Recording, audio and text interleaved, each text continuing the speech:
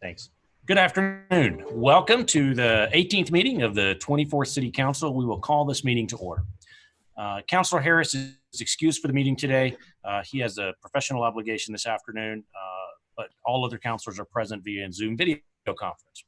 As we always do, we want to begin our meeting with a moment of silence, and especially remembering the life of Justice Ruth Bader Ginsburg and her incredible accomplishment to our contributions to our country and our legal system. And Councilor Bassan, after our moment of silence, will lead us in the pledge in both English and Spanish.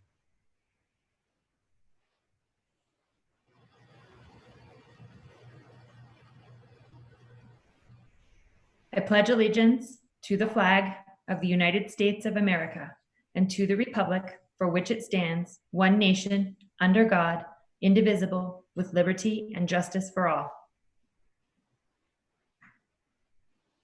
Juro fidelidad a la bandera de los Estados Unidos de América y a la república que representa una nación bajo Dios, indivisible, con libertad y justicia para todos.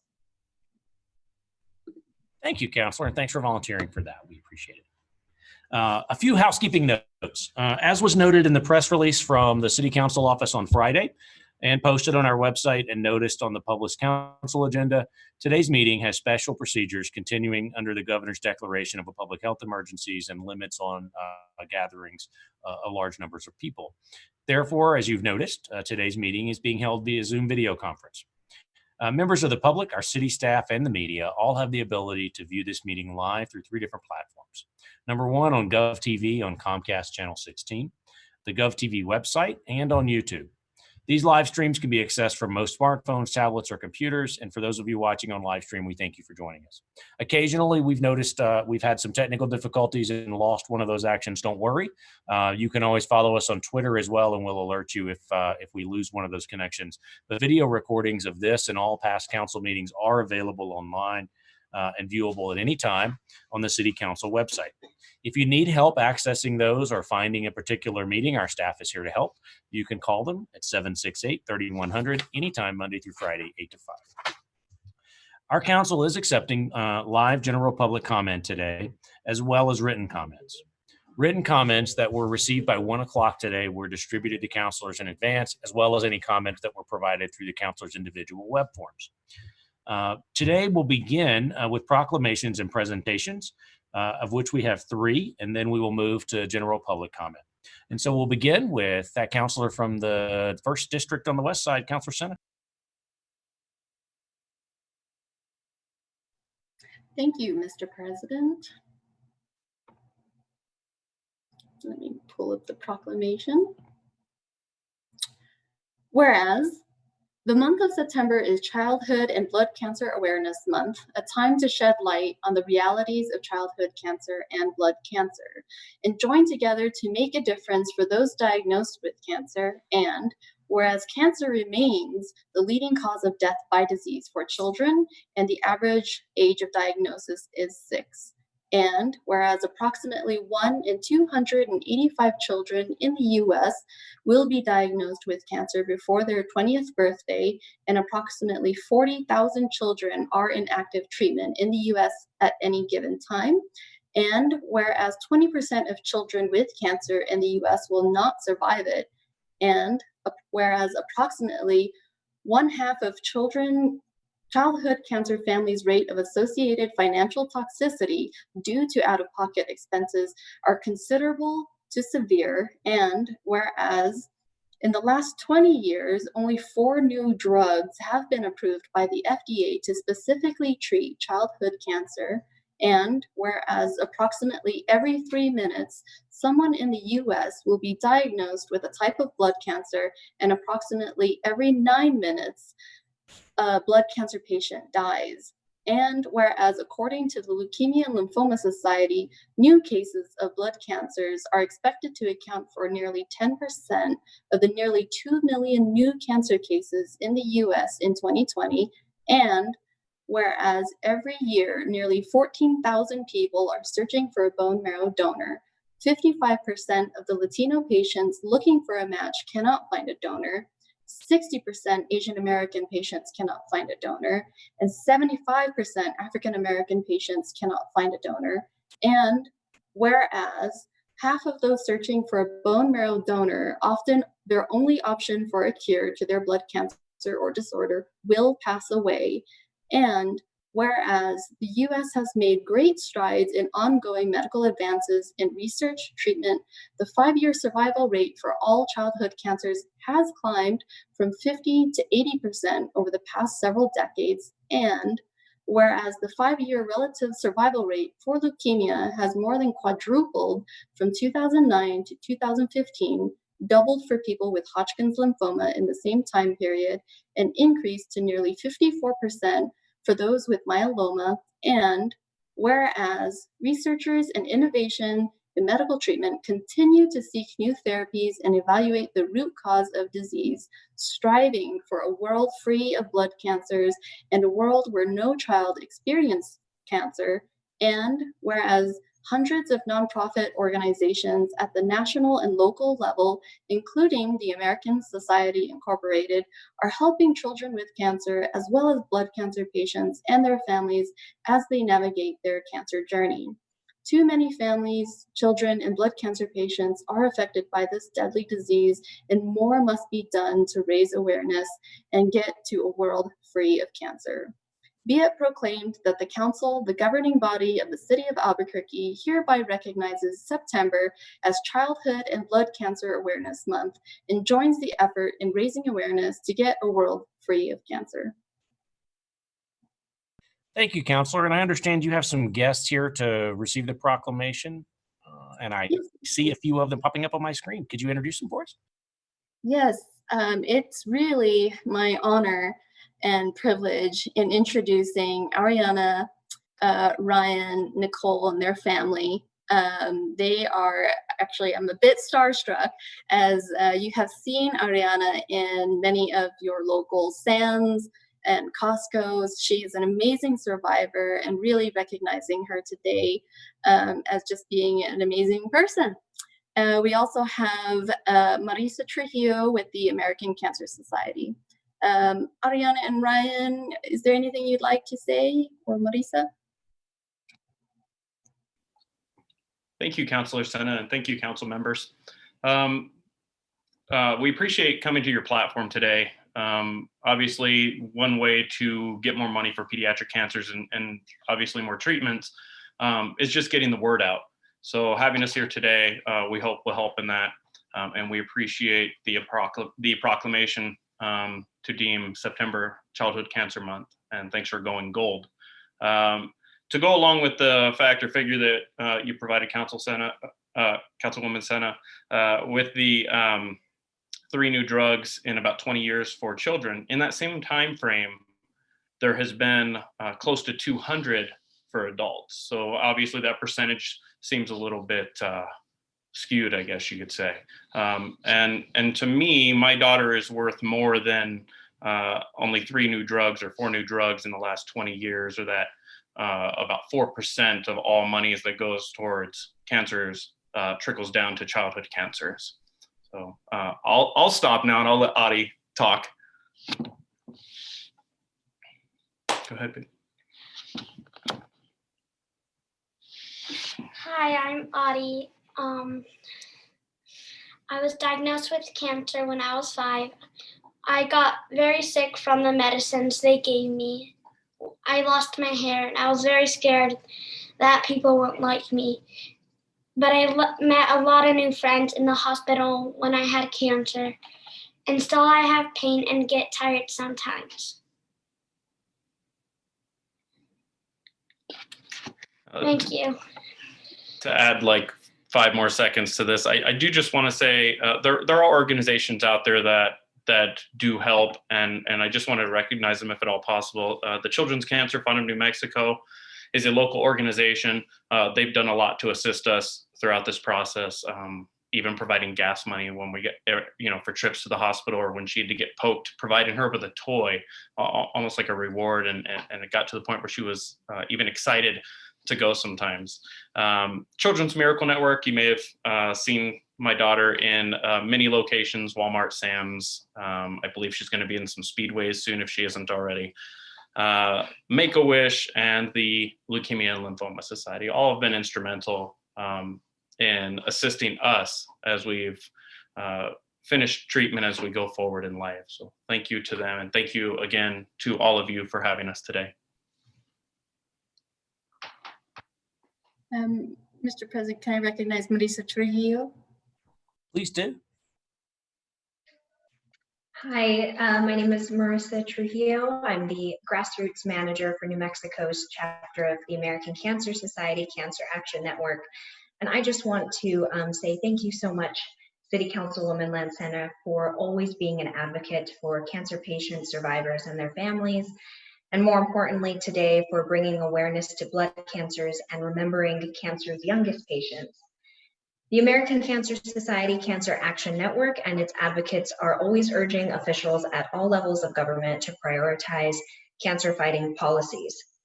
And actually right now we have two priorities that are directly linked to childhood cancer.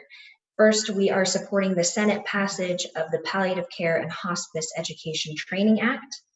And this act facilitates access to palliative care and coordinated care management for cancer patients and survivors.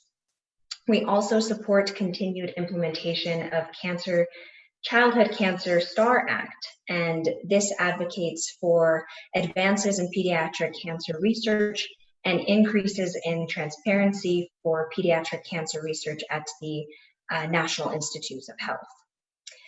I will add that nationwide, it's an estimate of 11,050 children under the age of 15 that will be diagnosed with cancer in this year alone.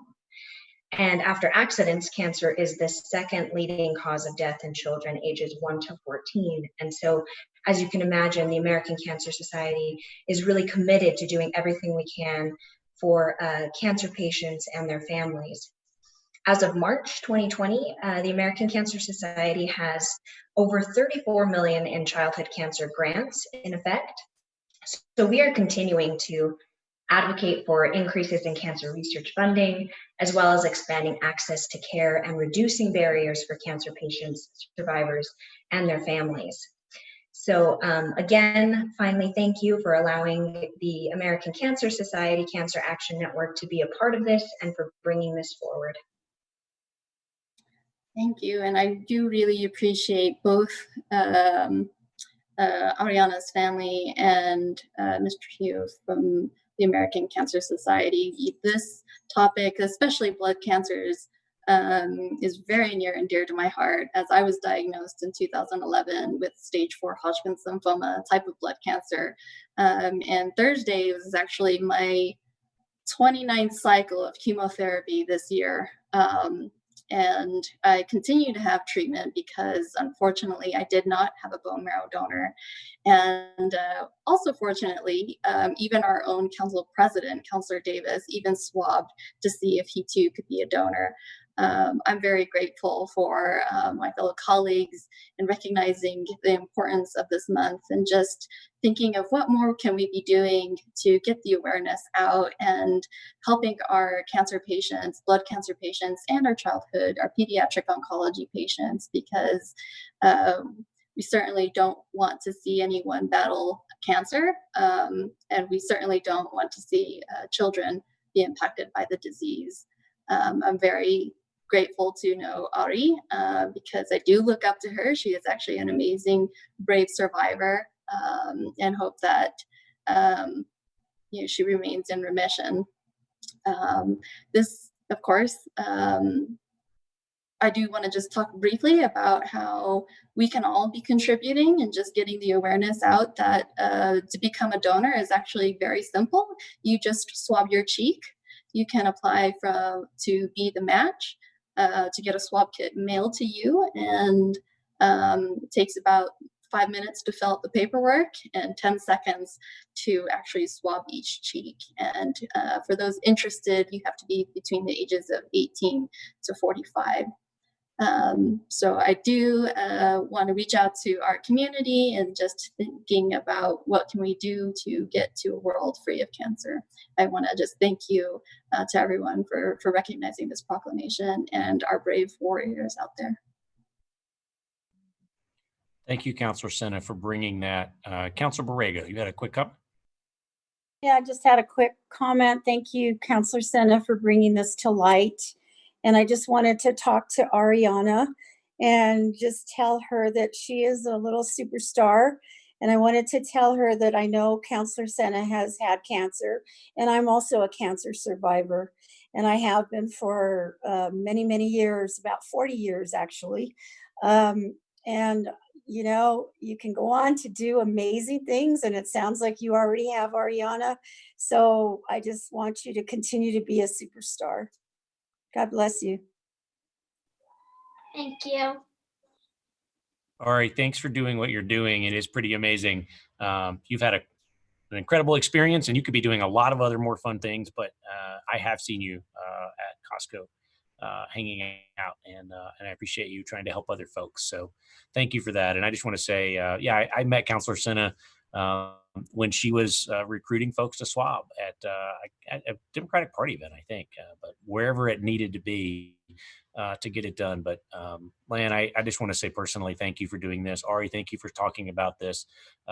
We haven't talked about it a lot, but my family discovered about a decade ago that we had a hereditary blood cancer that impacts someone very close to me. And I'm about at that age where I have to start thinking about what that means for me. But we're lucky that it doesn't impact children in my family, but we've now learned that it impacts adults at about my age. And that I'm probably in line and to be thinking about that. And so it is very personal to me that we get this right and we address this. So to all of you who've gone through this and worked on it, thank you so much for all of those and all of us who didn't know anything about it, that now we can learn more and can help other folks hopefully survive and learn more. So Counselor, thanks for doing this, and thanks, Ari, for your help. Good to see you all. Next up, Counselor Jones, a very special proclamation for a very special gentleman here from the city who's been in a lot of meetings that weren't so much fun, but maybe this one will be better for him than most. Thank you, Mr. President. Yes, this is for Russell. And Russell, good to see you there. This is nice to see you right in the middle of the screen. That's appropriate. So Russell is indeed retiring from the city of Albuquerque. Can't believe you would give this up after all these years, working on a comprehensive plan and the rewrite of the zoning code and the IDO. What a way to end your career with the city.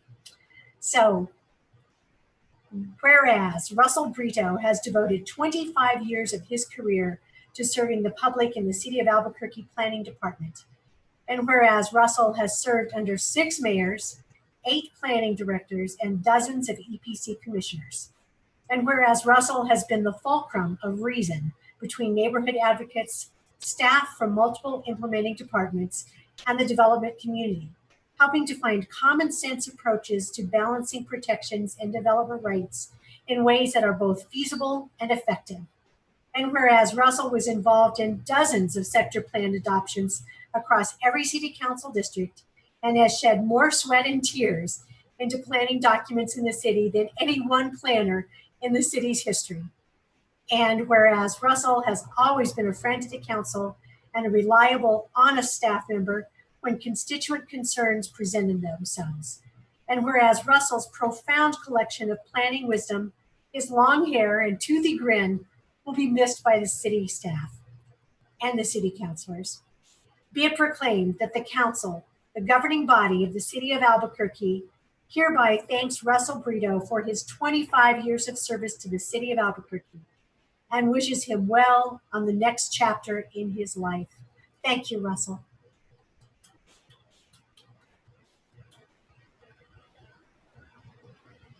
That little silent golf clap is odd on Zoom, but Councilor Jones, I think you have some other guests that are here to speak to Mr. Brito as well, and of course we want to give him the floor. So I'll let you manage the floor, ma'am. Mr. President, I don't have a list of that, so perhaps you would like to do that for me. I see Ms. Morris, for example, who I believe is here to speak quickly on that. Ms. Morris is our council planning manager. And on screen, yes. Petra, would you like to say something? Thank you. Yes, I would just like to say a big thank you to Russell for many years of hard work and service, and being a real inspiration. Cynthia had mentioned that Russell was an intern when she was working in the planning department. Well, when I interned with both actually Cynthia, Councilor Borrego, sorry, and Russell. And so it's a pretty close-knit family in the world of planning. And we just really appreciate everything that Russell has done. And I know there's many things that I think of and do, and I do them because the way, you know, Russell has taught me and thought about things. And so I appreciate that. Thank you, ma'am. Next I see in line is Councilor Benton and Councilor Borrego. Councilor Benton.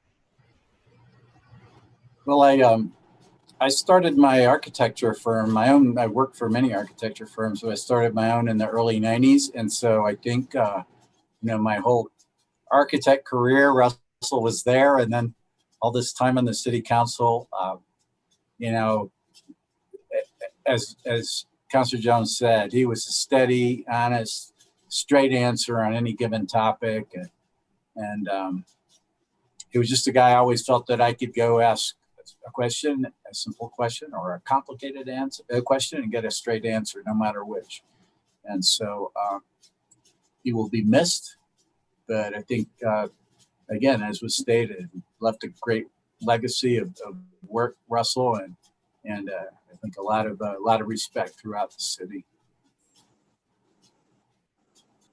Thank you, Councilor. Councilor Borrego, then Councilor Jones.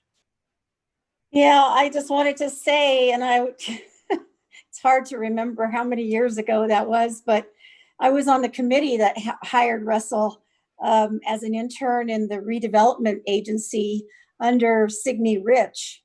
And she was a division manager, and Russell came in, and I remember he used to have to kind of sit at the front desk because we didn't have enough offices for all of our interns.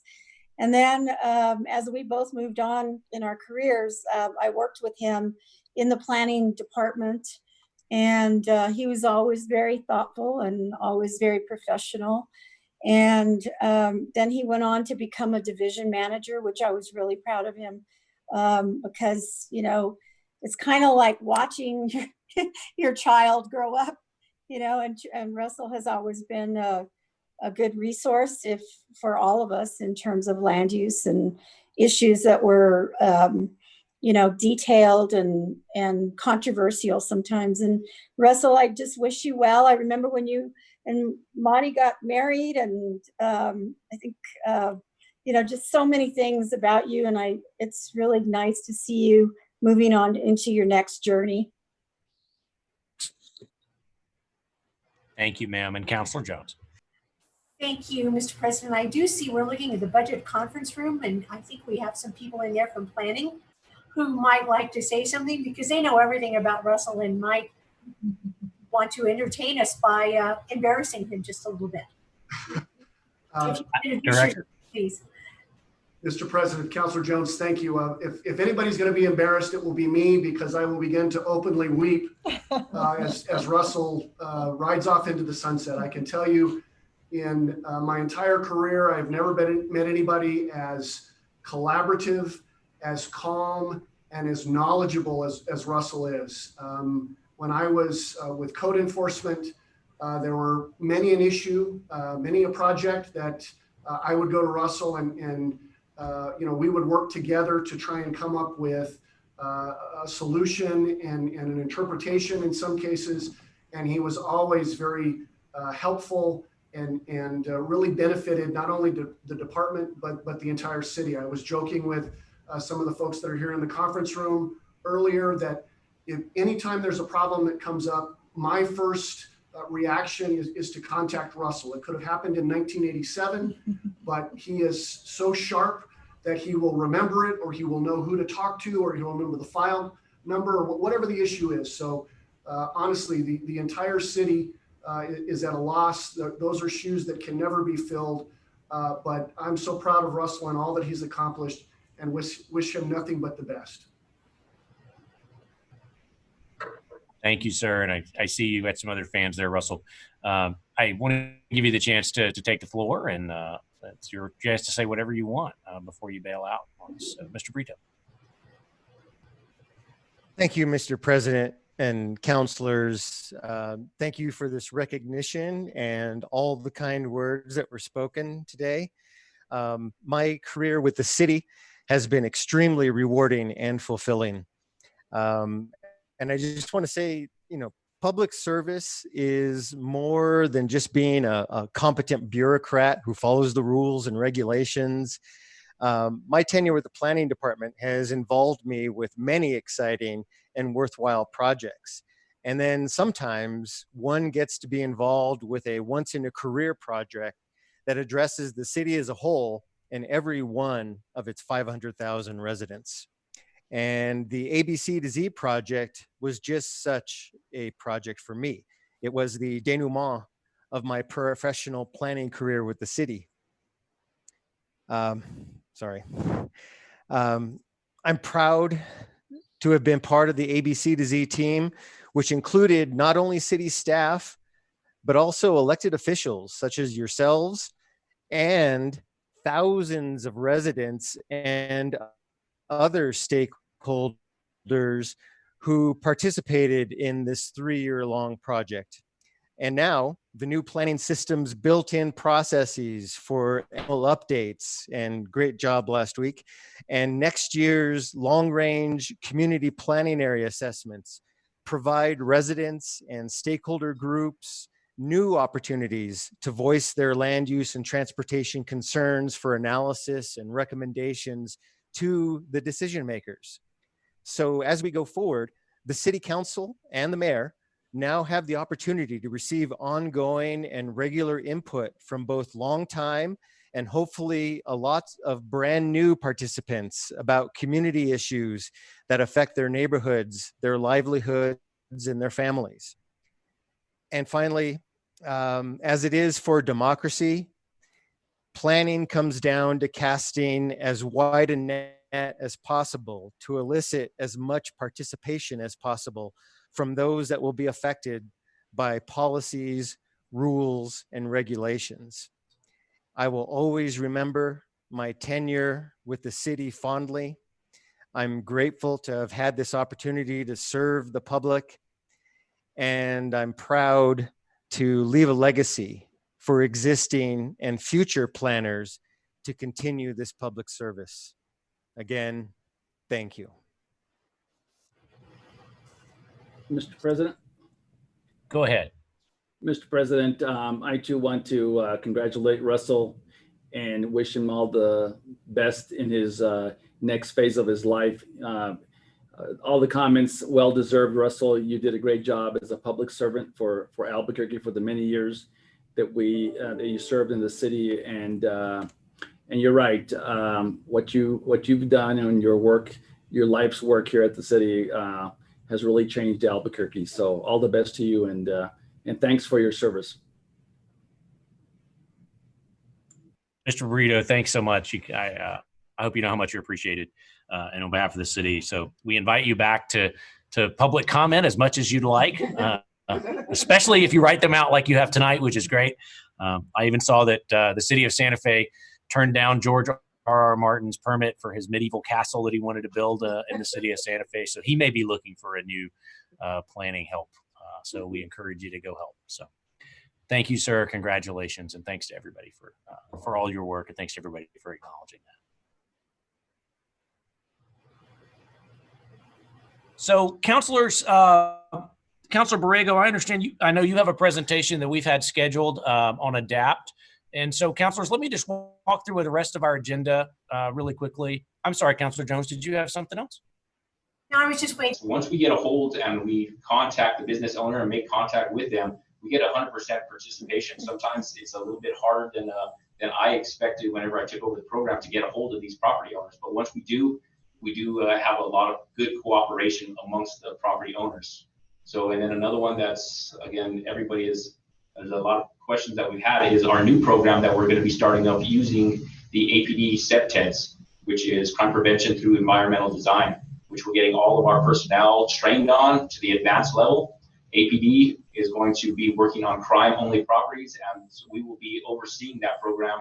So these nuisance abatement agreements or the CEPTED reports that APD personnel were giving to these property owners will not be suggestions anymore. They will be part of a nuisance abatement agreement where these property owners have to follow in line and do what we're asking to help bring their property to a safer environment for everybody that's living within them and the properties around them. So, but those are our accomplishments as of right now. Next slide. And then the summary. Our ADAPT program, again, our mission is to address nuisance properties by working with the business owners. ADAPT database, again, we are working to get it automated so it's always updating. And we are here to work for all of you, city councilors and city administration. Any of you have any questions, concerns, there's our number. We do have a report that we can sit down individually with each councilor district to show you the properties that we are currently working on and that have worked on for each one of your districts. And if you want to discuss other properties, that we absolutely could. So there's our email address and our phone number if you have any questions or concerns. Counselor? Yes, ma'am, go ahead. Thank you. I just wanted to thank the chief for putting on that presentation. And really the purpose of my request for information is to showcase, the program. But also I was really surprised at the number of properties that they've dealt with since July. I think that goes to show that this is a program that is really working, and it really goes beyond nuisance properties. I know that they deal with other crime issues that they identify to the police department. And, when we talk about community policing and we talk about, crime prevention through environmental design, I think this is one of the areas that really we as counselors, we've all been involved with them already, but we really should be looking at, how this program is impacting the city, because it is in a very positive way. And I'd like for you guys to talk a little bit more about crime prevention through environmental design, because I saw that you have 2 certified inspectors, I guess, or I don't know what you would call them, staff, I guess. Did you want to talk a little bit about that?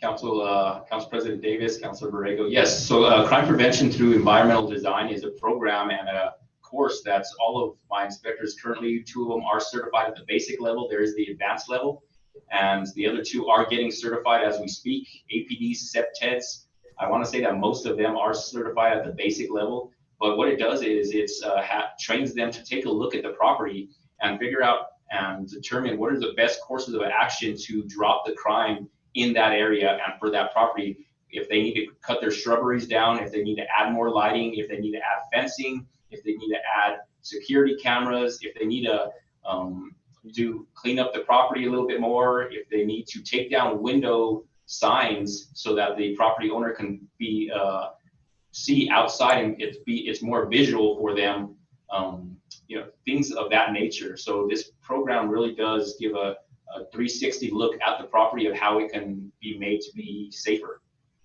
And can you talk about how they get certified for that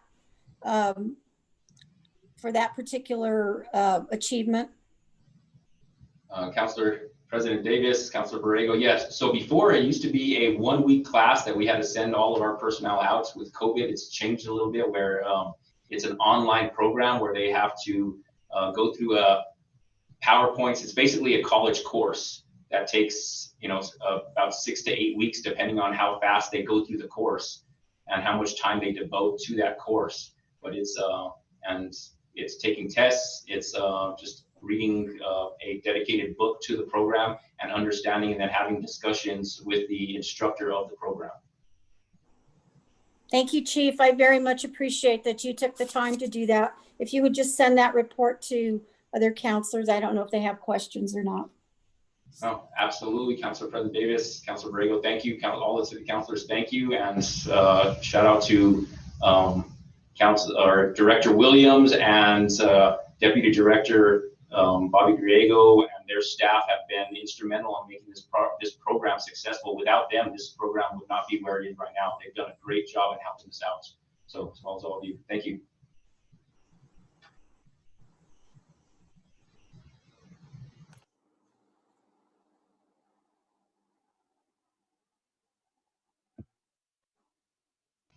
Thank you all. Sorry, thanks for that. My apologies. Madam Vice President, go ahead. We're fixing my technical problems over here. Thank you, Mr. President.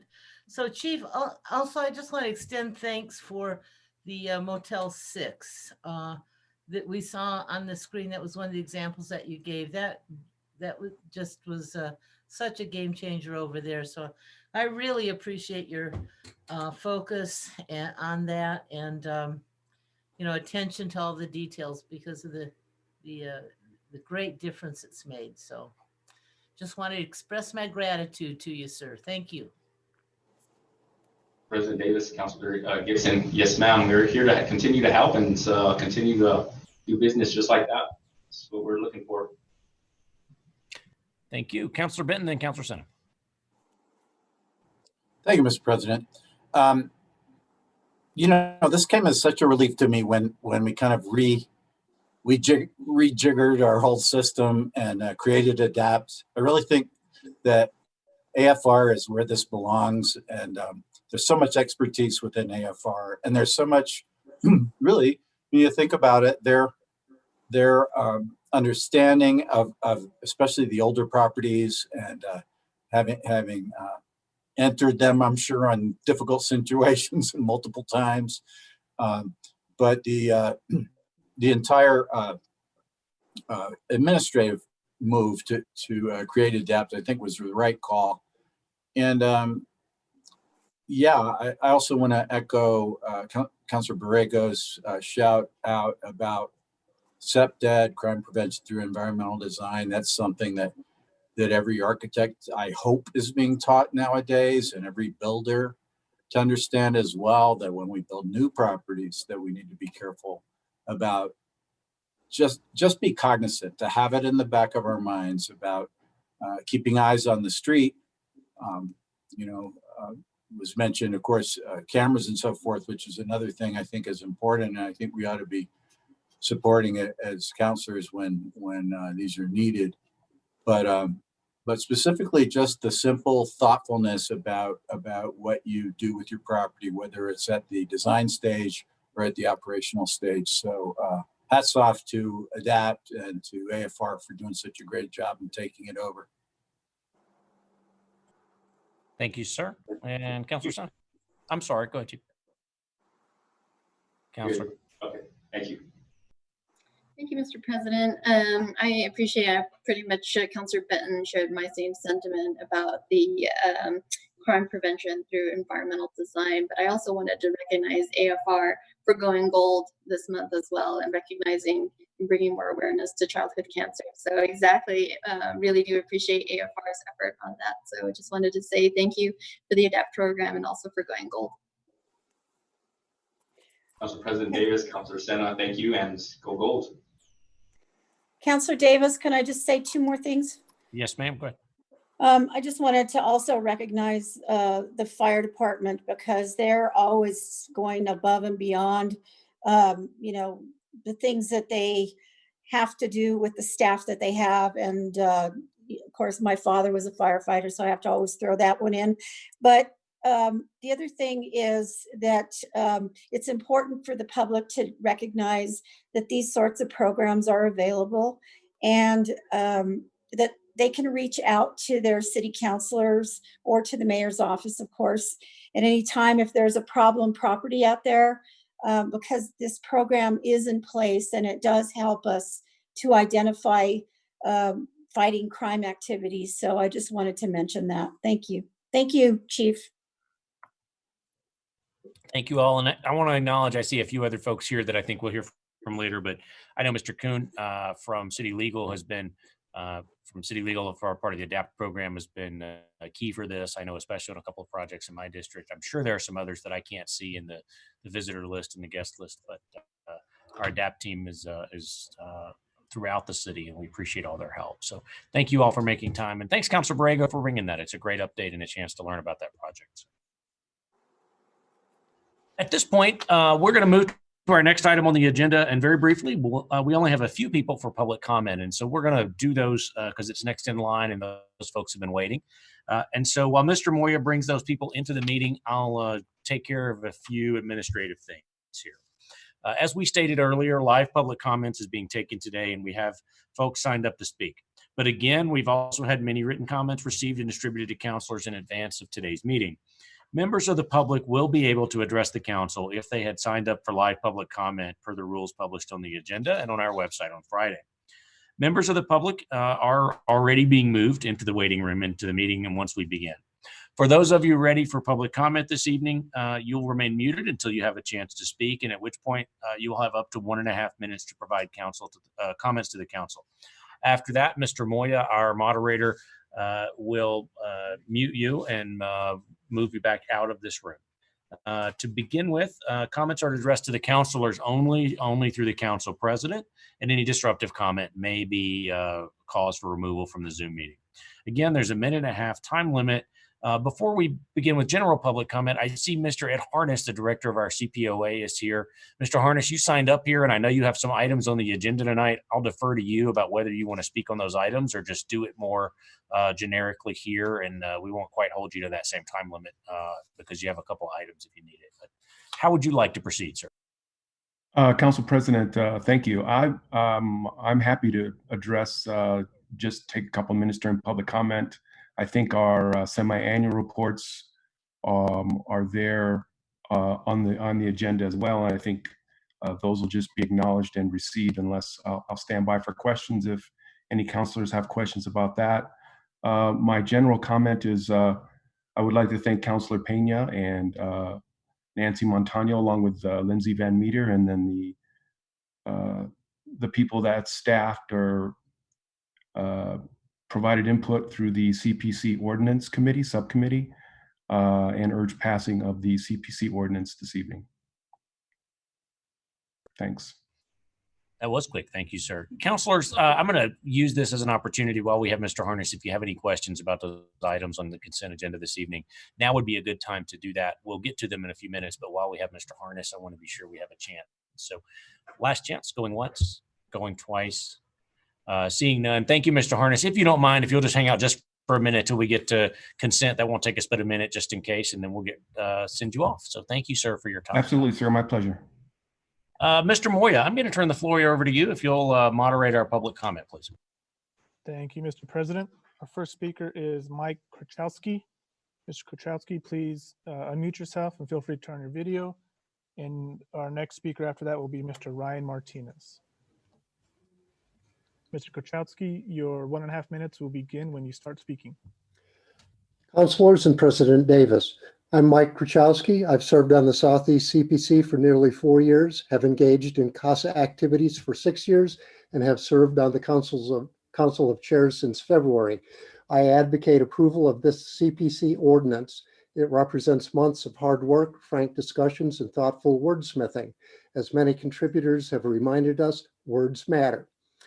Even casual, informal use of a single word can dramatically change public perceptions of the important role CPCs serve. Until recently, CPCs have erroneously been seen as being under APD, leading some community members to worry that we are not neutral or fair in our efforts to promote safety and prosperity for all. Conversely, casual descriptions of CPCs being under the CPOA has created others' concerns that we might be anti-police. Rather, we work to foster open-minded, fair, honest, transparent, and accountable conversations between all members of our community. We are very pleased with the support we have received through the CPOA, and we look forward to improved support, resources, and continuing advice while working alongside both APD and CPOA while remaining accountable to the city and our community through you, the council. Thank you. Thank you. Our next speaker is Ryan Martinez. Please unmute yourself and feel free to turn your video. And your 1.5 minutes will begin when you start speaking.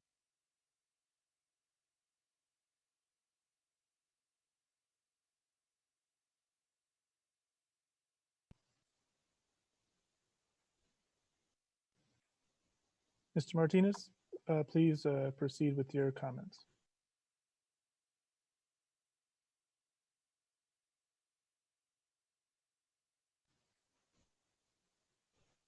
Mr. Martinez, is your audio connected on your end, your microphone?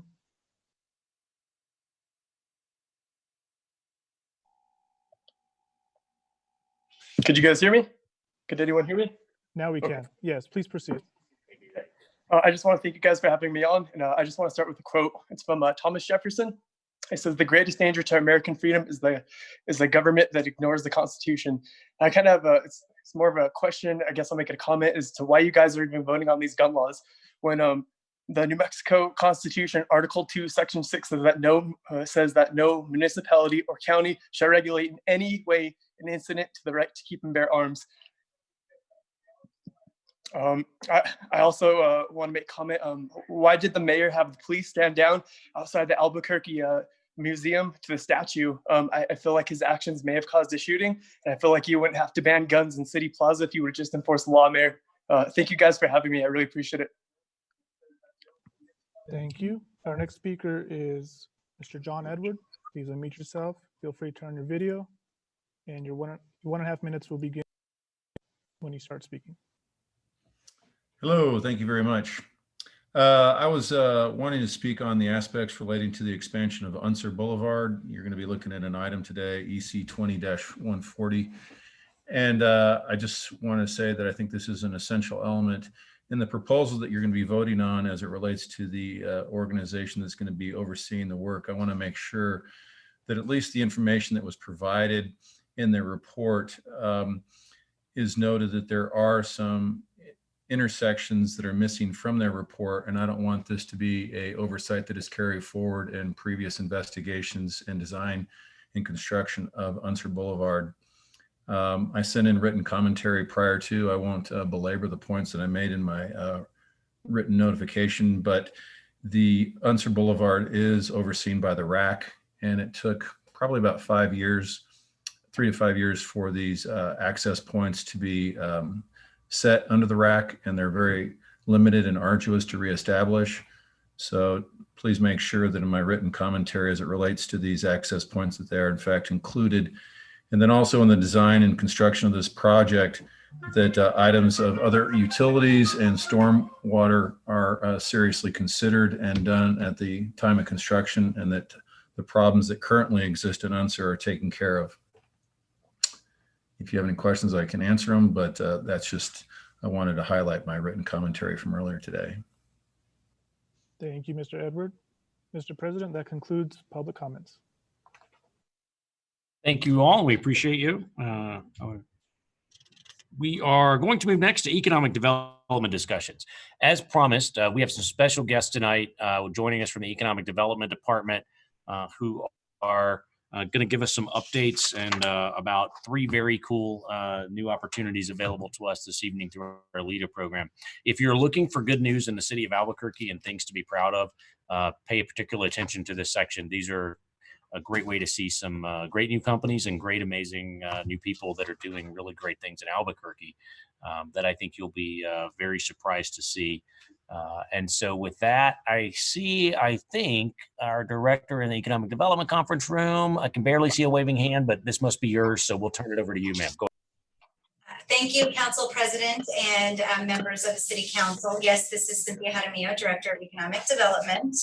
I'd like to briefly just give a high-level description of the state's LEADA loan program, and then I will go directly into the 3 presentations. And I promise you to be brief. The state of New Mexico's Economic Development Department has developed a new program during this time of COVID-19 and to assist New Mexico businesses. And they have asked local communities like the city of Albuquerque to partner with them through the local Economic Development Act as fiscal agents for a state's 0% loan program to assist businesses for expenses related to land, buildings, and infrastructure as required by the state act and local ordinances. Now, those expenses can include lease or mortgage payments. Council members, it is very important to understand that the city of Albuquerque is not being asked to evaluate whether a loan should be given to a particular company, nor the terms of the loan. No city funds are involved in these transactions. And we appreciate the state's Economic Development Department staff in working with us to assist Albuquerque companies in these very uncertain times. And Max Bruner from the state's Economic Development Department is participating in this meeting. You see him on the screen there, and can answer any questions should you have them regarding the loan program. First up, I'd like to present Advanced Optical Technologies. They are requesting $214,035 in a LEADA loan. Advanced Optical Technologies offers multi-dimensional micro and nano structural material mapping and assessment for a more complete understanding of complex materials, devices, and scenarios, and develops custom sensors for defense and commercial customers. Again, they are requesting $214,000 and $35,000. The loan will enable Advanced Optical Technologies to stay on its pre-pandemic path and provide additional high-wage jobs in the future. Without financial assistance, Advanced Optical Technologies is at risk of losing high-tech positions permanently in an innovative and cutting-edge industry, which is now ready to enter a manufacturing phase. Despite being a small company, Advanced Optical Technologies offers a benefit package which includes flex time, sick time, 4-week vacation leave, 10 governmental paid holidays, and retirement. Pending approval of the LEADA loan, the company has agreed to maintain a headcount of two full-time positions and a monthly payroll of $12,500. Now at this time, I would like to introduce Advanced Optical Technologies CEO, Milani Hoover, for any additional comments or company-related questions. Super welcome. Thank you. I'm sorry, we're gonna, if you can take yourself off mute there, we just want to give you a chance to introduce yourself, and then if counselors have any questions, we'll open the floor for that before we move to our next presentation. Thank you. So yes, my name is Malini Hoover, and our company, Advanced Optical Technology, is located at Sandia Science and Technology Park, right outside the Sandia National Labs. So our company has patented and developed Crystal View CPCI, which is displays like 100-year-old technology. And the instrument we have developed and trying to manufacture and sell is a non-destructive technology, and it allows the visualization of material structural level failure probability. So just for simple explanation, it really helps the materials in aerospace like planes and jet engines to be more resilient and strong, and kind of keep an eye that they are not going to fail while the plane is in the flight. So this is very exciting discovery, and it also applies to 3D printed material samples, as well as automotive industry and medical equipment. And what the loan is going to do is it's going to let us focus on hiring more people and building our sales team, both here in the US and abroad, to get this technology in the hands of people who are working on these materials. That's excellent. And so, counselors, any questions for Ms. Hoover before we move forward? Counselor Gibson. Thank you, Mr. President.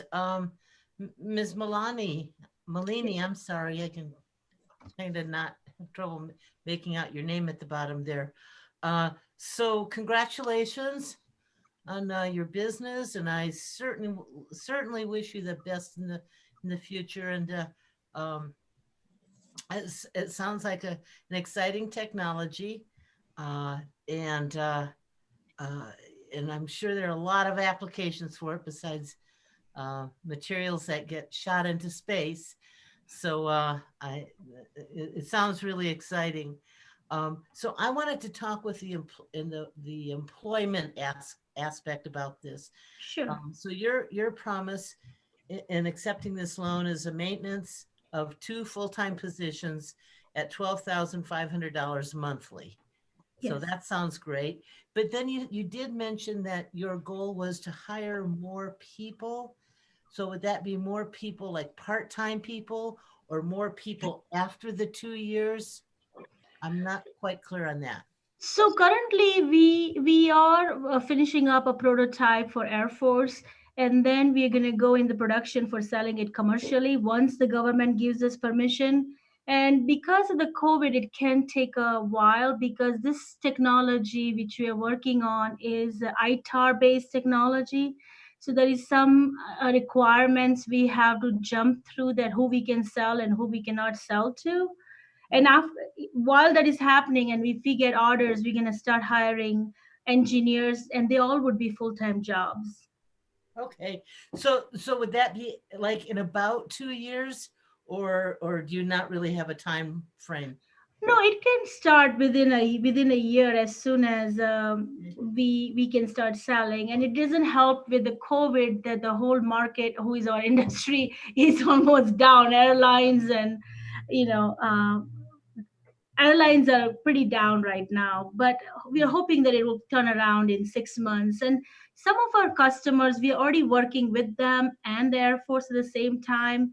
So they are getting updates every time we make a breakthrough. They know, we are working on this. So they're very interested to buy the products. Yes. Great, thank you. Well, again, congratulations, and I wish you the best of luck.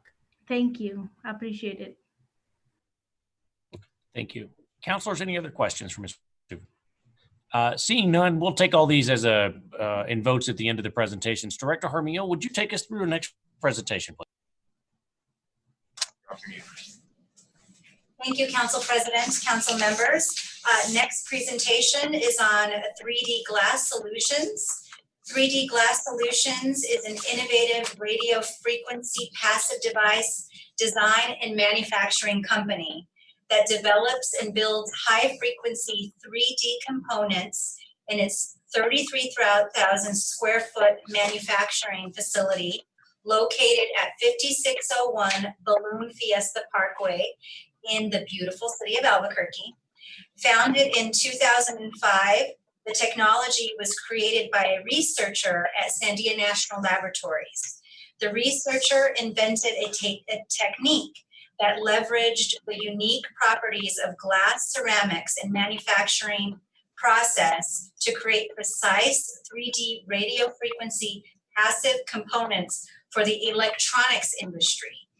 Now, due to the pandemic, the second half of 2020 has seen a slowdown in their growth potential. Any reduction in headcount would be detrimental to the success of the company. The company is requesting $471,296 in a LEDA loan, which would be used to pay their lease payments over the next 2 years.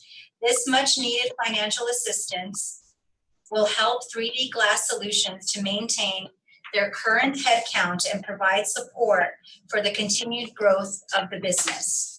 The majority of the current employees are specialized and technical in nature. The company offers a very competitive benefits package, which includes an IRA, dental insurance, and company paid life insurance. 3D Glass Solutions contributes 95% of the cost of the medical premium for employees and 50% of the cost of the medical premium for dependents. Pending approval of a LEDA loan, the company has agreed to maintain a headcount of 32 people and a monthly payroll of $208,000. Adam Gashard with 3D Glass Solutions, the CFO, is participating on the call, or Zoom meeting rather, and can answer any company questions at this time. Thank you, Director. Mr. Gouchard, I see you're lined up with us. Are you open and available for questions, or do you have anything you want to share with the council?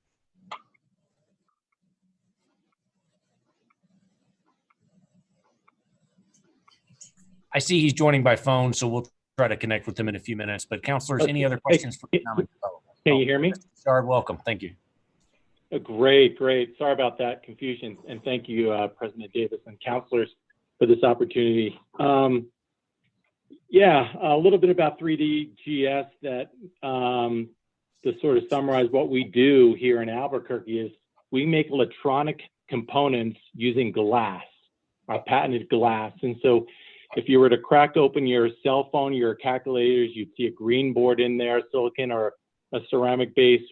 We're really the only company in the world that makes electronic components out of glass. We have over 10 patents and maybe another 40 pending. But to your point, President Davis, about exciting news for the city of Albuquerque, we're going to announce in the next couple of weeks. You hear a lot about 5G communications, and we're going to announce that we broke the world record in 5G communications. And we're a small company in Albuquerque, but we have this huge opportunity in front of us, which basically this world record, converted into simple terms, is you're able to download, let's say, 66 movies in 2 seconds. It's very, very fast. And so we're going to be announcing that on our website and in local newspapers and really getting the word out about our company in Albuquerque. So we're very excited about the future of us. We've been impacted, obviously, by COVID, as most people. And so this loan program is, during this uncertain time, is just huge for us to keep our extremely talented employee base and grow from there.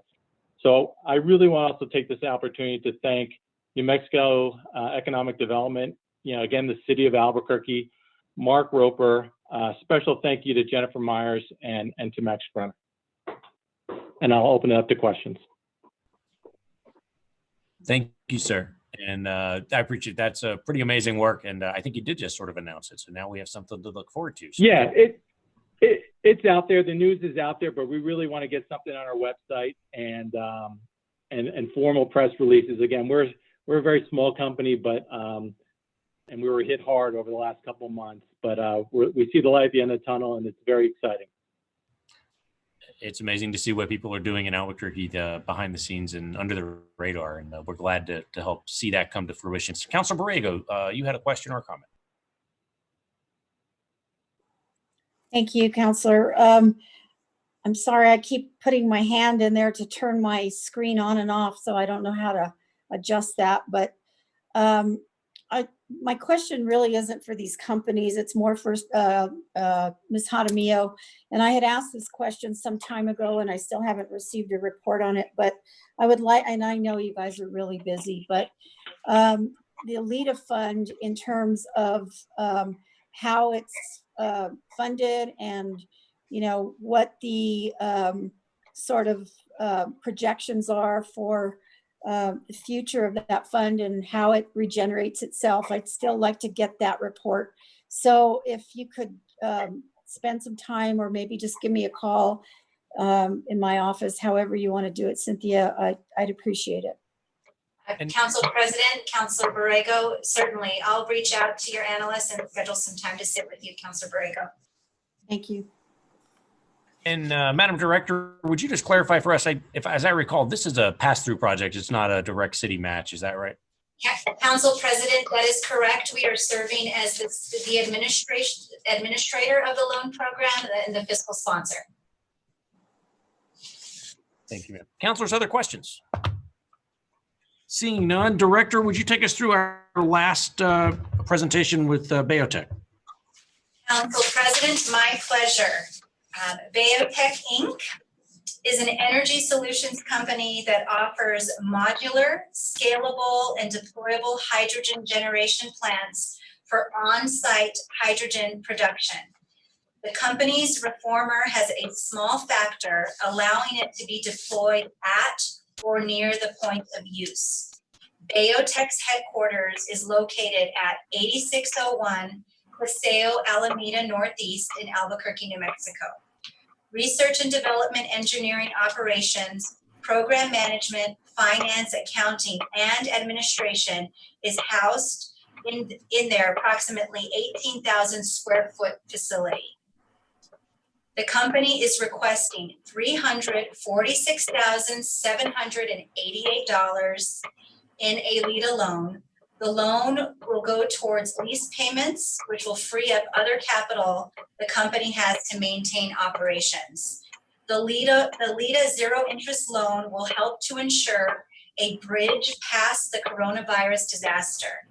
Additional layoff of personnel will impair Bayotech's ability to recover revenues and seize opportunities. The majority of the current employees are primarily technical positions and are considered full-time and come with a complete full employee benefit package. Pending approval of the LEDA loan, the company has agreed to maintain a headcount of 20 and a monthly payroll of just under $120,000. This time, I would like to introduce Bayotech's CFO, Wendy Ralston, who is participating on the call, and again, can answer any company-related questions. Thank you. Mr. Ralston, welcome. Thank you for joining us. Thank you, President Davis and counselors, and thank you for having me.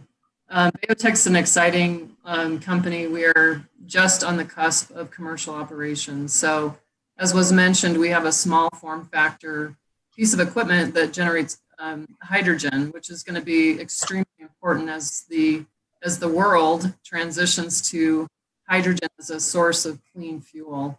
And because we're on site, we're a very low carbon source of hydrogen, which is very important. We actually have, we are commercializing technology that's from Sandia National Laboratories, and have several people that work here in Albuquerque in the form of several of our scientists and as was mentioned, our entire finance team, et cetera. So we're looking forward to having these loan proceeds to be able to maintain our staff and bridge us to the point that we have commercial operations and some revenue. And I'd be happy to take any questions. Thank you, ma'am. And counselors, any questions for Ms. Ralston?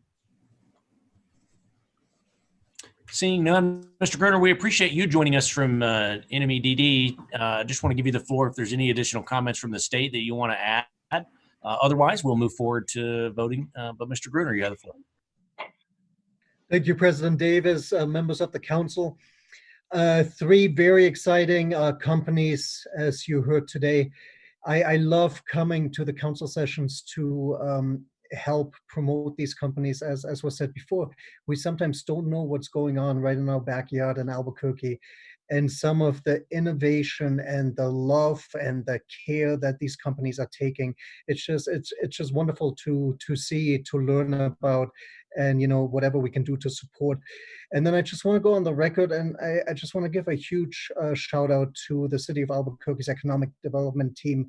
I work all across the state, and I've got to say, I cannot imagine a better, a more diligent, and a more wonderful partner in this work. So thank you very much, Albuquerque Economic Development. Thank you, President Davis. Thank you, sir. We appreciate it. And thank you all for participating. Any other questions for Mr. Gruner, Director Hermino, or any of the executives that joined us from these companies? Seeing none, I will make a motion that we approve motion on due pass for 032. This is sponsored by Councilor Harris, but in his absence, I'll do this in his behalf. This approves the project involving advanced optical technologies pursuant to the LEDA Act and city ordinances. I move a due pass. And thank you, Councilor Benton, for that second, and several others I see behind us. Councilors, any discussion on that item? Seeing none, I'll ask our clerk, Ms. Ortega, to call the roll. Councilor Bassan. Yes. Councilor Benton. Yes. Councilor Borrego. Yes. Councilor Gibson. Yes. Thank you. Councilor Jones. Yes. Councilor Pena. Yes. Councilor Sena. Yes. Councilor Davis. Yes. 8-0 with Councilor Harris excused.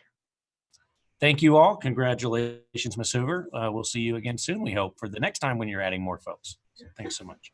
Councilor Bassan, I believe you have 3D Glass Solutions project. Thank you, Mr. President. I will move O33, approving a project involving 3D Glass Solutions, Inc., pursuant to the Local Economic Development Act and City Ordinance to support the operations of 3D Glass Solutions, Inc. I move it do pass. Thank you, Councilor Bassan, and I recognize Councilor Senna for the second. Councilor Bassan.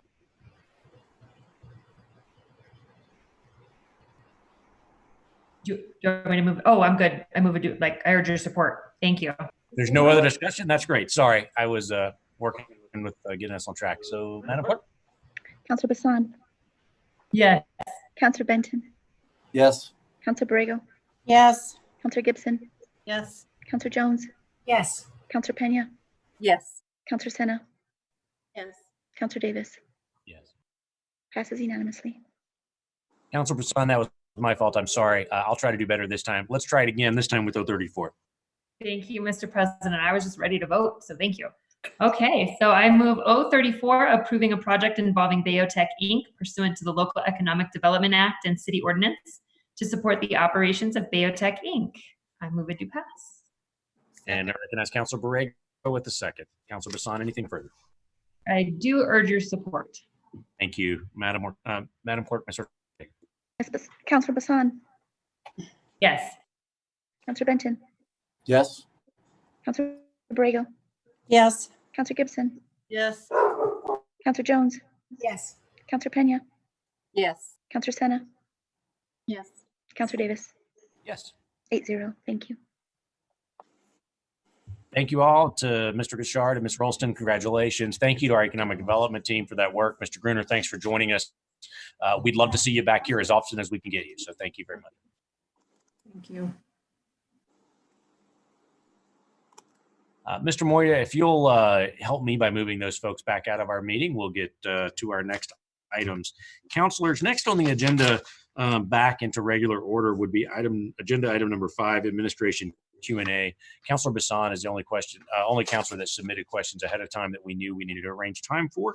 And so I will turn the floor over to Councilor Bassan. If you have others, please let me or Mr. Moya or Ms. Baca know so we can make time. Councilor Bassan. Thank you, Mr. President. My first question is a new question. And it's, does the city administration task the police department with specific projects or assignments like that of a matrix list of responsibilities?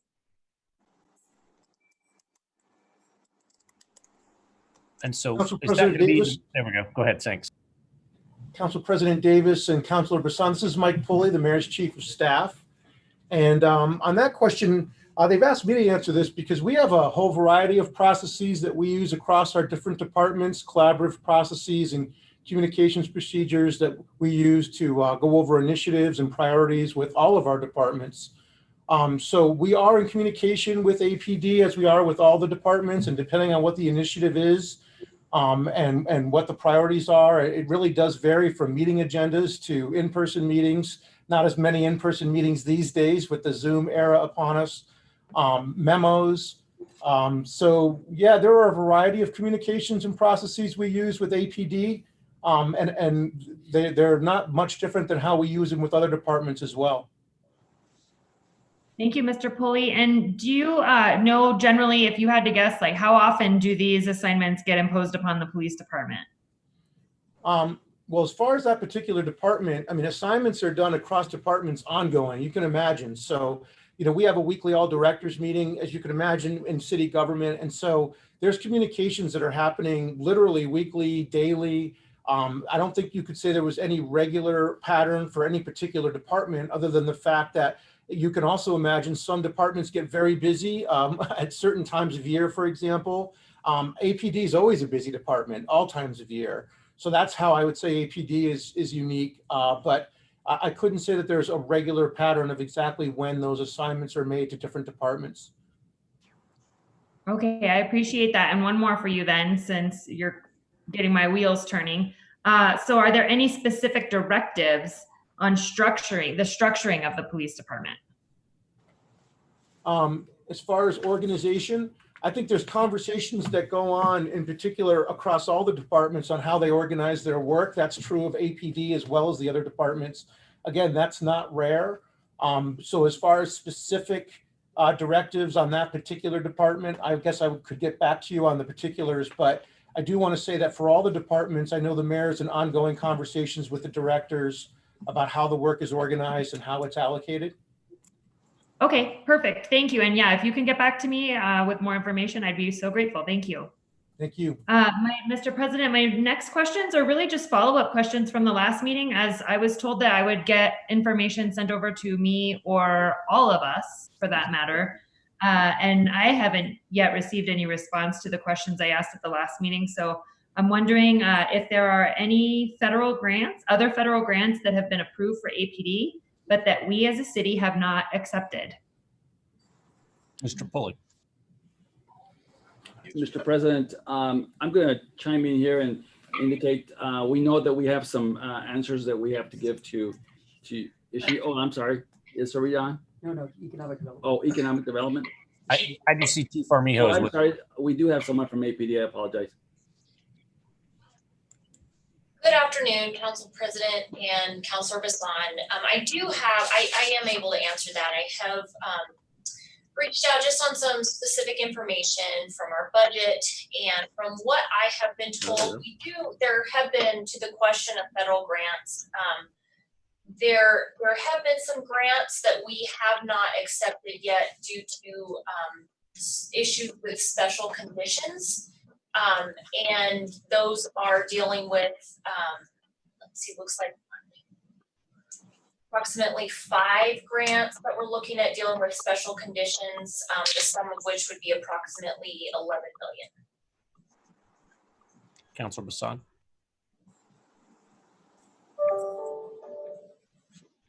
Councilor, I think we have you back on mute. Could you unmute yourself on your side? I'm just going with it. Thank you, Mr. President. Deputy Chief, thank you so much. Is there any way that we can, as a council, see? I mean, I'm all for getting more funding that is in a grant form that can help the department. So if there's a way that we can work on something to work with city legal and whatnot so that we can see what these special circumstances are and improve that, I would be grateful to receive that as well.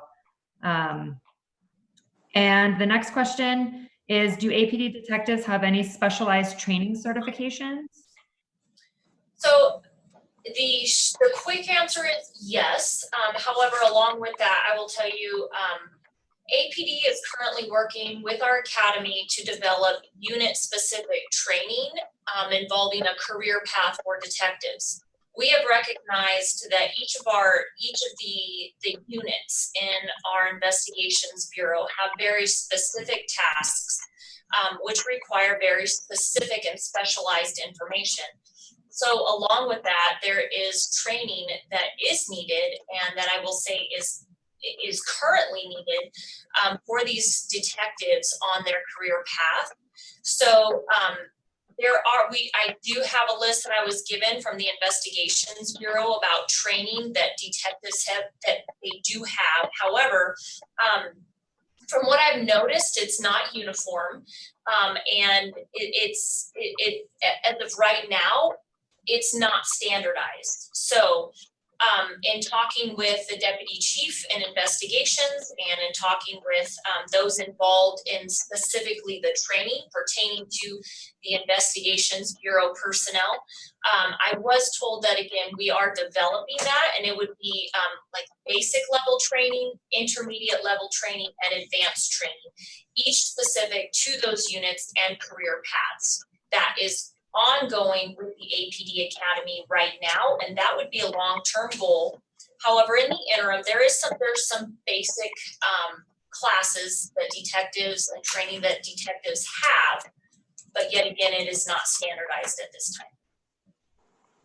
Thank you, Deputy Chief. So I'm going to ask like the $1 million question, I guess, is when you say the long-term goal, what is the general potential for that long-term goal to develop this training standards? Does anybody have even just an idea of how long? Are we talking like 5 years, a year, 6 months? I honestly do not know the answer to that. I don't know what is in development right now.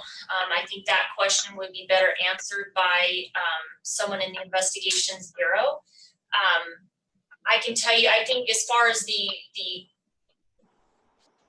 plan itself really should not, I don't think should be too drawn out. I mean, there are models that we can work on and that we can follow. I think, the immediate need right now is that our detectives are tasked with a lot of cases, and it is challenging to break away from that. But the reality is, in order for us to be most successful in what we're doing right now, our personnel must be adequately trained and prepared to deal with what we're asking them to do. So as far as the long term, I can't deal with I wouldn't be able to answer the specifics of that. But that is a conversation that I'll be happy to follow up on and be happy to get back with you with more specifics. Thank you. You know what? I would have been more surprised if you would have had an answer per se, but I wanted to at least ask how long we should maybe expect for that to happen. So going back to the question regarding the specialized training certifications, pardon me. It sounds like since there really is no formalized, then there are no certifications to provide us with. Am I on the right track with that? There are certifications. So I think the difference is though there's not a standardized list for everyone. So it's going to be different. And I think a lot of it will depend on how long the detectives have been in their specific area and the newer detectives, what training they have. So the list is going to vary. There is a list, and I do have, I'm looking at what was provided to me, which is a list of just a variety of different classes, but again, it's going to be different pertaining to each unit. So as far as the specifics, and I think you asked specifically for just the homicide unit, that is something that, again, we can provide to you via email if that would work. But just for the sake of those involved in the investigations themselves, maybe we could just send you an email with the names and the training if that would suffice. I think that would be great, and I'd be appreciative. Thank you. So you kind of already answered is there a formalized training protocol for detectives? So unless there's anything.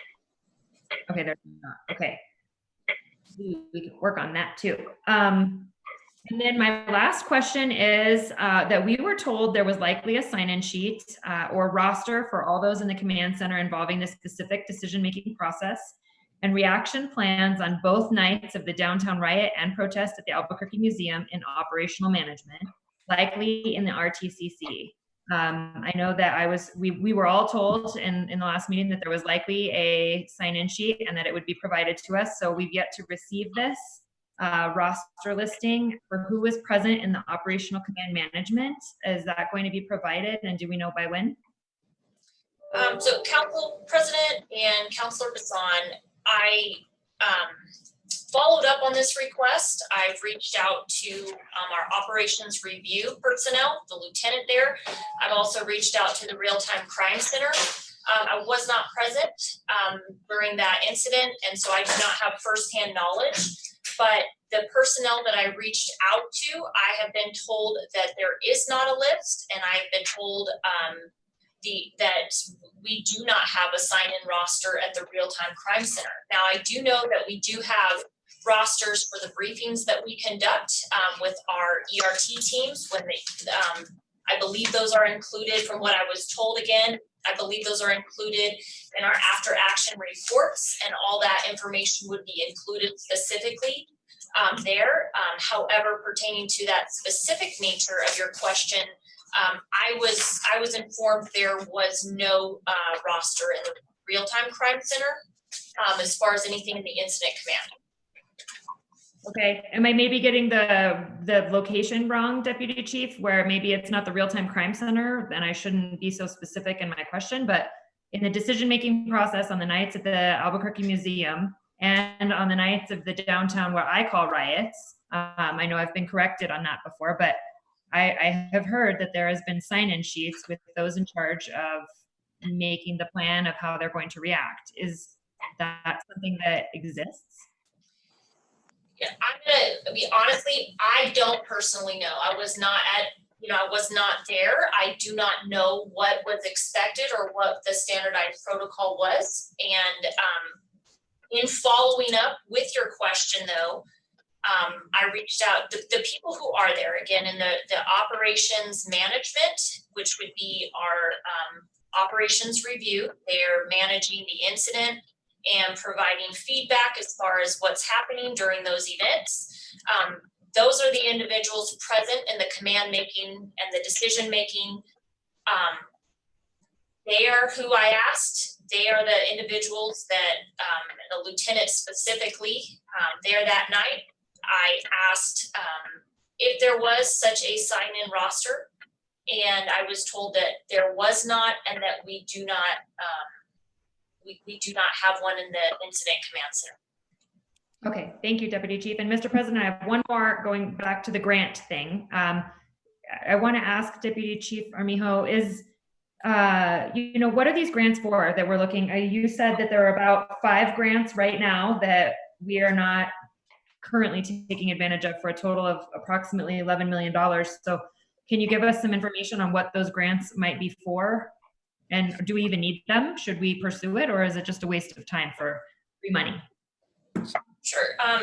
Councilor President, Councilor Bassan, anytime, of course, I don't think we're ever gonna not say that we don't need money. Anything that is going to be specific to the nature of us conducting our business or doing so more successfully would be, of course, useful. The specific grants that I'm looking at, again, this is information that was given from our finance department, but these are grants, looks like these are grants dealing with our crime lab and also grants pertaining to our sexual assault kit testing. Both of these, again, would be crime lab related. And of course, anything pertaining to those areas and dealing with specifically the nature of trying to work with evidence.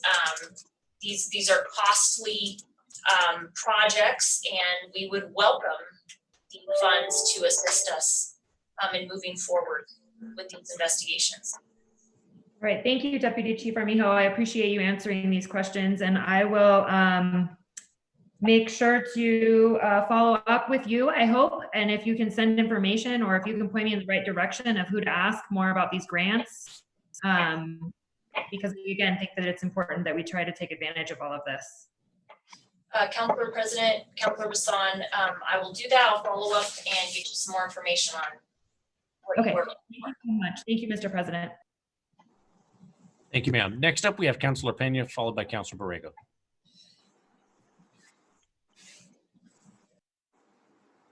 Thank you, Mr. President. I don't know if anyone from planning is on the call right now at all. I should have had Russell answer the call, answer the question. Director Williams popped up, ma'am. Oh, hi, Director. So I had asked to submit this question. It didn't get into the book, so I apologize for that. So if you don't have an answer today, we can get an answer by next week. But so when somebody gets like a business, let's say, for example, Albertsons gets a site development plan, and then they have to make accommodations for landscaping in order to, go through CPC or to get their permit. They have to ensure that they have some landscaping requirements. Once the business closes or maybe sells a portion of the shopping center to someone else, how does that adherence still apply, or does it? Because, and I'll give you the example. We have the the Albertsons at the corner of Coors and Central, which they started to let their grass die once they closed. And I called your department. You guys did an excellent job. They're watering the grass again. So obviously there's some rules there that they have to adhere to that. And then they sold a portion of the property. And I have already called it in. I don't want to say the name of the business, but all the landscaping surrounding an existing or landscaping, they just let it die, and now there's just weeds. So I don't know if any of the other councilors see this as an issue. I mean, once you have to go through CPC and meet certain requirements and thresholds to parking and landscaping, and then how do we enforce that? Director. That was a lot. Did it make sense? Mr. President, Councilor Pena, yes, ma'am, it made sense. The short answer is the owner of the property is responsible for ensuring that the landscaping is maintained, is watered. If it needs to be replaced because it's dead or dying, that obligation falls on the property owner. Additionally, there are standards both within the Integrated Development Ordinance as well as the dilapidated commercial buildings and properties ordinance that reinforces or enumerates those requirements of an owner. So in your particular situation, we can ensure that the Albertsons property meets those requirements as well as any other properties. The best thing to do would just be to either notify myself or our code enforcement division. We'll have an inspector go out, look at the issue, and then follow up with the owner to ensure that that takes place. Mr. President, thank you, Director Williams. I appreciate that. And then in the case of where maybe Albertsons sold the corner lot for another business and they decided just to do away with the landscaping, does it still apply that it can be enforced? They still have to adhere to the same landscaping requirement? Mr. President, Councilor Pittman, yes, ma'am, that's correct. So if Albertsons or anybody, if an owner sells to a new owner, it becomes that new owner's responsibility to adhere to the approved plan. Now, there could be a situation where a new owner comes in and gets approval to modify the plan in some way, but simply not planting or letting vegetation that's existing die out is not an option. It creates a code violation.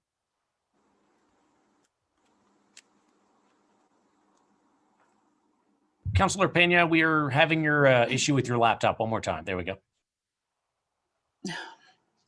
So, thank you, Mr. President. So in the case of a business who closes, like Albertsons, they still have to, though, right? They still have to maintain it because there's other properties in the neighborhood. This has just been happening. I understand it's tough times, but I mean, it's really just kind of bringing down the neighborhood when they don't adhere to that.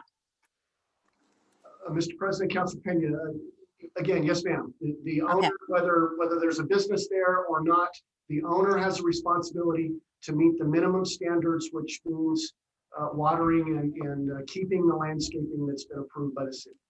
Okay. Thank you. Thank you. Appreciate it. Thank you. And councilors, next up we have Councilor Borrego, then Councilor Benton. Councilor Borrego. I just have a quick question going back to the line of questioning from Councilor Bassan.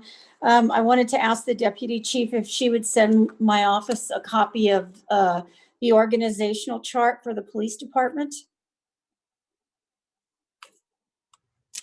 Chief Armijo, if you're not still there, we go. I was going to ask, are you still with us?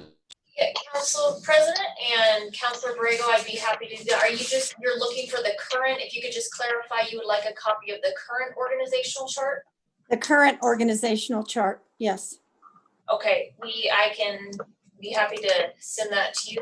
And I know there is a copy of the current online. However, there will be, I'm sure there's going to be upcoming changes. So I can get you what we have, and then we'll be able to maybe clarify some more in the near future. Thank you. You're welcome. Thank you, Councilor Borrego. Councilor Benton, then Councilor Senate. Okay, I'm going to do a follow-up to another councilor's question as well. Councilor Pena's questions about these commercial frontages and parking lots and so forth. So this is a question for Director Williams as well. Something of concern to me is the street tree ordinance. And it's similar in a way to the requirements for parking lots and so forth. But on every major corridor, any arterial, I believe, major or minor, and I believe also on lesser roadways, not local roadways, the street tree ordinance applies, and that says that you must provide street trees on your frontage of your property. Now, I can provide you with multiple examples of places where those street trees were required at one time when a development occurred. But then the property owners just decide to either cut them down or let them die. I know that code enforcement, zoning enforcement has always been we've always wanted to build up the capacity of zoning enforcement. And it's been a challenge in the past with regard to our operating budget. But street trees are so important to our city in terms of just its attractiveness, the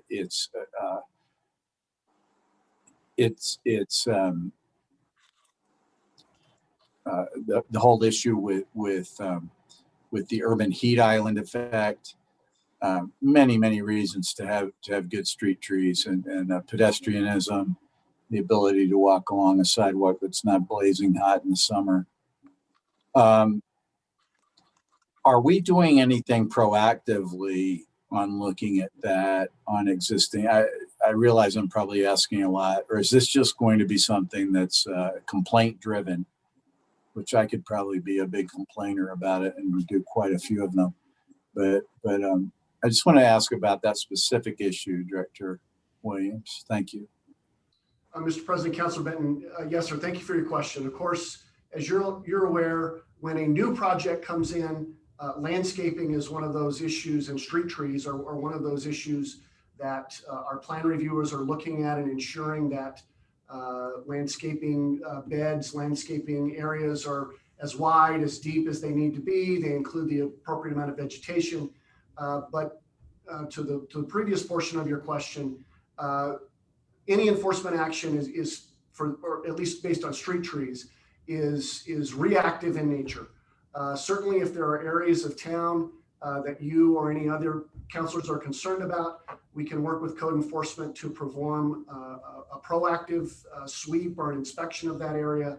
But again, if there are specific intersections, businesses, properties that you're aware of, if you'll pass that along to me, I'll ensure that staff goes out, performs the investigation, and then follows up accordingly. Thank you, Brennan. Thank you, Mr. President. Thank you. Councilor Senna, then Councilor Pena. Thank you, Mr. President. I just wanted to follow up on a question that I had asked at a previous council meeting as well regarding the compliance with the minority business ordinance. I hadn't gotten an update on our contractors and subcontractors, and would just love to hear whether we follow up or given that information, but just wanted to touch base because that was a question posed last time.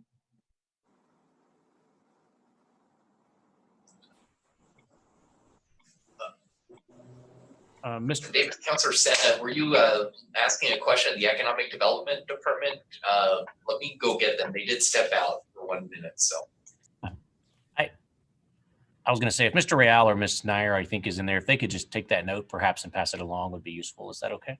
Mr. President, we'd be happy to get that information to you, Councilor Senna, and we apologize for it not being more timely. Thank you. Councilor Pena.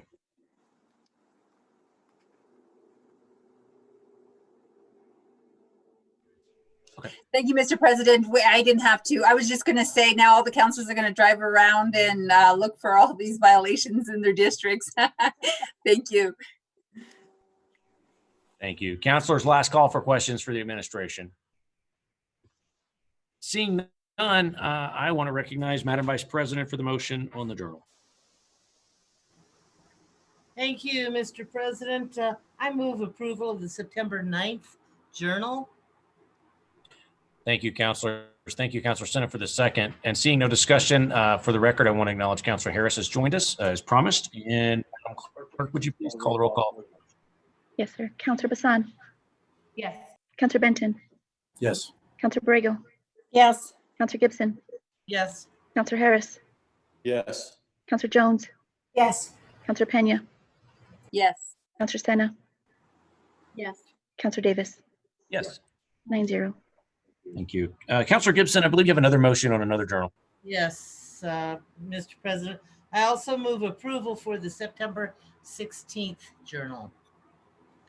Thank you. And Councilor Pena, I saw your hand there. Thank you for the second. Madam Clerk. Counselor Bassan, Yes.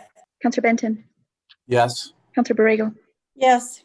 Counselor Gibson, Yes. Counselor Harris, Yes. Counselor Jones, Yes. Counselor Pena, Yes. Counselor Sena, Yes. Counselor Davis, Yes. 9-0. Thank you. Next, councilors, we're on communications and introductions. Councilors, are there any changes to the letter of introduction? Councilor Pena.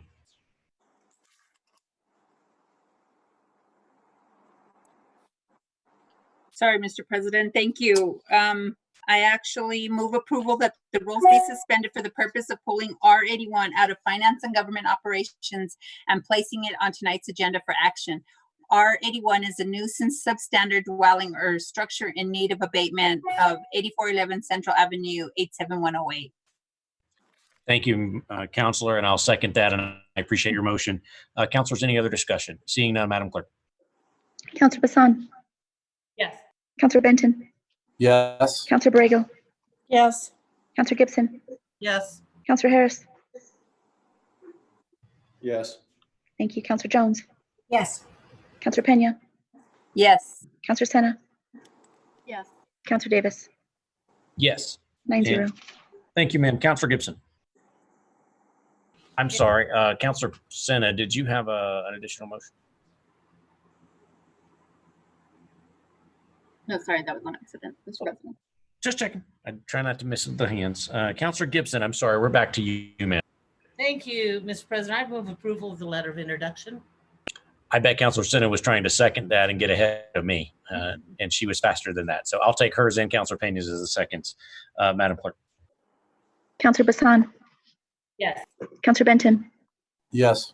Counselor Borrego, Yes. Counselor Gibson, Yes. Counselor Harris, Yes. Counselor Jones, Yes. Counselor Pena, Yes. Counselor Sena, Yes. Counselor Davis, Yes. 9-0. Thank you. Councilor Gibson, you still have the floor. Thank you, Mr. President. The Finance and Government Operations Committee met on Monday, September 14th, and reports out the following items. In the matter of EC 137, that receipt be noted. In the matter of EC 144, that it be approved. In the matter of O28, that it be without recommendation as substituted. In the matter of O30, that it be without recommendation as amended. In the matter of O36, that it be without recommendation. In the matter of R81 and R97, that they do pass. I make a motion to accept the committee reports.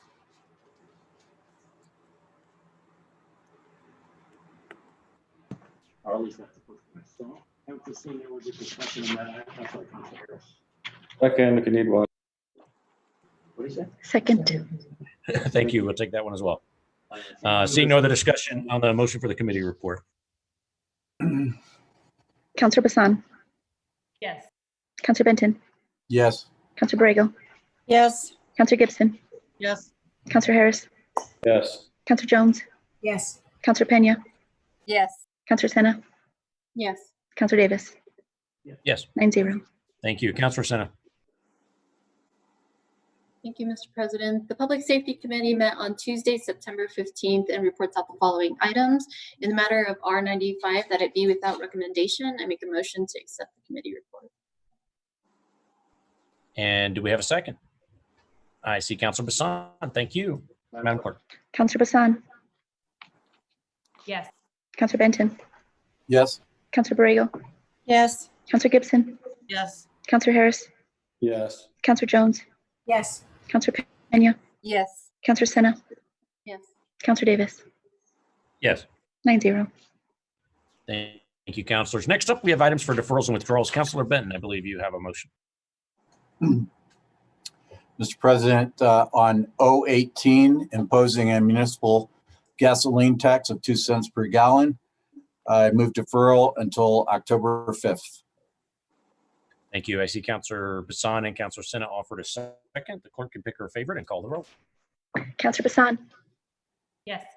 Counselor Benton, Yes. Counselor Borrego, Yes. Counselor Gibson, Yes. Counselor Harris, Yes. Counselor Jones, Yes. Counselor Pena, Yes. Counselor Sena, Yes. Counselor Davis, Yes. 9-0 on the deferral.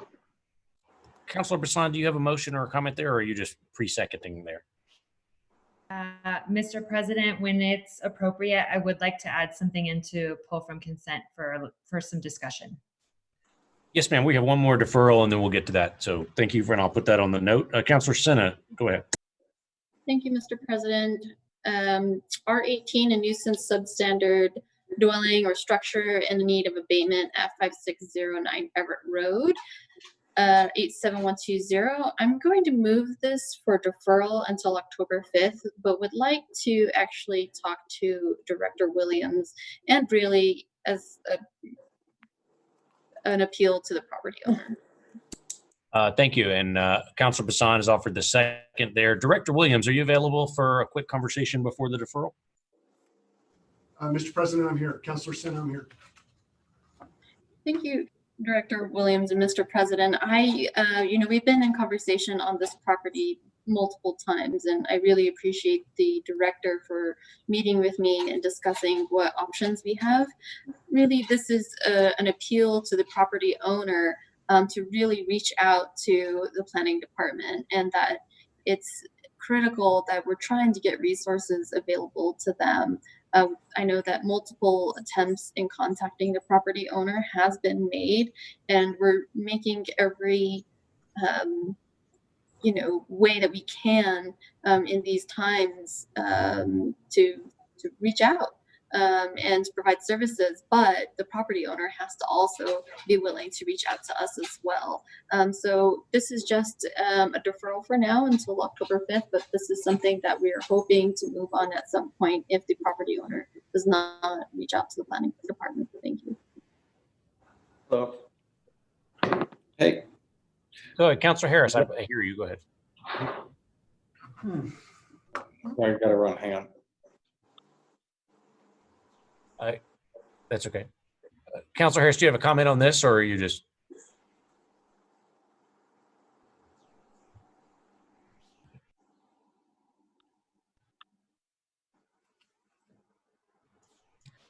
Counselor Harris, we're not able to hear you. I'm going to go briefly to Director Williams. If you have a comment, just jump in here. Director Williams, I don't know if you have any follow-up there to Counselor Senna's note before we move to a deferral. Okay. Mr. President, thank you. Just to reiterate what Counselor Senna mentioned, our department will continue to attempt to contact the owner. We do believe we have a couple options that they may be interested in that would prevent condemnation of this and demolition of this property. But as Counselor Senna mentioned, we're just appealing to them to contact us and to work with us to hopefully bring about a positive resolution to this particular situation. Thank you. And Counselor Harris, we weren't able to tell if you were jumping in or if you were just coming back to. No, no comment, Mr. President. Thank you, sir. Counselor Senna to close on the motion for a deferral. Thank you, Mr. President. I hope to get your support on this, but hopefully that the property owner does reach out to the planning department. Thank you. Thank you, ma'am. Madam. Counselor Bassan, Yes. Counselor Benton, Yes. Counselor Borrego, Yes. Counselor Gibson, Yes. Counselor Harris, Yes. Counselor Jones, Yes. Counselor Pena, Yes. Counselor Senna, Yes. Counselor Davis, Yes. 9-0 on the deferral. Thank you, counselors. Next up is our consent agenda. Counselor Bassan, you're on deck here, but before I do, just for folks following along and for the administration, we usually try to take a break about between 5:30 and 6 to give everybody a chance to do a quick dinner break. I'm going to try to get through our two public hearings because I think they're fairly quick, so that I think will take us to about there. So for those of you who are tuning in and looking for an item on the agenda, I expect if it's past our public hearings, we'll take a little break before we get to you. So for those in the administration planning their own dinner breaks, now would be a great time to do that. Moving on to consent, Counselor Bassan. Thank you, Mr. President. I would like to move that EC 19487 be pulled from the consent agenda so that way we can have some more discussion on it. It's transmitting year-end status report of FY19 priority objectives for the Albuquerque Police Department. Thank you, Councilor. We'll pull that. We don't need a motion. It's just at your convenience. Councilor Borrego. Oh, I was just offering a second, Counselor. Thank you. And that'll be item A for those following along on consent. Councilors, any other changes to the consent agenda? If we have none, I'll ask Madam Vice President for a motion. Thank you, Mr. President. I will make a motion to, oh, I'm lost. I'm moving the approval of the consent agenda. Thank you, ma'am. I see several seconds, including, I'll take Councilor Benton because we haven't used him in a while. And Madam Clerk. Councilor Bassan, Yes. Councilor Benton, Yes. Councilor Borrego, Yes. Councilor Gibson, Yes. Councilor Harris, Yes. Councilor Jones, Yes. Councilor Pena, Yes. Councilor Sena, Yes. Councilor Davis, Yes. 9-0. Thank you. Councilor Bassan, you had asked to pull 480, item A, I think, which was EC 487. Go ahead, ma'am. Thank you, Mr. President. In reviewing this EC that we had, if you look at Objective 9, it talks about the professional development and how APD is going to create and implement a career path compensation plan that includes establishing personalized long-term career goals and objectives for all sworn officers. And I have questions because it seems like if we don't have some of the, proper training or the formalized training plan, do we have this career path? Are we actually ensuring that APD develops career path training for all units within their span of control? Thank you. So I assume that's a question for the administration. Anybody from the Yes. administration, whether it's Chief Armijo or Ms. Nair?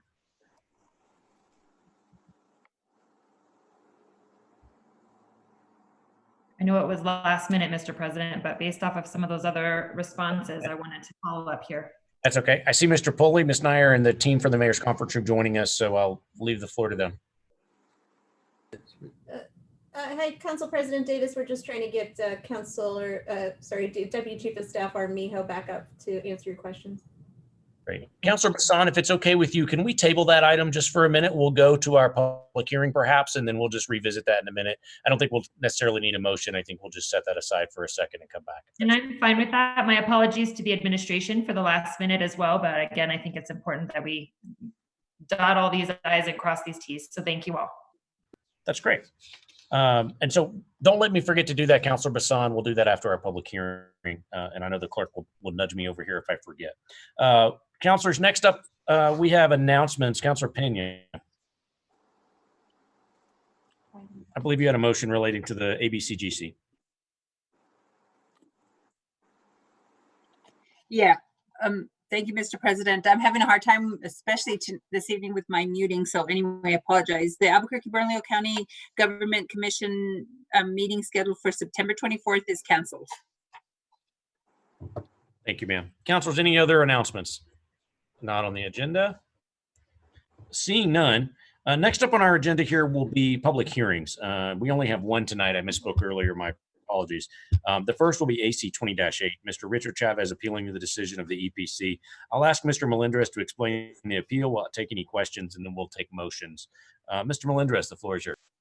Thank you, Mr. President. This matter is before the City Council tonight for accept or rejection of your land use hearing officer's recommendation in a matter. The issue in this appeal is whether the city's requirement for the installation of sidewalks should be imposed for a proposed subdivision at 15th and Granite.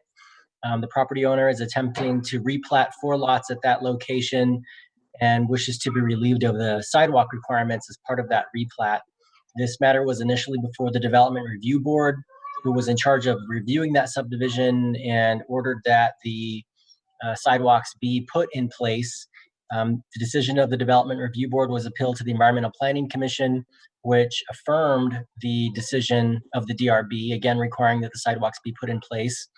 That decision was appealed to the City Council and referred to your land use hearing officer, who recommends that the determinations of the DRB and EPC be affirmed. Essentially, there are a few criteria under which somebody can qualify for an exemption for the sidewalk requirements, and this request does not appear to satisfy any of those exemptions. This is a developed residential area, largely served by sidewalks, although not completely yet, but largely served. The property had some development activity on it, most recently in 2004, at which time the sidewalks were required but not installed. Now that a subdivision is being requested in order to comply with the subdivision requirements, sidewalks would be required again at this time. Again, the land use hearing officer is recommending that the EPC and DRB be affirmed and that the sidewalks be required. You will not hear from the parties tonight. You're only considering whether to accept or reject the recommendation of the land use hearing officer. If you have any questions, I'll do my best to answer those questions from the record. And if the council determines not to accept the land use hearing officer's recommendation tonight, then we can schedule this matter for a full hearing at a later time.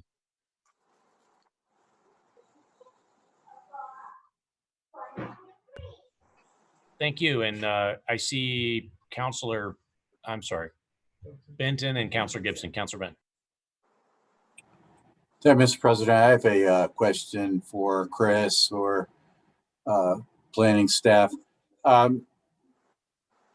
There's a mention, and Mr. Melendez mentioned it, and it was also in other parts of the record with regard to whether or not adjacent existing sidewalks somehow affect a property owner's responsibility to install sidewalks under a city action or new development. Is that a criteria? My understanding is that it is not, but I just want to confirm that. Mr. President, councilors, not directly. The IDO has a connectivity requirement that essentially requires pedestrian connectivity to happen at certain phases of development, including subdivision. In order to get to the criteria for that, you have to look to the city's development process manual.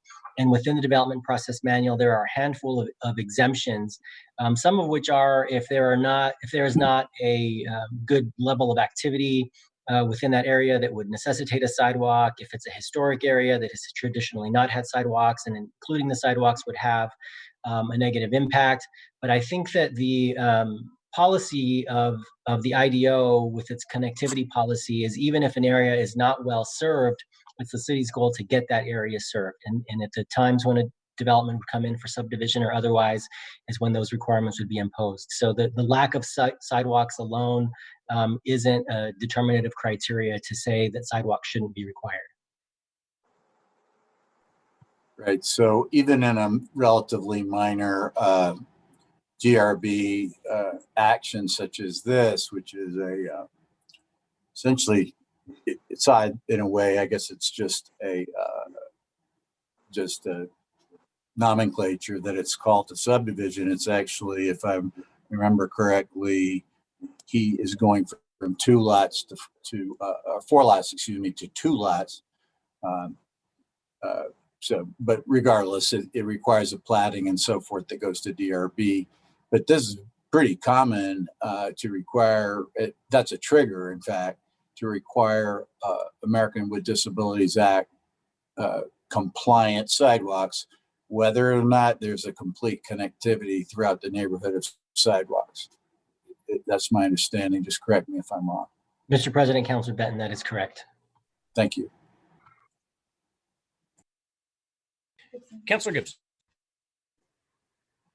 Thank you, Mr. President. I just want to add one thing, and that is that is a city policy that we increase access for everyone to be able to get around the streets of Albuquerque, particularly neighborhood areas.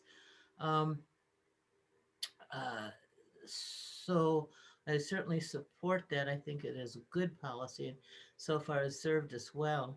So I am going to go ahead and make a motion that we accept LUHO recommendations and findings, and hopefully I have a second. Thank you. Thank you. I see Councilor Jones is nodding and waving her hand along with some others, and she also happened to be next in my line anyway for comments. I suspect it was for a motion, but just in case. Councilor Jones, you have the floor. Thank you, Mr. President. I just wanted to make the motion, and Councilor Gibson got there first with the right comments, and I do second her motion. to accept the LUHO's recommendation. Thank you. So the motion on the floor is to accept the LUHO recommendations and findings. Councilors, discussions on the motion on the floor. Councilor Gibson, sorry, Councilor Benton, go ahead. Yes, just, we ironically at our last meeting, I pulled something from consent that we just went ahead with regard to our sidewalk policy. And just for anyone new who is watching, I mean, it is confusing in a way, but it's not uncommon for cities to require that there be a responsibility for property owners to deal with their public frontage, including sidewalks. We don't make them build curb and gutter or things like that unless it's a brand new development.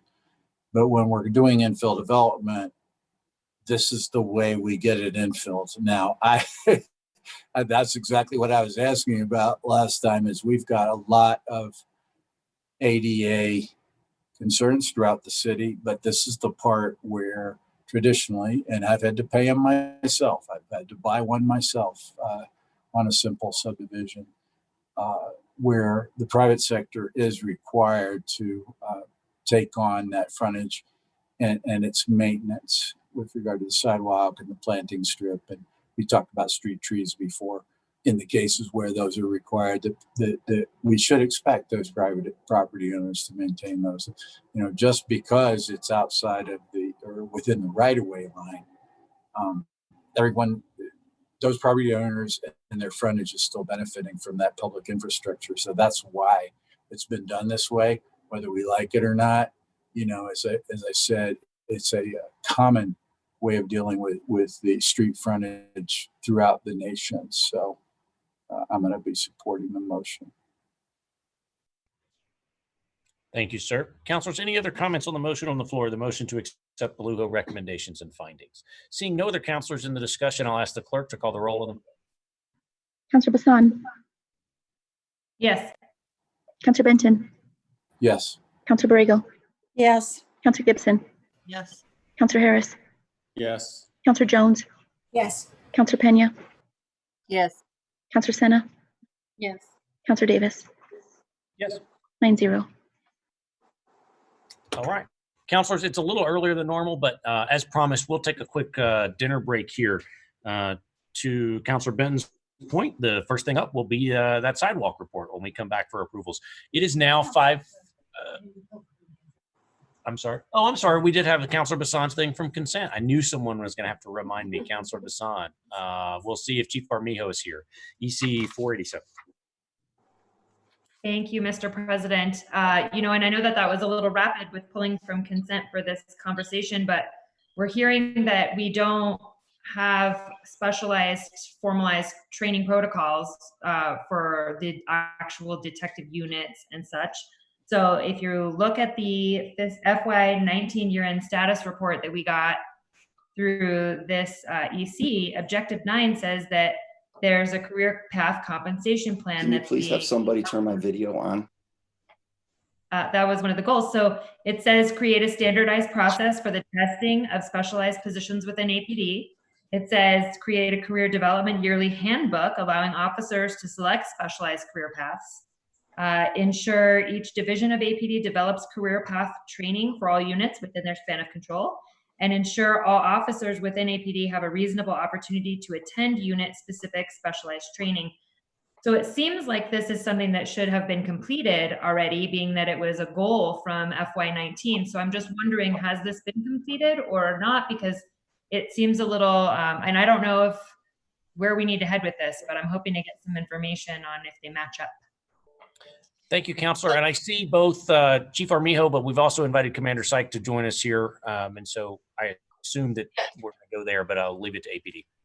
So Councilor President and Councilor Bassan, so first of all, I think there's a couple parts to that, and the follow-up, you are correct. And what I would like to have clarified is to have Commander Syke, who's dealing with a lot of our career development programs, speak specifically on what has been done. And I think as far as implementing the training in our previous conversation, we currently do not have that standardized training, but we are in that process. And part of that is based off of this objective. And what I will do is have, and I do not know all the specifics of that. So Commander Syke, if you could please just jump in on that. And this is specifically relating to the career path development specific.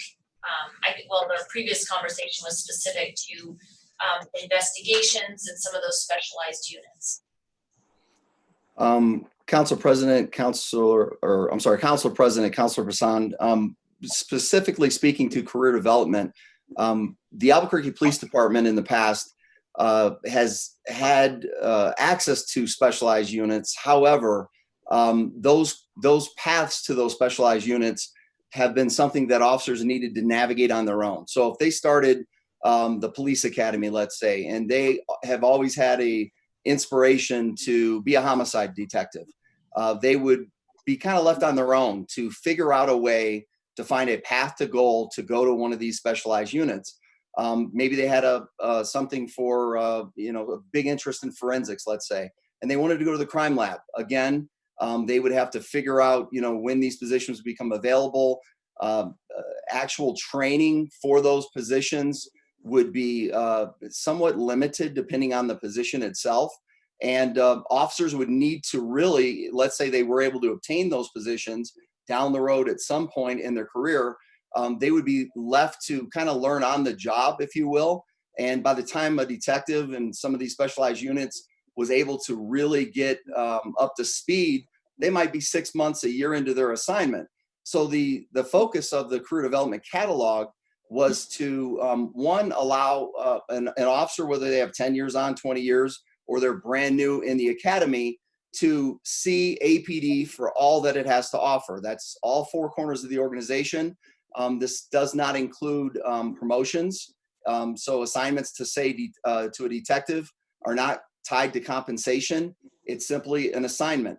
So they would essentially have a catalog in which they would decide what career path they wanted to go down.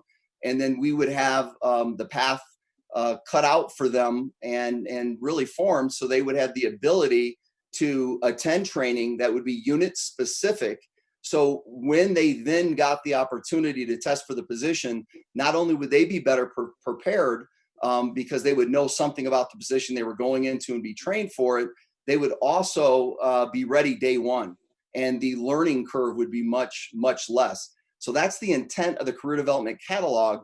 And we have some specific guidelines for the implementation of that. And I'm looking at a special order 2045, and the actual implementation date for the final process is April 1st of 2021 to go in effect in the August, which is usually our bid, in 2021. Okay, so that helps. Thank you, Commander, and thank you, Mr. President. It seems like I'm reading that we have this already, and then we're being told that we don't have it already. And so I just really wanted to clarify. So it sounds to me like we're in the process of making it happen, and we can count on it April 1st next year. April 1st of next, yeah, absolutely. And some of the challenges have involved the 7-step process. All training that we develop has got to go through a very rigid process that has to be eventually approved through Santa Fe and be given a DPS certification number, so it could then be offered to our officers. Certainly some of the challenges, not making any excuses, but COVID has presented some process challenges, if you will. But we found ways to overcome that and move through that. And this special order clearly delineates a timeline that this will be completed by. So by April of next year, this will be ready to go and ready to be implemented by August at the 2021 bid for the officers. Awesome. Thank you so much, Commander. Thank you for accommodating the short notice too, and the follow up with that. I appreciate it. And thank you all. Thanks. Mr. Thank you. President. Thank you, Commander. We haven't seen you at council for a while. It's good to see you, and thank you for jumping in too, sir. unnoticed. So we appreciate Thank it. you. Appreciate that. Councilor Bassan, do you have a motion for receipt be noted on that item?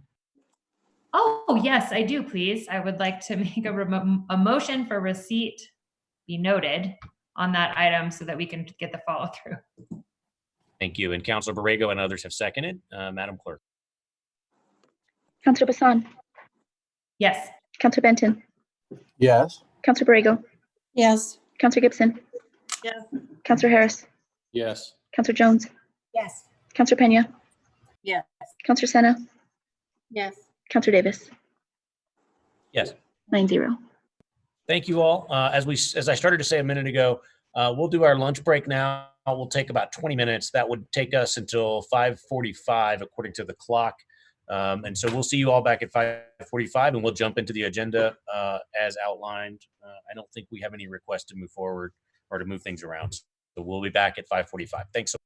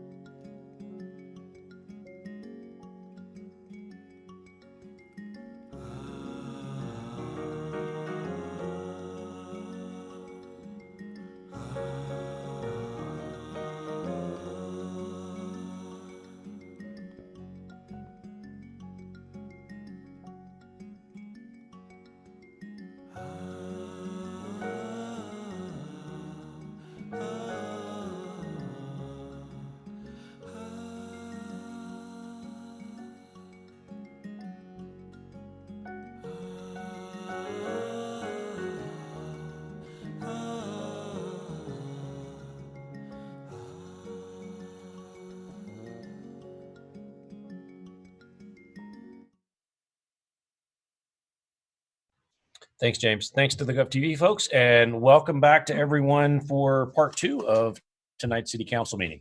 We are now on agenda item 13A, which is approvals. I'll make a motion for a receipt be noted for EC 112 related to the status update for Goal 7, Objective 4, completing new sidewalk notices. This is an item that councilors asked about us additional questions about at the last meeting, so it was deferred for further discussion. I'll make a motion for a receipt be noted. Do we have a second? Councilor Benton, is that a second I see there? Thank you. Do you have any further questions, Councilor? I know you were the one who asked us to take a second look at this earlier. Yeah, no, thank you, Mr. President. And I was able to meet with the Department of Municipal Development about this and just about the bigger picture of our sidewalk situation, which is, you know, as was stated earlier this evening, longstanding policy and practice. But we also know that we have a massive Americans with Disabilities Act transition plan, as it's called in the ADA. And so that's a lot of backlog, and that's the reason why we must have everyone's cooperation. Thank you. I'll move you move to pass, Mr. President. Thank you. Thank you. Yes, we removed a receipt be noted and you seconded that motion. Is there any other discussion from the council? Seeing none, Ms. Ortega, will you call the roll on the motion, please? Councillor Bassan. Yes. Councillor Benton. Yes. Councillor Borrego. Yes. Councillor Gibson. Yes. Councillor Harris. Yes. Councillor Jones. Yes. Councillor Pena. Yes. Councillor Senna. Yes. Councillor Davis. Yes. Thank you, 9-0. Councilor Benton, EC 115 was another item you had pulled from consent for further discussion. So I'm going to give you the floor for this item to see where you want to take it. Yeah, I'll move approval on EC 115. That's declaring 1701 Fifth Street Northwest non-essential for municipal purposes. Move approval. Thank you, sir. Councilor Bassan has seconded your motion. Councilor Benton, you're back on the floor if you want to discuss. No, I don't have any further comment. Urge your support. Thank you, Councilor. Seeing no other discussion, Ms. Ortega, will you call the roll on the motion? Councillor Bassan. Yes. Councillor Benton. Yes. Councillor Borrego. Yes. Councillor Gibson. Yes. Councillor Harris. Yes. Councillor Jones. Yes. Councillor Pena. Yes. Councillor Senna. Yes. Councillor Davis. Yes. 9-0. Thank you. Thank you, councilors, and thanks, Councilor Benton, for doing that. Next up, final actions. Councilors, we're getting into the stuff that may take us a little bit, but we'll try to rock through it. I was urged to remind us all that we may lose some of our key staff here at about 6:15 when Monday Night Football starts. And so they have encouraged us to dispense with the long speeches and get straight to the point on these items tonight. So I'm passing that along from our staff that we need to run these meetings. Otherwise, they may cut us off.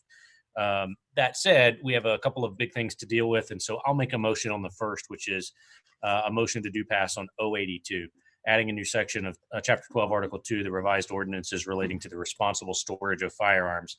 I move a do pass, and Councilor Gibson, I believe, has the second. Thank you. Councilors, let me, as the sponsor, let me just explain the bill briefly. I know that we have our city attorneys available to speak to us on this, and certainly we have some other co-sponsors, I believe, including Councilor Gibson and Councilor Benton, that can speak to this. This legislation is pretty straightforward. What it essentially says is that it doesn't make a judgment about who should or should not own or possess a firearm in the city of Albuquerque. But what it does say is that if you have a firearm in your personal possession and walk away from it, you are responsible to store it or secure it so that unauthorized persons can't access it, whether that is juveniles in the home, where we've seen a number of firearms fall into the hands of juveniles for illicit purposes and suicides and accidental shootings, or more to the point, to help eliminate some of the challenges we've had in the city of Albuquerque when APD reported that in 2018 we had more than 1,000 firearms stolen from vehicles in the city of Albuquerque, all ending up in the criminal market naturally, by definition, and contributing to our gun violence problem. And so this is simply a mechanism by which requiring that anyone who possesses a firearm in the city of Albuquerque who walks away from it simply secure it so that it's not as accessible to someone else. As further, it also provides that If a person failed to do so as the course of a police investigation, for example, and they were able to demonstrate that they had taken steps to remedy that in the future, say by buying a gun lock or changing those practices, that the city has a process for dismissing that case. In other words, it's encouragement for someone to comply and not to generate a crime, even though if someone were to violate this, it's a petty misdemeanor, and so it would not affect their ability to own a firearm in the future. That said, that's my introduction. I have a motion and a second from Councilor Gibson, and so I'll open the floor to councilors or the administration. Seeing no, I knew 1, 2, Councilor Bassan, then Councilor Pena. Thank you, Mr. President. So we know where I stand on this, but I think that it's important that I make sure to be clear for the constituents too, that I have a couple questions. How do we enforce that this is going to happen? I assume that's for me as the sponsor, but let me start and say, like a lot of our laws, like seatbelt laws and others, the fact is the majority of it is one of those public expectations of living in the community. It's our community expectation. Obviously, police could enforce it if they were to come across it. So if they were otherwise lawfully in a home, for example, for another call and were to find an unsecured firearm, they could cite an owner. Again, this is not one of those where the police have the ability to go search your house or search your car to see if you've done this. But it is an incentive and an encouragement, and it would be the law that would require you to do so. Thank you, Mr. President. I have a couple more questions to follow up with that too, but this one may be actually for APD. That in regards to this ordinance, how is this expected to truly reduce crime and theft? My reasoning for that is I really wonder if people, criminals, are going to see a gun that has a lock on it and choose not to rob that car when they might just take it anyway and then work their way through getting the lock off. So is this really expected to reduce theft and improve our crime status in Albuquerque? Thank you, Councilor. I see the city attorneys available to answer questions, and I think the administration's asking to answer some of these or get us started, and perhaps we have an APD expert available in the wings. But Mr. Aguilar, is this for you, or do you want to defer this over, pass this along to APD? President Davis, yes, I need, this is an APD question. I assumed so. There's Chief Armijo joining us in Economic Development. Chief, welcome aboard. Thanks. Hey, Council President and Councilor Bassan, I think, we deal with, as far as the law enforcement function, we do deal with a considerable amount of firearms that we find are wind up into the hands of criminals, youth, and we would always encourage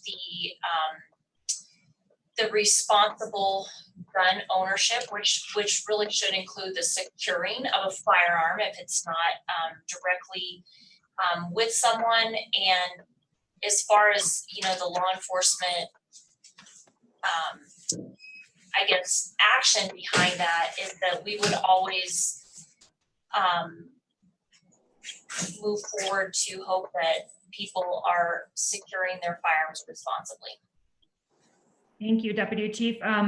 So now this is more 2 comments, and then I'll pass the baton over to whomever. But so Councilor Davis, respectfully, you said this is more to encourage people to comply, and I think that in and of itself is making this statement of exactly how we need to vote on this. We need to encourage people to comply. We should not mandate them by some ordinance that's going to just restrict law-abiding citizens more. And then as to what Deputy Chief Armijo just said, we should encourage responsible firearm ownership.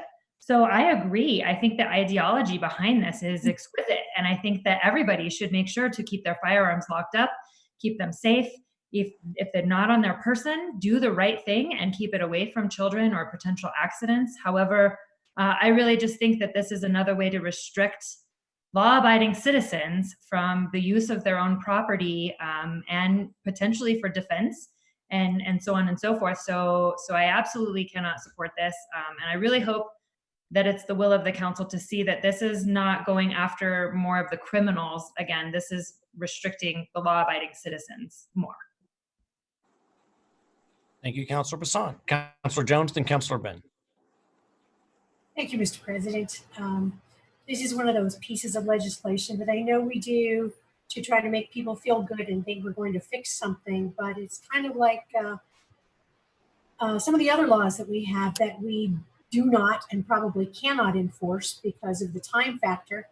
But it seems strange that we would put requirements on law-abiding citizens, and yet we have criminals who buy guns on the street, find guns, have guns, and they're normally, and they've oftentimes committed a crime and have a record. And yet we, the honest law-abiding citizens, would be in the same category if we were to not comply with this legislation.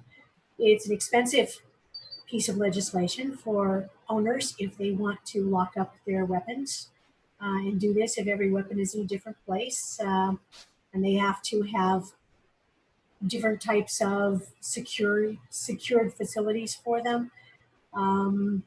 What about the law-abiding citizen who keeps a weapon in their home or in their automobile to defend themselves?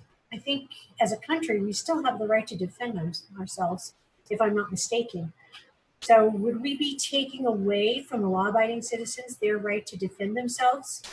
And yet, because they didn't have their weapon in a locked area, and yet the criminals who would break into our homes carrying weapons are out before they can even be booked into a jail. I don't understand the use of our completely overtaxed police department and law enforcement to look at a piece of legislation like this that really will accomplish nothing except for make people very angry. I can attest to that by the hundreds of emails that I've gotten in the last week. I think I've gotten 2 that were in favor of this out of hundreds, maybe more than hundreds. I think it's a piece of legislation. I'm sorry, Mr. President, I respect you a great deal, but I don't think this is something that we should be wasting our time, our energy, and our law enforcement resources on. So I will not support this legislation. Thank you. Thank you, Councilor. Councilor Benton. Thank you, Mr. President. Well, yeah, we know that, I mean, it's very clear, I think, to anyone even thinking about this would be that there's no expectation that APD or somebody is going into people's houses to check on their management of their own private weapons. However, the idea of setting an expectation, here's a scenario that I think of.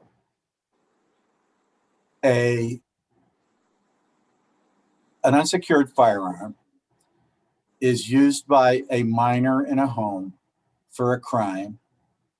Yes, at that point, the provenance of that firearm, which is basically that it was unsecured by the parent, by the responsible party in the home, would be subject to some responsibility for that crime. That's my very simple example of what this is about. And I think that's right. Help me out, Mr. President. You drafted this. but that's my understanding of it, and that's why I support it. Thank you, Mr. President. Councilor Benton, I'll take that as a question and just say you're right to clarify. It is a defense according to the written into the language. It is a defense to the charge if you can show that it was lawfully secured and that someone defeated that mechanism. So if a kid broke into your gun lock, for example, that would be a defense to this, but leaving it available where someone could find it and use it in a commission of a crime or otherwise would subject you to this fine. And thank you, Mr. President. Yeah, and that's the point, is like blatant failure to secure a weapon is, in my mind, irresponsible in a household with minors. Thank you. Thank you. Councilors, next I'm going to take Councilor Gibson because she hasn't spoken yet. And then if we don't have any new councilors, I'll go back to those councilors who've spoken before. So Councilor Gibson and then to Councilors Jones and Bassan. Councilor Gibson. Thank you, Mr. President. So I just wanted to make a couple of statements about some of the general topics I've heard so far. You know, we've set policies in this country for over 200 years, and they don't always take root. You know, encouraging might help a bit, but there are things that big policies, civil rights, I'll say, there's a good one that needed more than just the civil rights laws. It needed work. So that's what I see this as doing.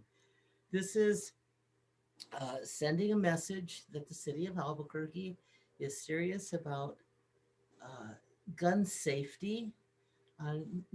This in no way says anything about gun ownership or possession of firearms, but that simply, it's a very commonsensical way to look at being a responsible gun owner, which I think there's so many people who are, you know, buy rifles or handguns or whatever, have a safe to put them in, or some other way to lock them up and to keep them out of either burglars' hands, for example, or a child's hands.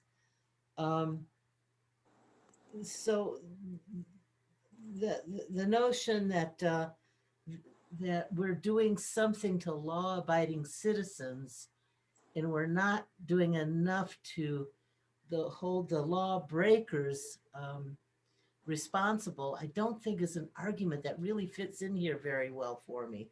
The law-abiding citizens, I believe, just like I said, they are doing what they need to do to keep their guns from being stolen, from being used in another crime, being used in an accident with children, and so forth.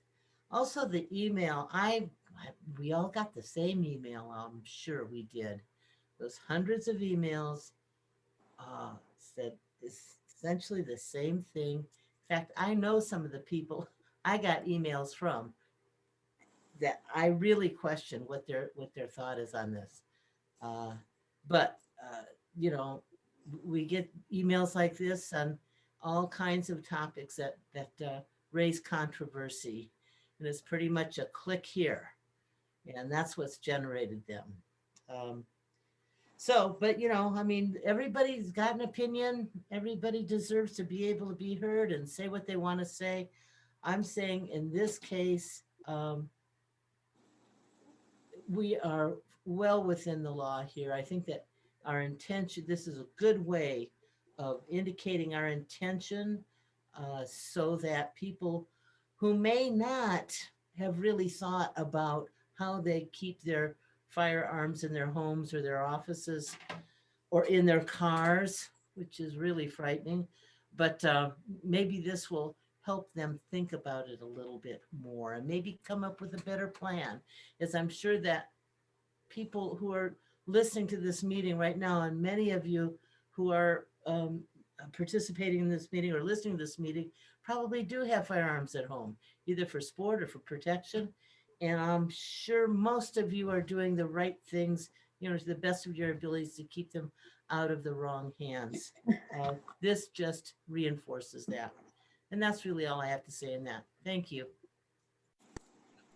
Thank you, ma'am. Back to the counselors who've spoken before. So Counselors Jones, then Bassan, and then if there are no other questions, I'll use the floor to close to answer any outstanding questions. So Counselor Jones. President Davis? I'm sorry, Mr. Aguilar, go ahead, sir.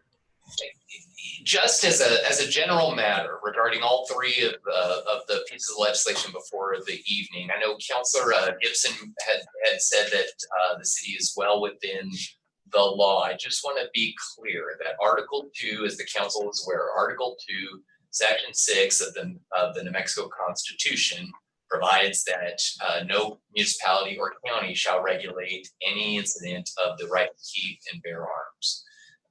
So creating new legislation would pose challenges to the constitutionality. I think that the question on 082 is less certain than 083 dealing with the facilities. There is a tremendous body of law relating to regulations of the manner in which a firearm is born. There isn't the same body of law regarding the right to keep arms. So all that being said, I am available to answer any specific questions, but I wanted to make sure that address that because I heard that comment about the law, and I think it's unsettled. But that, I think what you said is exactly what I said, that we're not addressing who can own or not own or possess or not possess laws. Thank you. Sorry to interrupt. President Davis and Councilor Gibson, I understand that as just as a matter of law, the Constitution says that a county or municipality cannot regulate. That's it. That was the only point I wanted to communicate. Ownership or possession, correct? Is that correct, Steve?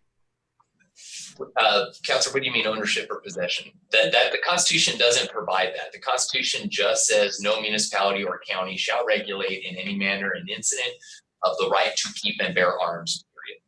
Okay, to keep and bear arms means to possess or own. That's what I said.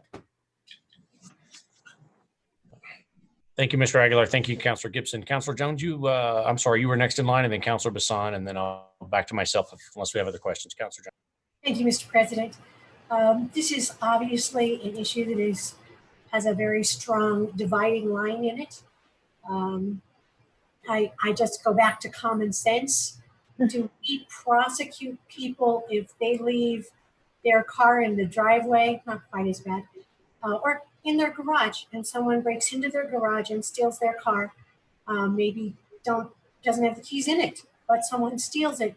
Will they be prosecuted if that person has stolen their car and harms another person if they run into them and have a car wreck? Is that cause for prosecution?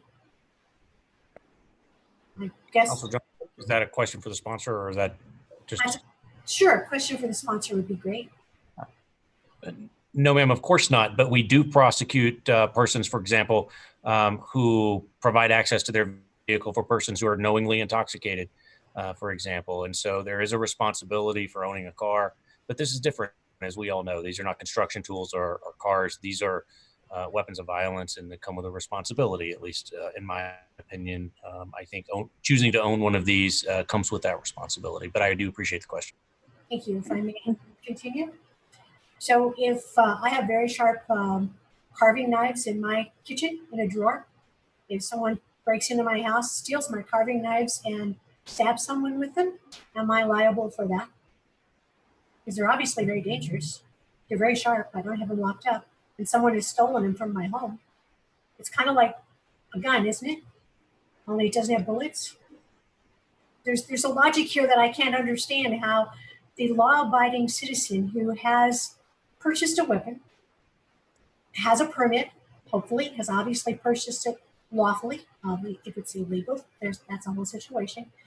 And they can be, granted they're not going to go to prison, but they can still be held liable and be charged for something. And yet a person who breaks into my home and steals my weapon and shoots someone with it is the person who's has committed multiple crimes, and far too often they're not prosecuted to a full degree, and they're certainly back out on the streets.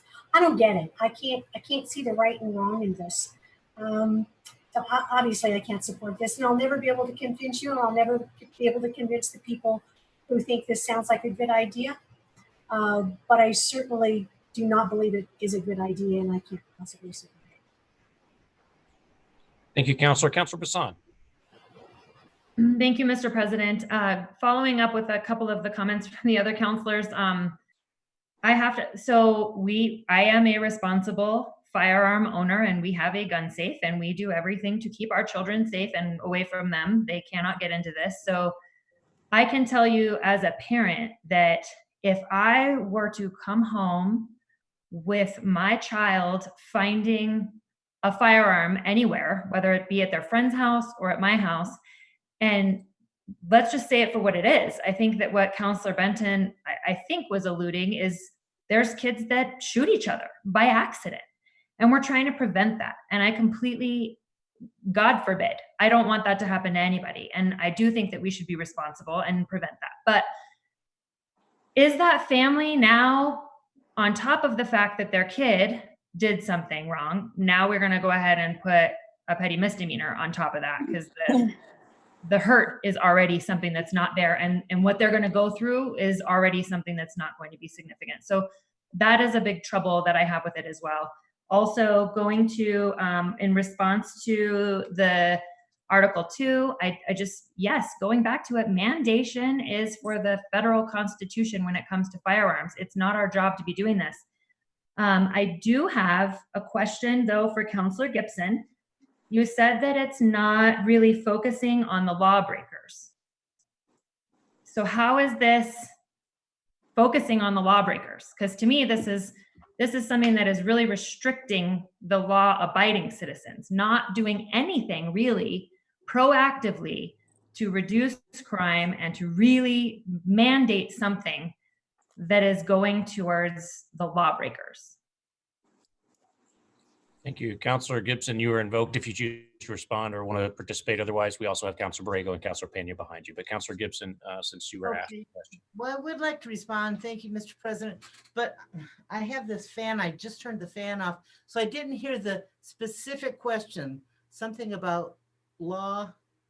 Yeah. So Councilor Gibson, Mr. President, thank you. Councilor Gibson, you said this is not really focusing on lawbreakers. And I'm wondering, how does this ordinance really truly focus on the lawbreakers in a proactive way that the legality is there as something that we should be creating for the city of Albuquerque? Okay, so I think, Councilor, Mr. President, if I may, Councilor Bassan, I think that was part of a broader thought. Obviously, we want everybody to, use care and caution and be safe around firearms. So I'm not sure exactly what I was meaning and what my point was when I used that phrase. But the people who are already doing this, locking up their guns, taking the precautions, this doesn't really affect them, right? It'll be the people who, haven't been locking up their guns, have not been taking precautions to keep their guns away from kids or people who just shouldn't have them, period, in their homes with their permission or without their permission. That I believe is the point I was making there. Okay. Thank you, Councilor Gibson. Mr. President, I just have one more comment and then I'll be done for the rest of this. Respectfully, Councilor Gibson, I don't think that this legislation is going to actually proactively do something to punish or penalize or prevent those people who are not being responsible to actually do it. So I find trouble in that. And then the intention, the other thing that was said was our intention was mentioned by Councilor Gibson. The intention should not be law. Like, I just don't believe that what we're doing as a council and by ordinances and resolutions, that shouldn't mean our intention. So if it's our intention to encourage proper gun use and firearm storage, let's do a memorial, and I'm all behind that. I will be happy to back that as my intention, but I'm not going to say that a resolution or an ordinance should be based off of just our intention. Thank you. Thank you, Councilor. Next up, we have Councilor Borrego and then Councilor Jones again. And then if we have no others, we'll go back to the sponsor to close. Councilor Borrego. Thank you, Mr. President. So I apologize if my dog is barking because somebody's walking by. So I hope she doesn't bark while I'm talking. So I, like all of you, have received all of these emails.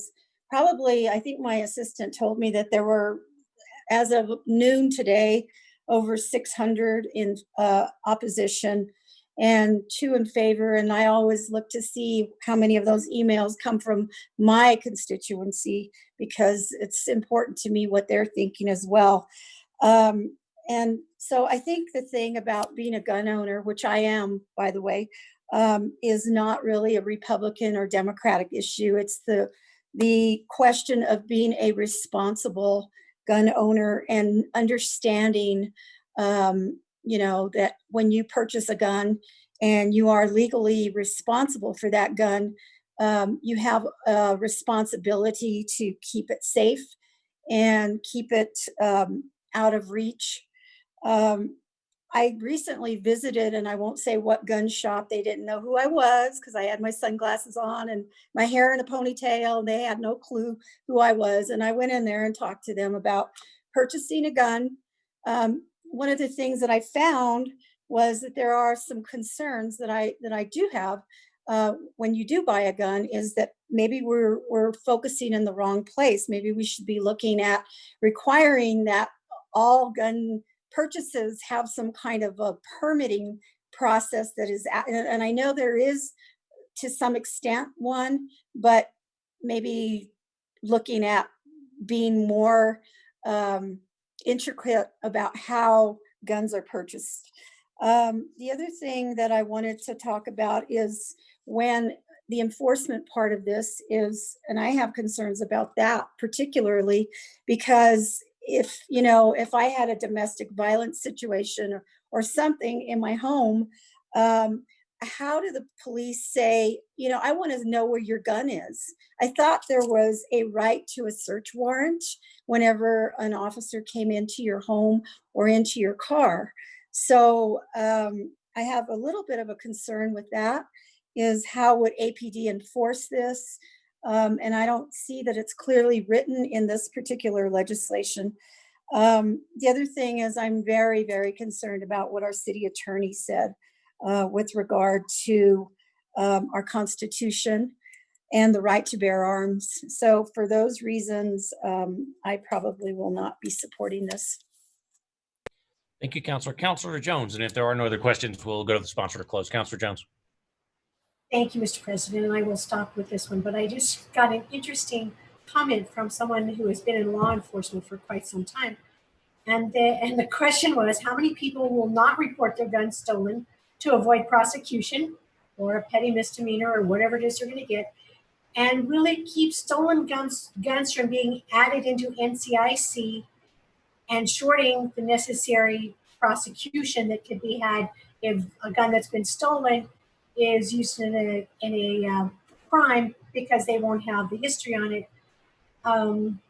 I think once again we're giving the bad guys the advantage on this, and I'm not sure what the fallout will be, but I don't think it's going to be as rosy as some of the people who will vote this think it might be. So just to let you know, police officers are not excited about this either. So thank you, Mr. President.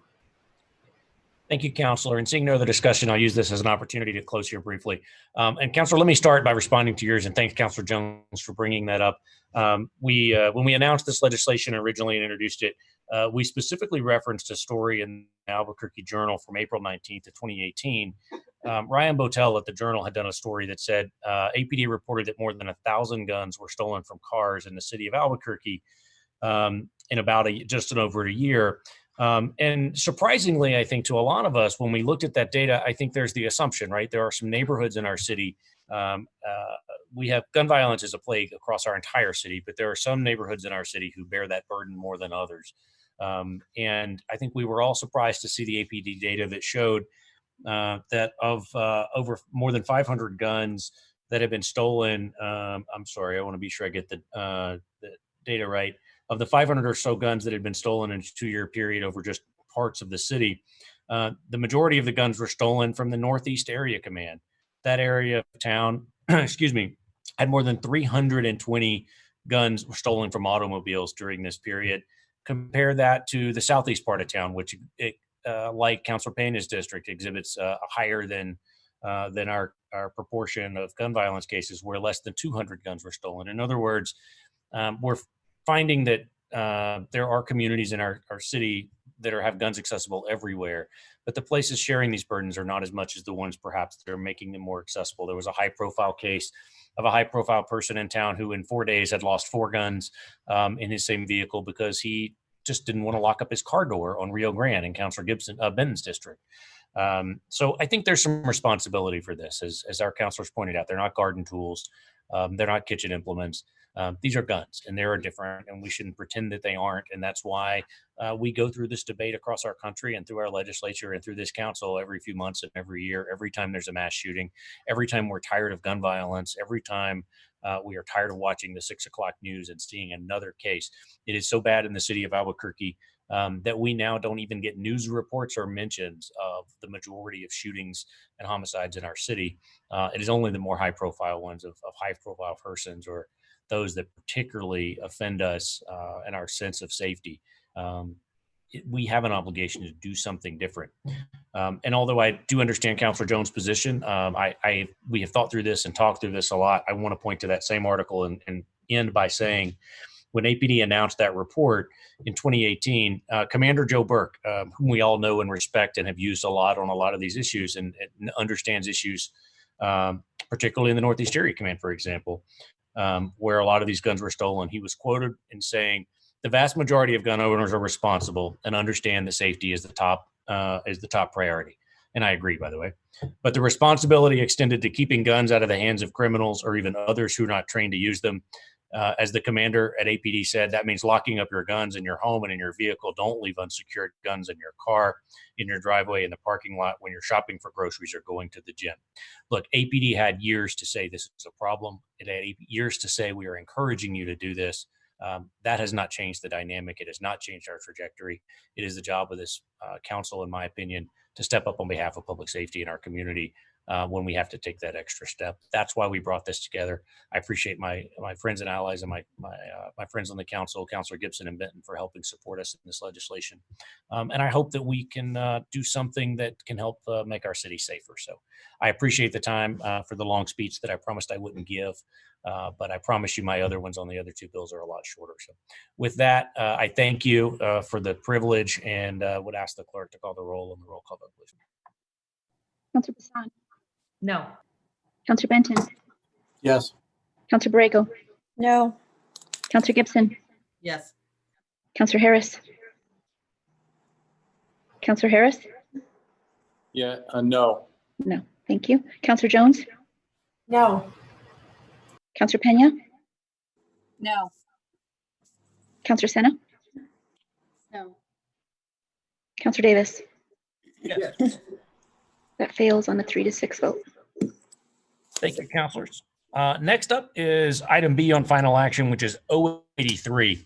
I'm going to make a motion, unless I have some co-sponsors here with councilors Benton and Gibson, but to get us started, I'm going to make a motion to defer for 30 days. And let me explain why. And then if my co-sponsors want to do a different motion, I'm happy to amend it. This is relating to adding a new section to the city ordinance prohibiting firearms and other weapons in city facilities. As we're all aware, since this legislation was introduced, the city has engaged in litigation around an executive order relating to the use of firearms in community centers and such. That is moving through the courts and is on track to be resolved fairly soon, without a firm date, but fairly soon. And so I would be prepared, since City Hall right now is not open to the public during the COVID restrictions, I would be prepared to move this on and let the council reconsider this once we see the outcome of that legal matter that's pending before the courts. And so for that reason, as a sponsor, I'd be prepared to defer this for at least 30 days and let us check in on that. But I would entertain a different motion if another sponsor had one. Councilor Ben, is that a second or is that a question or a comment? That's a second. So we have a motion and a deferral for 30 days. Councilors, other discussion? Seeing none, Ms. Ortega, will you call the roll on the motion? Councilor Bassan? No. Councilor Benton? Yes. Councilor Borrego? No. Councilor Gibson? Yes. Councilor Harris? Oh, darn it, hang on. Councilor Harris? We can hear you, Councilor. No. No. Councilor Jones? No. Councilor Pena? No. Councilor Senna? Councilor Senna?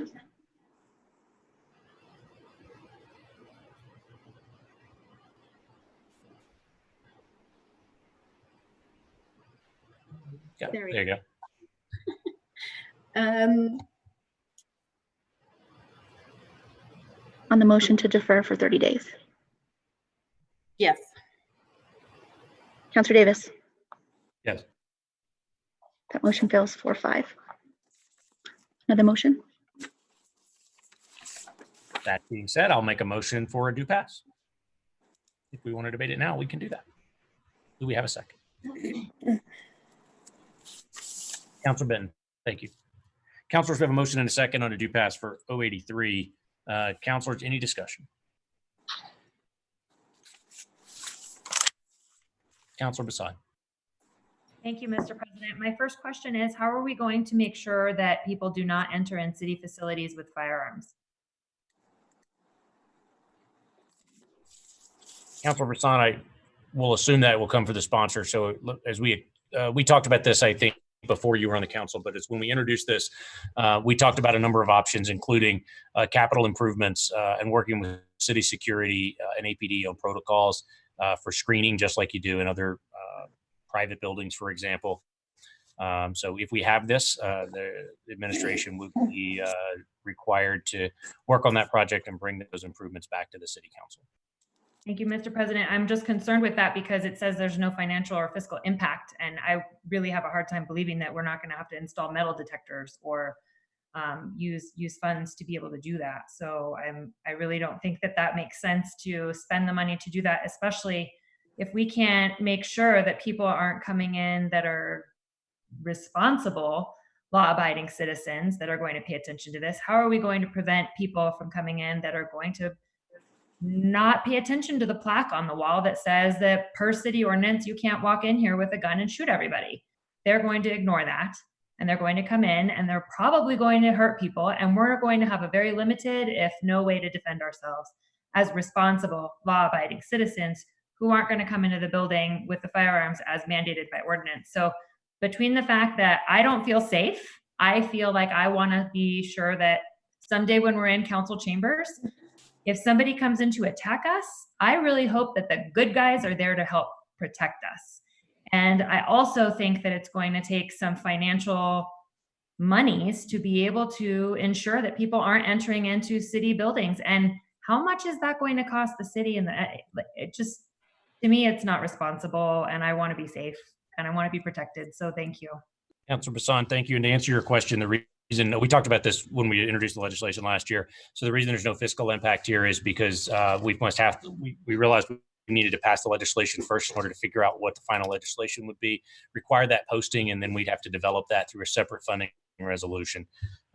So I appreciate that. It's just in terms of the ordinance itself, there would be no impact. But in terms of retrofitting City Hall for those improvements, those would be available. And I would argue we have public safety funds and capital improvement funds available, but that would be determined if the council is wise enough to pass this today. And Mr. President, if I may reply to that. Yes, ma'am. Thank you, Yes, sir. ma'am.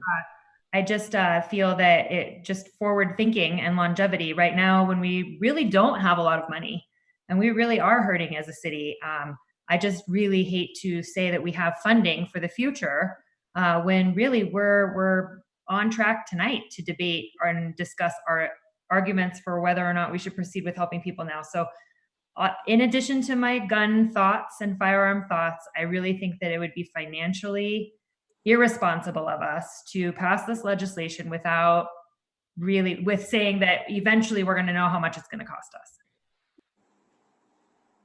Thank you. I saw Councilor Gibson's hand a minute ago. She want to be sure I didn't skip her, and we can come back to her if she wants to be in the back end. But Councilor Gibson, I saw you, and then Councilor Jones. Thank you, Mr. President. I think I took my hand down accidentally, sort of. And I just want to say to Councilor Bassan's statements that, you know, we don't have to have a full-blown plan right now. You know, it's really not necessary to know exactly how we're going to proceed with this. But there are a number of people who do come into the chambers in the basement, you know, with pistols on their hips or holsters on their shoulders. We had one gentleman who brought a handgun in a plastic bag, and we have pictures of it. So you know, and we do have good guys with guns at those meetings. And I'm just taking that as one example. You know, we could extend it to the zoo or, you know, the museum or other community centers. But in there, where we meet when we're not in a COVID crisis, we do have police officers there and security. So I could make that point. There are good guys with them.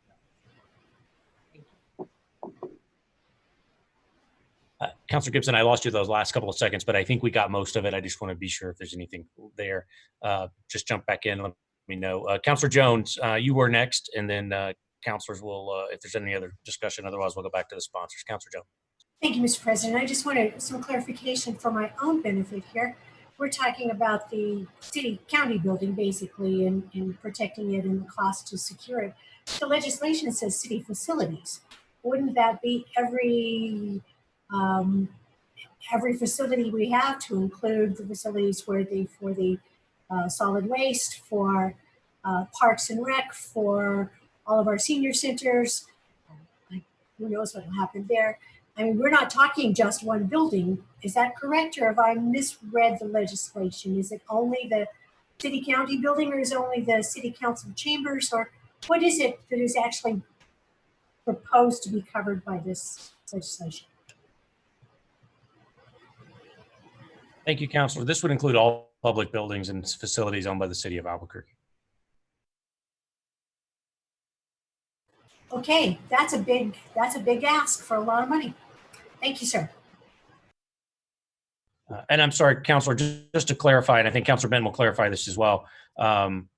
So page 4, beginning in line 1, city building or structure, including but not limited to city hall, libraries, community centers, parks and recreation facilities, and includes any meeting where a city councilor is holding a meeting, as long as it's properly posted, the firearms would not and other weapons would not be permitted. Just to point folks to that legislation. Yes, ma'am. So does that mean when we have a press conference in some other facility that we have to frisk people when they come in, or want them when they come into that, if we're using it for a city function? Councilor, as the legislation states, that would at an offsite facility only if it is properly posted that firearms are prohibited. Would someone be able to enforce this legislation? Thank you, Mr. President.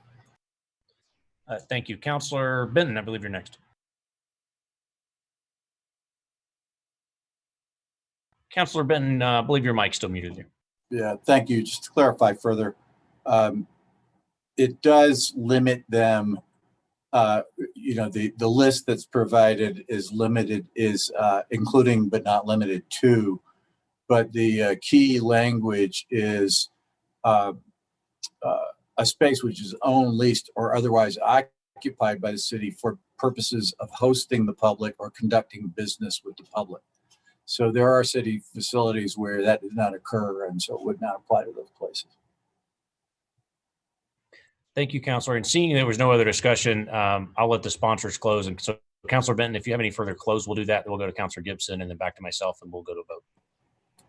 Yeah, I realize highly controversial, but I do feel that, and maybe this should be tailored differently, but I think it's going to be voted down. But I do feel that something like City Hall, as far as I know, you could have a fully automatic or semi-automatic, high-capacity assault type weapon in the City Hall chambers. There's nothing to prevent you from doing that. There were a lot of self-appointed good guys, I suppose you could call them, on the Albuquerque Museum property when a shooting ended up occurring. And in that specific instance, the shooter has been in City Hall with a weapon and in the City Council chambers with a weapon. So, something to think about. Thank you, Mr. President. I thought about it a lot. Councilor Gibson, as a co-sponsor to close, and then I'll close. I urge your support. Thank you. Councilor Benton, thanks for bringing that up. You brought up exactly what I had been thinking about today and thinking about this. We have an obligation as city counselors, and I realize I can probably count two at this point, but I think it's important and we ought to take a look at this for the important reasons. In addition to the general public safety reason, we have the opportunity to, this will likely lead to some legislation, lawsuit where we pass it, but we have the opportunity to create some new case law and to look at this, what has been perceived as a blanket prohibition by many, and look at options to say what is reasonable. How does the city of Albuquerque balance our need for public safety and to make the public facilities accessible to the public while also balancing a person's right to own and possess a firearm? The legislation is full of whereas statements that list the number of times persons have come into city halls and city facilities around the country and shot city councilors and mayors and people participating in the public process. But there's another piece here that we have to remember, and we should all as councilors remember the shooting in Virginia Beach not long ago, a year or so ago now. Look, we have employees in the city of Albuquerque who work here. Were we a private employer, we would have the right to determine who can bring what into our office space. And we do that not to offend the people who come in, but to protect the people who do our work every day. And remember that as the government, we require people to come here, to pay their taxes, to apply for their permits. There is only one place in the world you can come and speak to a city councilor in the city of Albuquerque in a public forum. And so there are things that are unique about this building and our jobs that require people to come here under heightened situations, under heightened emotions, and simply the mix of firearms in that has proven to be problematic. And Councilor Benton points out in his close exactly the circumstance that we are so concerned about. An otherwise peaceful expression of there's someone's civic responsibility to protest, to speak out, were that to have happened in a city council meeting. And many of these councilors on this meeting were here when members of the public overtook the city council, so enraged over some of the same issues we're talking about today. Imagine had that conversation at the museum happened in our city council chambers, absent COVID, by the way, very likely the place it would have been. For more than a year, this council at almost every meeting watched the young man who ultimately shot a person to whom he was opposed at that protest. He sat 6 feet away from our staff with a loaded firearm on the front row of the city council and raised his voice and participated in very heated conversations with us and with the administration for more than a year. The people that work for us don't take on the challenges and the responsibility that we do. We're the only ones that have that opportunity. I think we owe it to them to at least try to keep them a little safer. And so with that, I'd ask the clerk to call the roll on the vote. Councilor Bassan? No. Councilor Benton? Yes. Councilor Borrego? No. Councilor Gibson? Yes. Councilor Harris? No. Councilor Jones? No. Councilor Pena? No. Councilor Sena? No. I'm sorry, Councilor Sena? No. Thank you. Councilor Davis? Yes. That fails on a 3-6 vote. Thank you, councilors. Let me try one more that I think might get passed. It will be 084. 084 amends Chapter 12, Article 2, Section 29 of the revised ordinances of the City of Albuquerque relating to public order and safety to prescribe criminal threats of mass violence. Let me explain it, then I'll make the motion. So several years ago, and I don't have it in front of me now, but this council in one of my very first pieces of legislation was wise enough to pass a piece of legislation that came to us from APD that said that it was against the law to use social media to threaten mass violence, basically a school shooting. And it came to us as this council, some of the councilors may remember, because the school resource officer at Highland High School had encountered a situation where someone had used social media to tell students in the school, don't come to school today, I'm going to shoot the building. As it turns out, that's kind of not illegal under state law because it's not a bomb threat. And the laws relating to threats in New Mexico were written in the age of the telephone and person to person and not in the age of social media. And so the law just wasn't well defined. So we passed that law. And APD used it in the first year to investigate and get records from social media companies, for example, to identify persons who were posting those threats and to intervene in 4 different instances in Albuquerque public schools where ultimately students, threatened acts of mass violence. And so APD came back to us last year and said, hey, we shouldn't just do this for schools. We should do this all over the city, whether it's Walmart, like the El Paso shooting, or otherwise. And so until the state legislature catches up, this is a tool Albuquerque police can use to subpoena Facebook or Instagram or TikTok or whatever to figure out where the posting is coming from, even if they try to be anonymous. And we've seen it work successfully. It's only done with the finding of a judge that there's some type of threat that's been articulated. And so we've seen it work well. It keeps us all safe. And until the legislature catches up, this is something the city of Albuquerque can do to keep our city safe. And so with that, I will sort of make that my opening. And then if there are any questions, we'll do that. But on 084, I move a do pass. Thank you, Councilor Bassan, for the second. Councilors, any discussion? Councilor Bassan, and then anything from the administration, and we'll go. Councilor Bassan. Thank you, Mr. President. I just want to say this is legislation I do think is going after the actual individual making the threat or causing the crime and could potentially help reduce some of these instances. So I am in support of this bill. Thank you. Thank you. Councilors, any other discussion or any comment from the administration? Going once, going twice. Councilor Borrego, I wanted to give you a second. Yes. All right, thank you.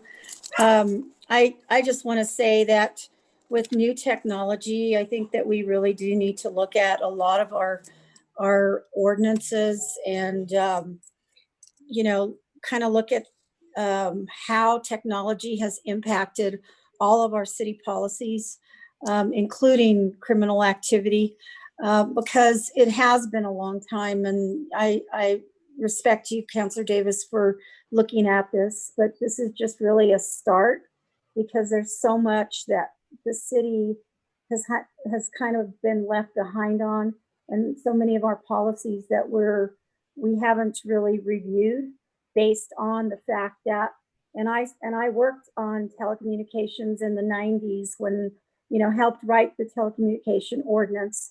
And, you know, we've never actually reviewed our city policies regarding the internet, regarding, so I think this is something that, you know, it's kind of the beginning of opening a new chapter that we really do need to look at. So thank you for that. Thank you, ma'am.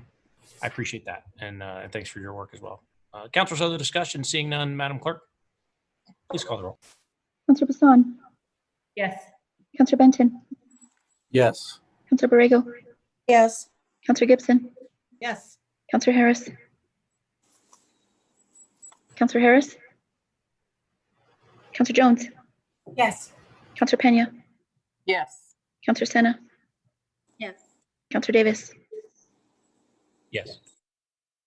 Passes on an 8-0 vote. Thank you, councilors. Next up, Councilor Pena, CPCs. Thank you, Mr. President. This is 027. Can you hear me? Okay. Yes, This ma'am. is 027, establishing community policing councils, community policing council membership requirements and duties. I move a do pass. And I see Councilor Borrego, I believe, is offering a second. Back to Councilor Pena. Thank you. You told me not to speak tonight, so I'm trying to be really quiet, but you're cheating. I actually encourage your support. I think this bill, obviously there's some amendments in our iPads, but you know, I just really want to thank everyone who participated in this and worked really hard to make this a reality. You know, we have really basically this bill, what it does is it addresses some of the CASA requirements, and for diversity and consistency within the CPCs. So I guess without me speaking too long on it, let's hear the amendments and then I'll close. You're right. I used up a lot of our time a minute ago, so we're not gonna hold that clock on anybody. Counselors, any discussion on this, or do we want to let Counselor Pena just move amendments? I'm sorry, Counselor Bassan has some amendments. Counselor Pena, do you have anything else, or can we go to amendments? Let's go to amendments. I'm sorry. Thanks. I'm trying to listen to our clerk and she's keeping me on task here better than me. Counselor Bassan, I believe you have some amendments. Thank you, Mr. President. So I would like to move floor amendment 1 to O2027. On page 2, line 25, add the following after the words "or for having criminal history." However, current active felon warrants or criminal charges will disqualify a person from membership. This amendment suggests that although criminal history should not disqualify someone from serving on a CPC, persons with active felon warrants and pending criminal charges cannot be members. And I can keep going, but I don't know if you want to wait for a second or not.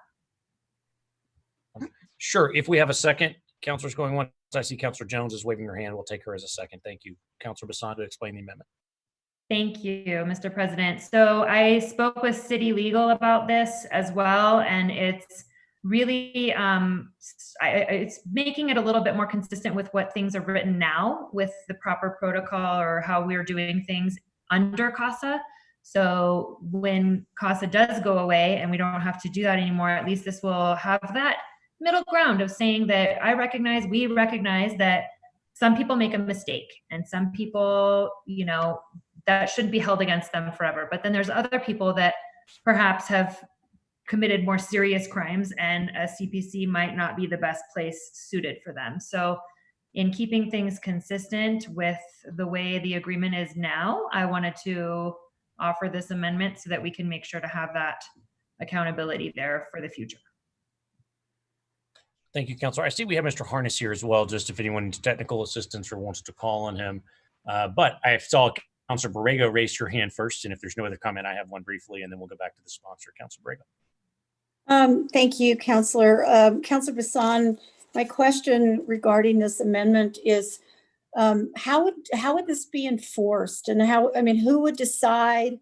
Would it be the court? Would it be APD? Would it be the CPC? I don't understand how. And then at what degree of crime would we just say, well, that person is not, suitable? Or so I guess if it's a felon or if it's obviously a rapist or a murderer, but at what degree, at what level? If you had somebody that maybe got busted 10 years ago for marijuana possession, for example, or, so I guess that's the issue that I have with this amendment a little bit, is that it's not clear to me, how it would be implemented. Mr. President, if I may. Thank you. So Counselor Borrego, you're really on track with what I was saying originally, with almost the reverse of that we need something to say that, again, 10 years ago, maybe this person, let's say got a DUI, right? Or let's say embezzled, but that doesn't mean that they're a bad person anymore, that they've been a completely upstanding citizen that shouldn't be held against them. So I'm trying to come up with a way, but I would be happy if it's okay with Mr. Aguilar to refer to him, because I had a different amendment proposed. And again, this was kind of streamlining with what administration recommends. And as far as enforcement and how it goes now, I don't know if Ms. Van Meter is here or if just Mr. Aguilar is comfortable answering Counselor Borrego's questions to enlighten her as I was the other day. Thank you. And I want to acknowledge Ms. Van Meter's available by phone with us today. The camera's not working, so she is available. And Mr. Aguilar, do you want to let Lindsay, or would you like to take this?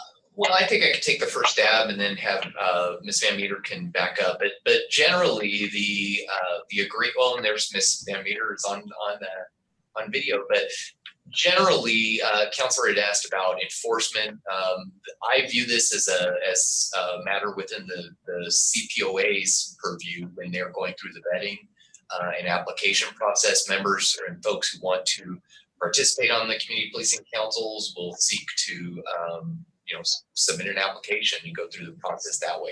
I think the intent, that's what the intent behind the legislation is. And what I'll do is I'll turn it over to Ms. Van Meter, who worked really closely with the community on all of these, on this legislation in particular, and all of these pieces. And she's done an outstanding job and can answer really these specific focus questions. So. Ms. Van Meter, thanks for joining us. Could you tell us a little bit about that process of how it works now, and then specifically to the councilor's questions?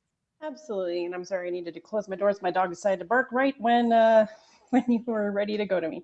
So thank you, Councilor President Davis and Councilor Bassan.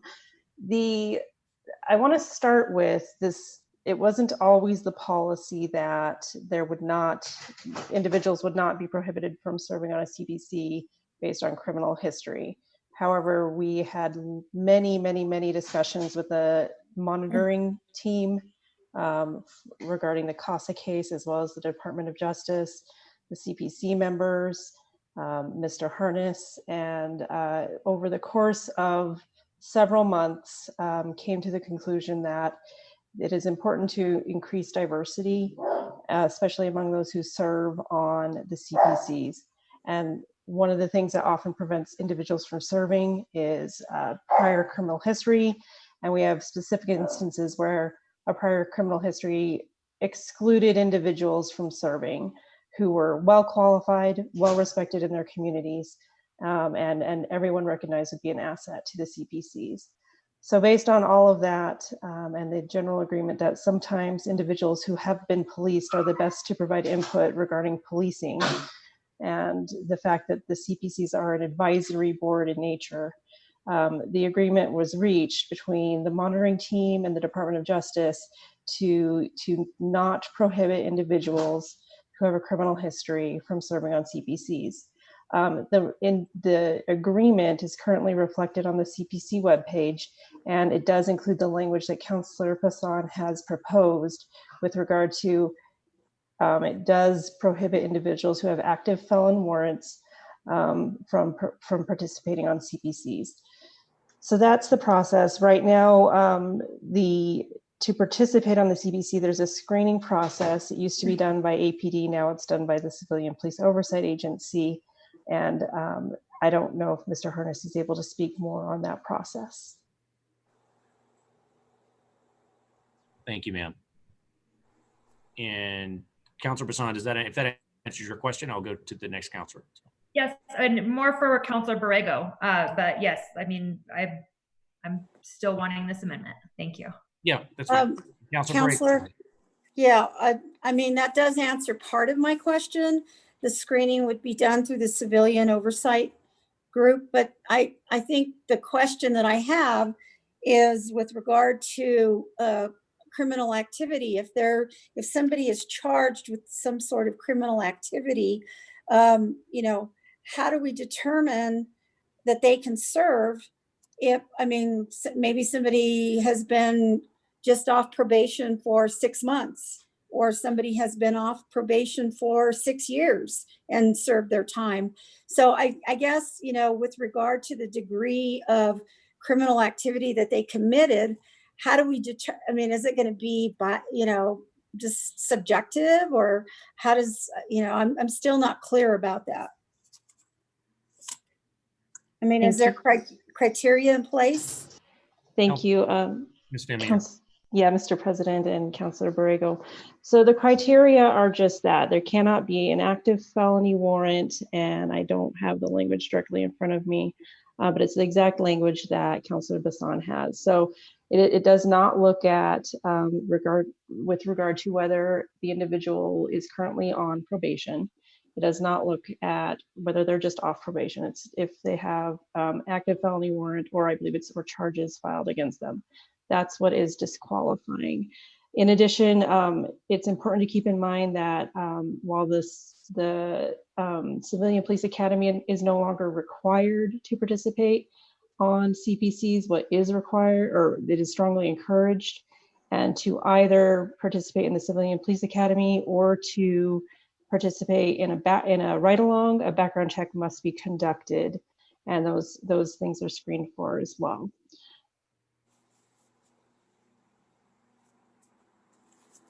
Thank you.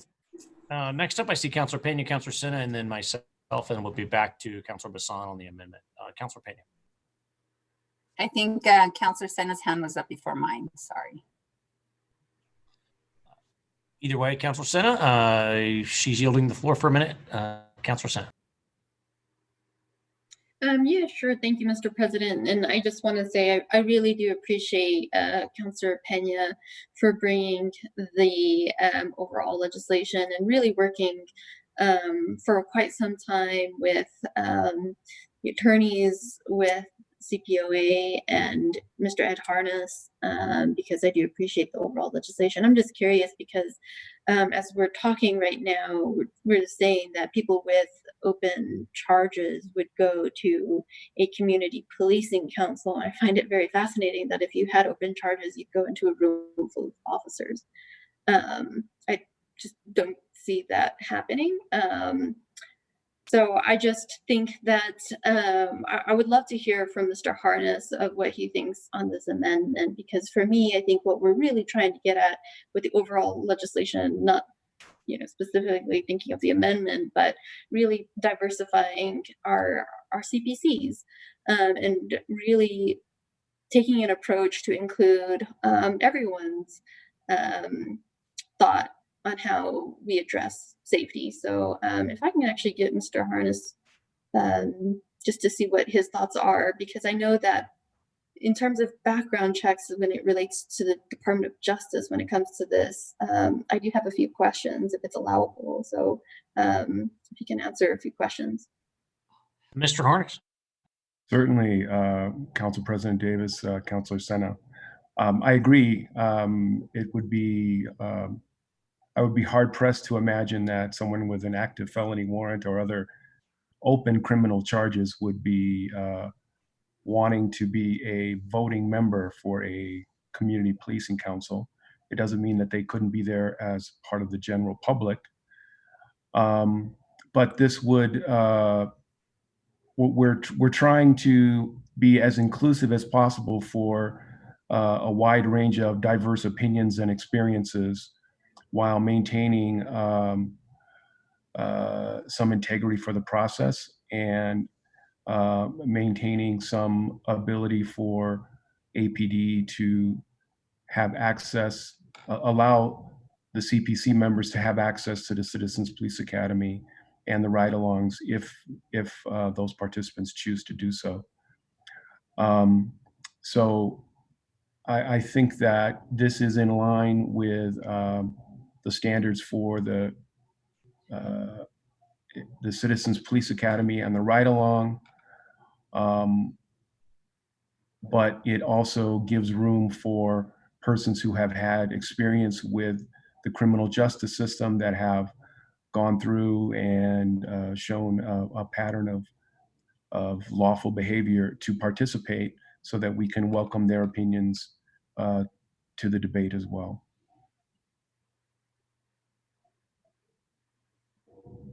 Thank you. And Councilor Sena, does that answer your question? Yes, thank you.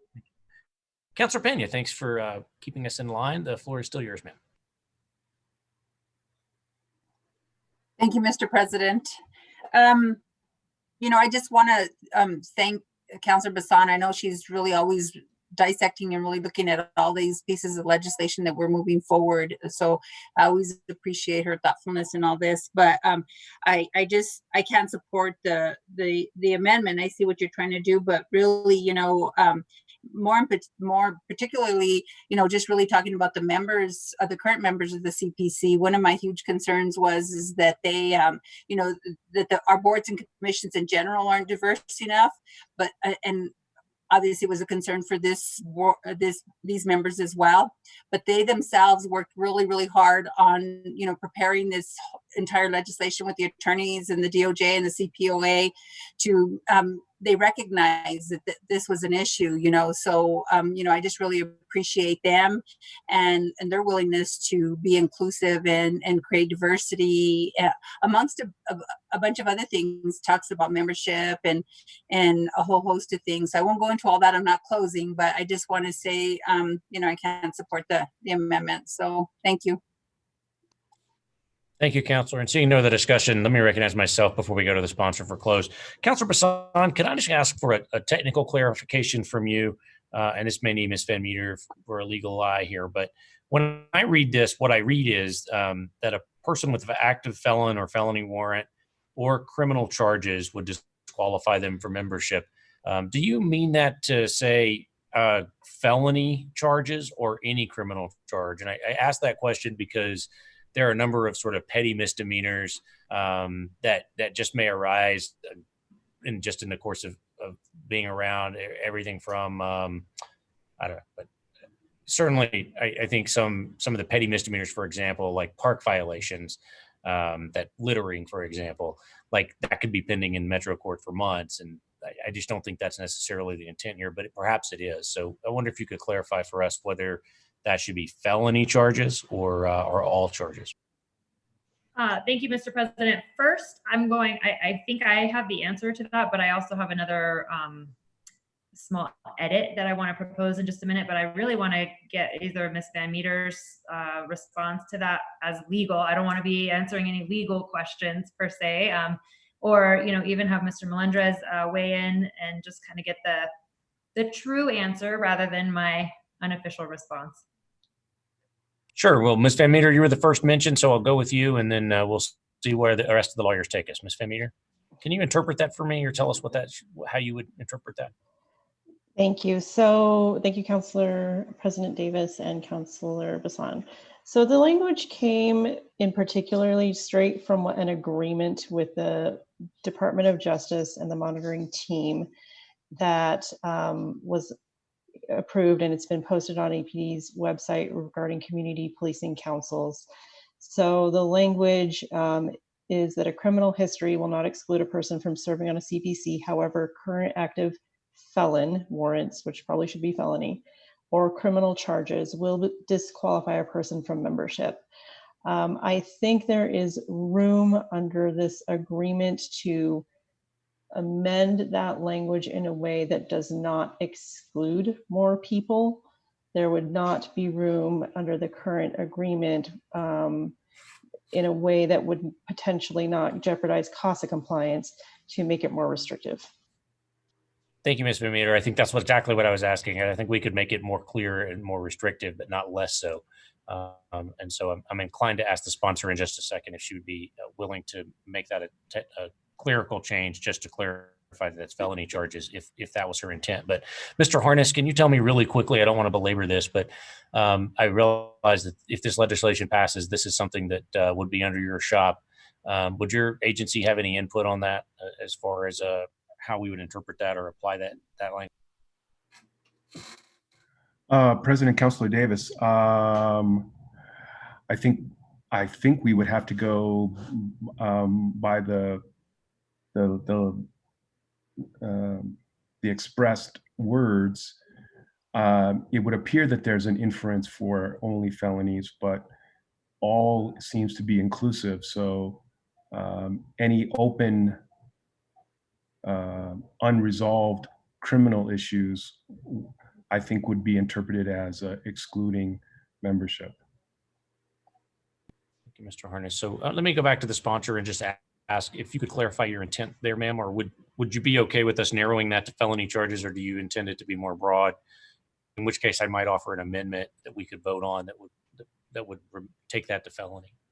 Well, thank you, Mr. President. So what I was going to suggest and what I was clarifying too with Mr. Melendrez is, this and the intent, and again, Ms. Van Meter too, if I'm incorrect, please even clarify for me further, but the intent of this is to say current active felon or felony warrants or active criminal charges will disqualify a person. So, am I right that it should be active for both? And I'm willing to add that in there, but I don't want to add anything without the city legal saying that we're not going to create a bigger problem here. But And I also will defer to you, Ms. Van Meter, on if you recommend, or even Mr. Melendrez, because he helped me draft this too. So with the intent that is there and what we've discussed, and then in the meeting that we had with city legal too, I want to make sure that we're truly doing this so that we do have diversity and we do have inclusion, but yet we also can kind of limit some extremities and keep things consistent to the way they are.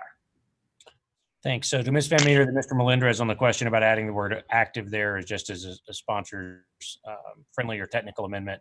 But then if the sponsor's willing, I'd hopefully get clarification about whether she meant that to be all criminal charges or just felony charges, because I think it could be read either way. Or if she'd like to ask the attorneys for that clarification as well. Yes, Mr. President, I do want attorney clarification and recommendation, please.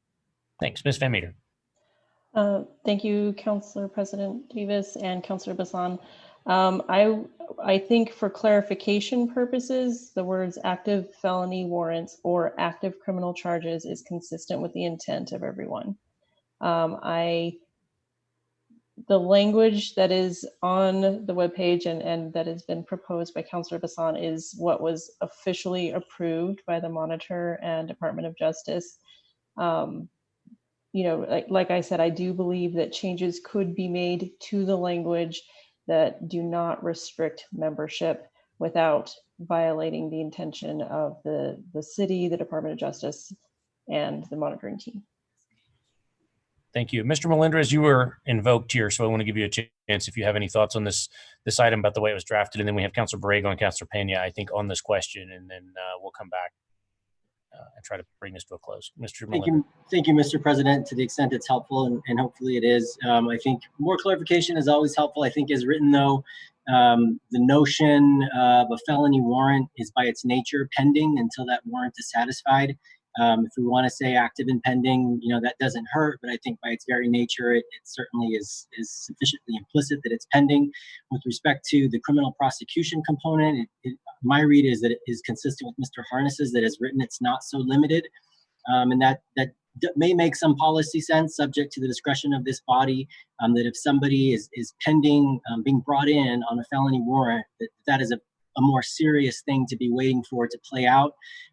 Whereas if somebody has maybe come in on a warrant and already been charged and is currently subject to criminal prosecution, perhaps even for a violent misdemeanor, that was included within the second part, which would exclude someone who is facing charges for a misdemeanor that may be violent or not, but that may still be of concern with respect to their ability to serve. So as written, I think that the component about the felony warrant does necessarily mean that it is presently pending because it hasn't been satisfied yet. With respect to the prosecution component, I think it is not limited to felony at this point, and you should add that language if that's your intent. Thank you, sir. So to Councilor Borrego, Councilor Pena, then Councilor Sena, and then back to myself if we don't get to something cleaner there. Councilor Borrego. Well, I was just going to say that it seems like what Chris was just talking about regarding active pending criminal felony charges seems appropriate. But I do have a question now, and I'm sorry, but about violations of any city ordinance, if there's something that's pending regarding that. So, you know, it seems that that's an area that we haven't discussed, and I don't know that that's in the DOJ agreement, but, you know, if somebody has violated a city ordinance, they built on somebody's property without, you know, I don't know, there's something, I have a situation like that in my particular area where somebody poured a slab of cement on a city property. So, you know, what do we do? I mean, you know, I don't know if it'll end up in court or not, but are those people able to serve? So that's another question that I have. And I just feel like there's some more definition that needs to occur on this. Thanks, Councilor. I think that's what I was saying. I agree with you on that.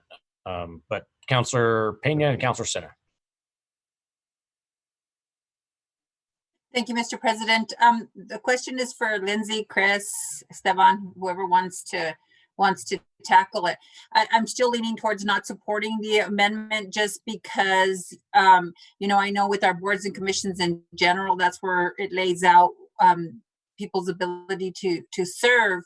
But my question is I guess for better clarification is, what does pending or active mean?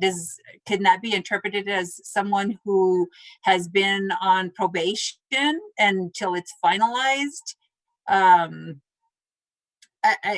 don't know, you know, and then there's those varying degrees of felonies. So I wish the felony was just for, you know, the certain things that I know we're all thinking about. But when we start to just classify something as one thing, I think it maybe prevents, you know, people from serving who maybe, you know, I don't want to make any judgment on any types of felonies. They're all terrible, but can somebody help me with the active pending? How long could that be? Yeah, and President Davis and Councilor Pena, I would urge the court, or this body, the council, not to get really hung up on those terms, because again, as Van Meter had stated, this is an advisory board, and the real purpose behind codifying the existence of the CPCs through this ordinance really is, one, as a component of the CASA, but also to ensure that the existence of this board in perpetuity. Now, the amendments itself are not a component or a requirement of the CASA. As written, they do not conflict with the CASA. So, should the council wish to clarify, all of the questions that the various councilors have been asking are because the language of the amendment as written isn't very clear. And so I certainly some amendments to really tighten that language and tighten that intent would help. But again, there is no requirement for this particular language that's mandated by the CASA, but again, as written, it does not conflict. Councilor Pena, anything further? Thank you. Councilor Sena, and then I'll recognize myself and we'll go back to the sponsor. So Councilor Sena. Thank you for that. Yes, so I mean, we all keep throwing examples and just trying to understand it a little bit more. So I'm going to throw another one in the mix. Say if I have I'm parked somewhere within the city, I do get a parking citation. The citation blows away because Burkett wins. Then a bench warrant is issued out for me. Hopefully there's not, but that's a pending active case. Or if I'm in possession of cannabis, for example, that could become a felony, but I have to prove that I have a medical license for that cannabis. That's a felony, and that's an active criminal case, even if it's medical possession. So I'm just curious as to how this would apply for me serving on the board, just using myself as an example, whether it's the parking ticket that flew away that has a bench warrant for me not paying the ticket, or the cannabis charge. I don't know if that would be for Ms. Van Meter. Thank you, Councilor President Davis and Councilor Sena. So if your question is with regard to serving on the CPC, I can answer that. I can't answer that for purposes of serving on the council, but for purposes of serving on the CPC, for a warrant, a bench warrant for failing to appear, that would be an active criminal charge, even if it was on a, I believe, even if it was on a parking ticket. Now, to kind of circle back and also answer Councilor Borrego's question regarding city ordinances, those would not be criminal charge. Only if they were criminal charges would they be relevant. So while those kind of ordinances that are civil would not be applicable. With regard to the active felony warrant or criminal charges, that would exclude a criminal charge for marijuana possession until that charge is dismissed. And charges, when they are active charges, is during the pendency of the trial until the trial is over, not during the pendency of probation. And thank you for that. And just to clarify, I was only using that as examples, not as real life. Thank you, Councilor let me recognize myself briefly and thank you. And to follow Ms. Van Meter's point, I think we all looked at each other and recognized that the rules for being on the CPC are a lot harder than it is to be on the city council. And maybe some of us are malcontent and devious enough that we would not qualify. But here we are. So we have to decide.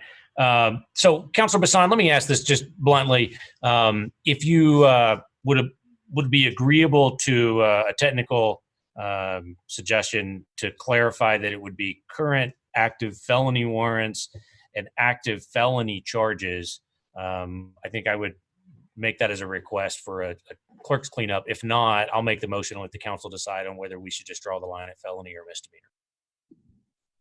Mr. President, I am in support of your suggestion and would take that as a friendly amendment as long as city legal does not find any reason to not do that. But it sounds like with all of this robust discussion that we should be good to go. So thank you all. I was not counting on this discussion. So thank you all, council.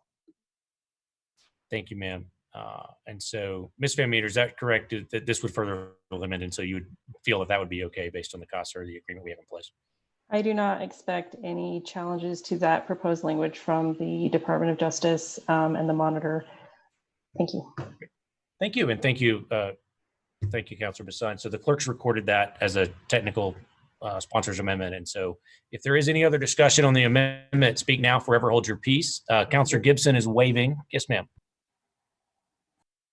Thank you, Mr. President. I just want to make sure I understand that what we finally ended up with is an amendment that includes any open, whether it's misdemeanor or felony. No, we didn't do that. Okay. So, No, ma'am, I'll defer to the sponsor, but I believe the line is simply any open active felony charge, period. Misdemeanors are not an automatic disqualifier. Okay, that's correct. That's correct. Pardon me. So, Mr. President, Councilor Gibson. So the new revision, friendly amendment, or it would be current active felony warrants or felony charges will disqualify a person from membership. Nothing with misdemeanor. That's correct.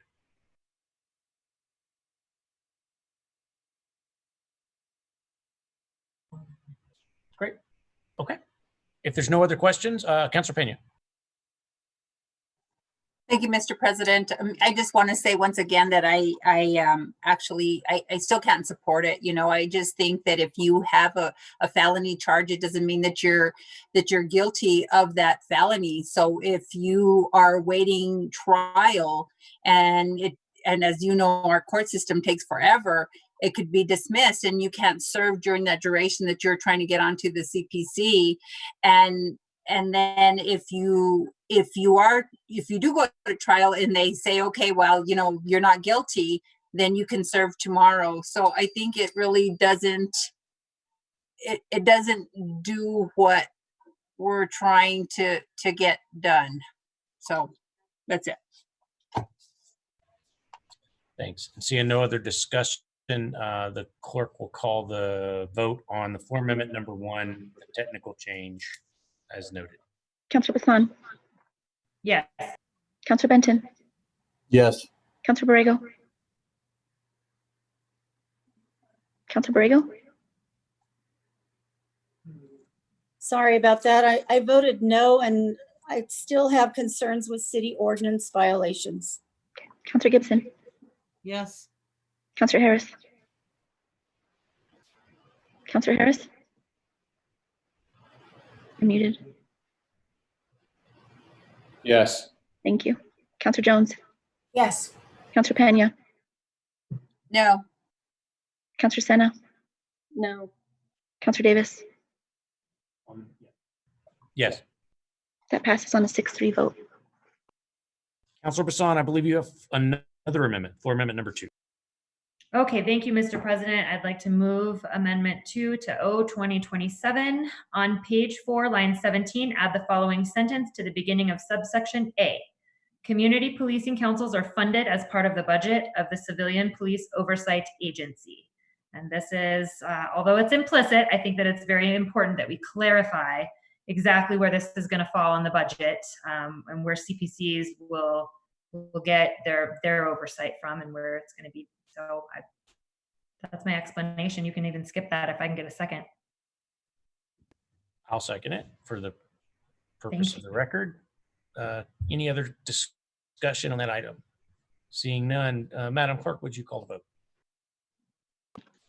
Yes, sir. Counselor Bassan. Yes. Counselor Benton. Yes. Counselor Borrego. Yes. Counselor Gibson. Yes. Counselor Harris. Counselor Harris. Counselor Jones. Yes. Counselor Pena. Yes. Counselor Sena. Yes. Counselor Davis. Yes. 8-0.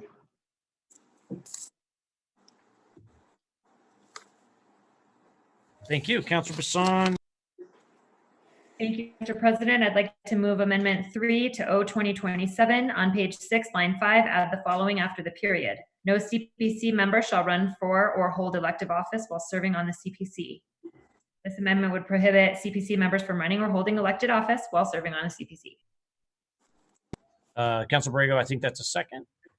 So we'll take that. Thank you, Counselor Bassan. Could I ask City Legal a quick question if there are no other questions, or Counselor Bassan, if you have anything further? Ms. Van Meter or Mr. Aguilar, whoever wants to jump in here. I just want to be sure there's, I mean, again, this is an advisory board.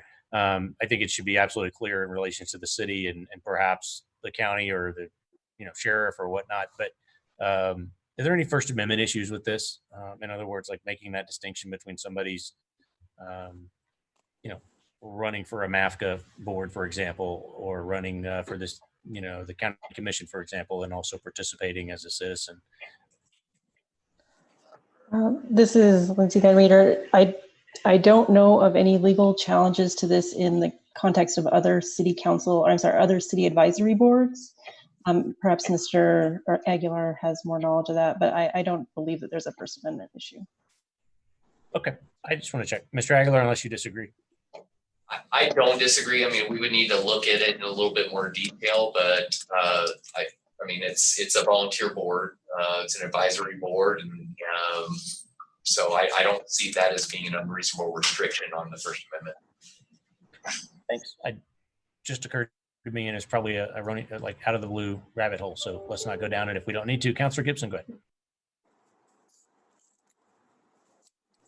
Thank you, Mr. President. So I just have a question. Office holder of what? What if you're on a MAFCA or some other, MRGCD? Those are elected. Yes, I know they're elected. That's why I'm asking the question. Is are all of those offices included? The sponsor, please. Mr. President, Counselor Gibson, I think that and I'll give you a little bit of history for kind of how this came to me through my constituents in particular, is that there's that boundary of wanting to make sure that there's nobody that wants to all of a sudden maybe be on the CPC and use it as a platform to run for elected office, or kind of it made people feel uncomfortable if that happens, or and I know that I see Director Harness is nodding his head as well. This is something that, again, through the conversations, I'm open to figuring out a more specific response to that. But yeah, it's elected office. So if somebody's going to be campaigning, they should, for the sake of conflict of interest, resign from their position on a CPC or any other council. So that way there's just no question about it and they can focus on their goal.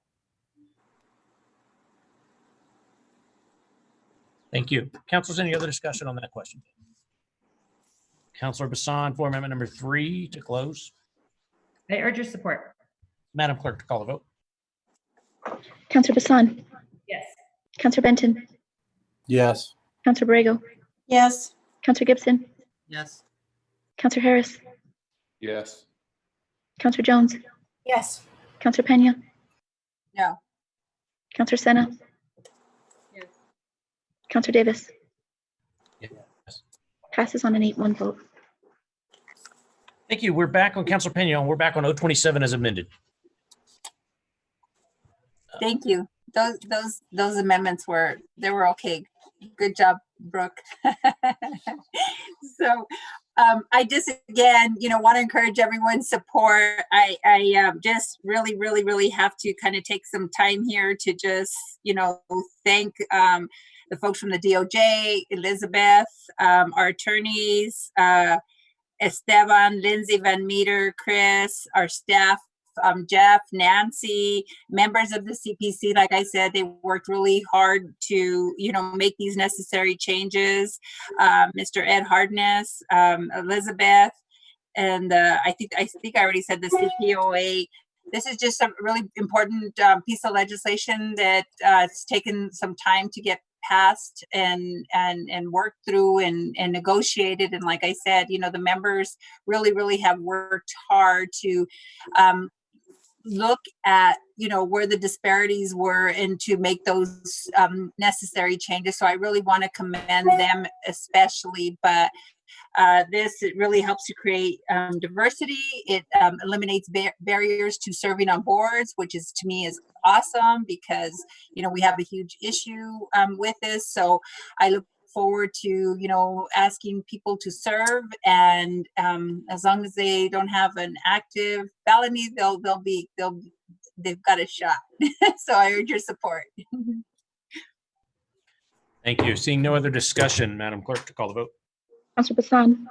Yes. Councillor Benton. Yes. Councillor Borrego. Yes, and great job, Councillor Pena. Councillor Gibson. Yes. Councillor Harris. Yes. Councillor Jones. Yes. Councillor Pena. Councillor Pena. Yes. Yes, and I hope I said thanks to Chris Melendres. Councillor Sena. Yes. Councillor Davis. Yes. Passes unanimously as amended. Thank you, councilors. Congratulations, Councilor Pena. Councilors, you'll remember that item F, G, and H were our LEDA items that we took up earlier today. Next up is item J, a nuisance substandard dwelling or structure in need of abatement at 8411 Central Northeast within the city limits that is so ruined, damaged, or dilapidated it be a menace to the public comfort, health, peace, or safety, and that is required to be removed. On RD1, I make a motion that it do pass. Thank you, Councilor Sena and Councilor Bassan for that second. Councilors, any discussion or comments from the administration who waited patiently to discuss this if needed? Director Williams, I do see you there if you want to tell us any about it beyond. I know we've talked about this at length at committee and at various other meetings. Mr. President, thank you. Councilors, this is a former restaurant. It's a vacant, abandoned restaurant located near Central in Wyoming that has been problematic for almost 6.5 years. Significant number of police and fire calls for service to the property. In the past 12 months alone, police department's been out 12 times and the fire department's been out twice. Approximately $12,200 worth of existing liens against this property for the board up and cleanup work that has taken place recently. Most recently, we've had to weld metal plates to the doors and the windows of the building in order to keep trespassers out of the building. They continually are in there, cause fires. There's evidence of drug use and that sort of thing. Quite a bit of trash and debris on the inside of the building as well. Several enforcement actions have taken place over the years. In 2018, work was done by code enforcement to enforce the dilapidated commercial buildings and properties standards for that.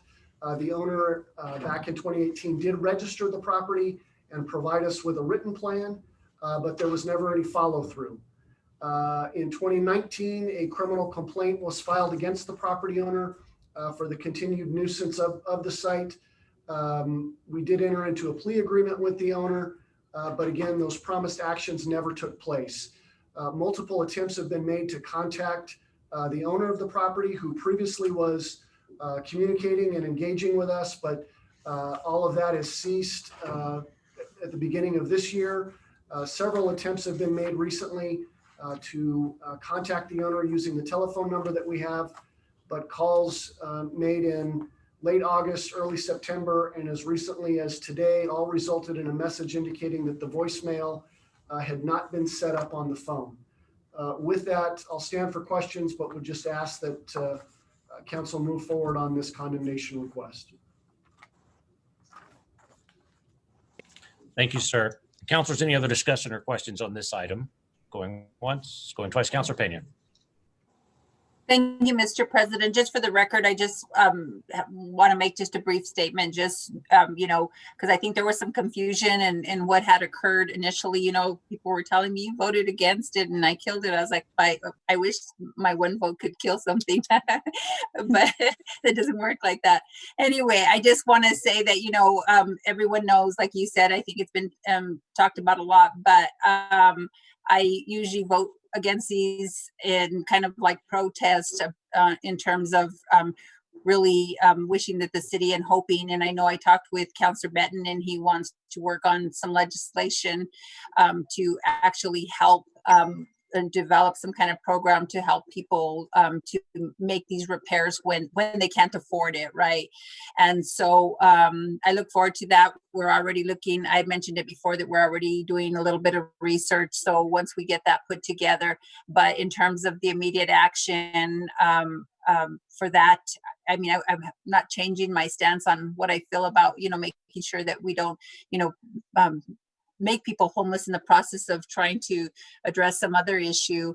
And I know this is a commercial building, so I know it's different, but it's still somebody who owns this property, who obviously, either hasn't been able to make the repairs or has just walked away from it. I don't know. But in terms of the immediate action, I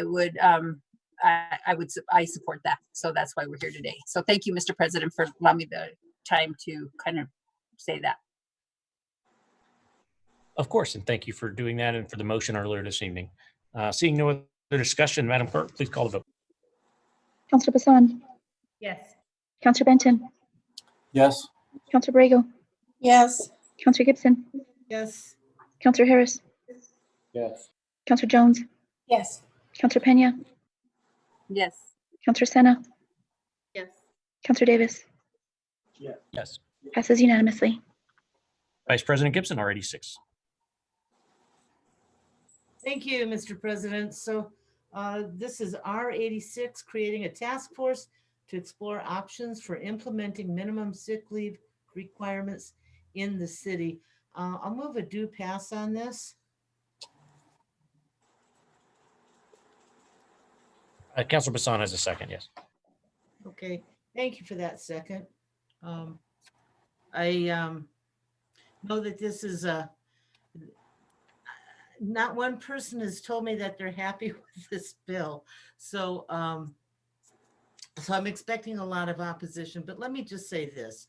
We've seen pretty much the same language come up 3 or 4 times, and it hasn't been successful. So I'm not really expecting miracles with this, but I think that it's a good way to at least make some forward motion in getting people who represent or who are working people who don't have any sick leave, or people to represent them, as well as people on the board on this task force who know what it's like to make payroll, and just to consider some rather general options, and come up with, to see if there's any commonality. And I think there has been. I've talked with businesses small business owners who would like to see something, and are actually providing something now. So anyway, this is my attempt at moving that down the road a little bit, and getting some initial movement going forward. Thank you. Thank you, Councilor Gibson. Councilor Senna, you're the first hand up, and I also believe you have an amendment. Thank you, Mr. President. I do have an amendment, and I would like to actually move that amendment. It is in your council packets for Amendment 1 to 2086. On page 2, line 5, strike the language 6 and replace with 7. On page 2, after line 11, insert the following: 1 representative with an expertise in public health, a person with either direct experience in population health or who is a member of the New Mexico Public Health Association. And an explanation to this is really, this amendment adds another member to the task force with an expertise in public health who can inform the other members of the task force regarding related data, research, and expertise in population health issues, considering that the resolution states in Section 4 that the task force is supposed to be a fact-finding body, and they make those recommendations, but they make the final policy-making decision. So the fact that it is looking at facts, I think that it's important that we have someone with a special, with their expertise on that fact-finding body. Thank you, ma'am. I see Councilor Benton is offering a second. And so we have a motion and a second on floor amendment number 1. Councilors, any discussion on this item? Councilor Borrego, I thought I saw your hand was, oh, there it goes. Councilor Borrego, then Councilor Jones. Thank you. I just had a couple of questions for the sponsor of this bill. Well, are we talking about the amendment or the bill? The amendment, floor amendment number 1. Oh, okay. I'll wait then, because I have questions on the bill itself. Councilor Jones on the amendment. Thank you, Mr. President. And with this amendment, I just have one question, and that is, so we will have a task force that determines something health related, but will we have a financial advisors look at this and see if it is economically feasible for all businesses or small businesses, or a difference in numbers of days of paid sick leave, or is it going to be a one size fits all on sick leave, but adjust what it is? We're going to call in experts. I think there are any number of experts that we need to go in different areas, not just the health officials, because we're talking about, again, small business, which is the basis of our community, and the costs.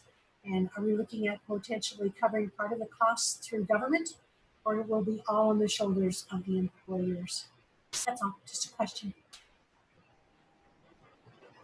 Thank you. And seeing no other discussion, Councilor Senna to respond on floor amendment number 1.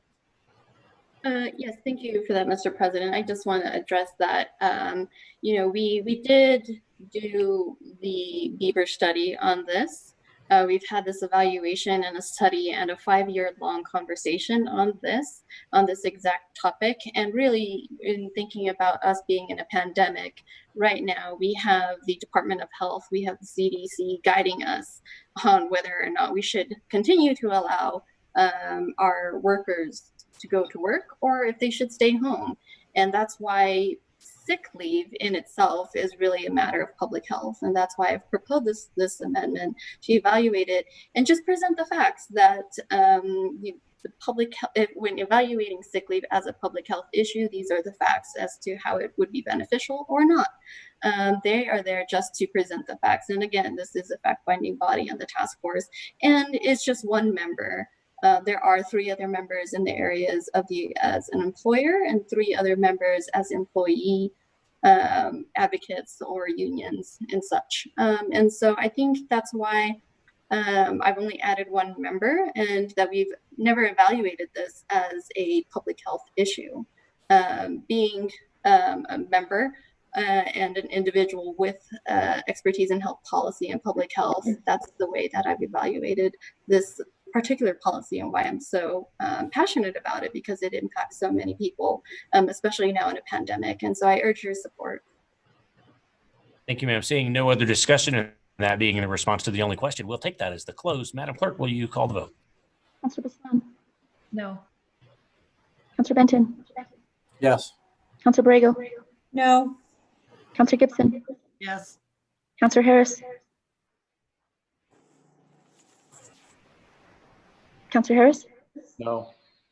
Thank you. Councilor Jones? No. Councilor Pena? Yes. Councilor Senna? Yes. Councilor Davis? Yes. That passes on a 5-4 vote. Thank you, Senna. Councilor Gibson, we are back on the bill as amended. Councilors, other discussion on the bill, and Councilor Borrego, I recall that you had something you wanted to bring up on the bill. So I'm going to start with you, and then we'll go to Councilor Senna, then Councilor Ben.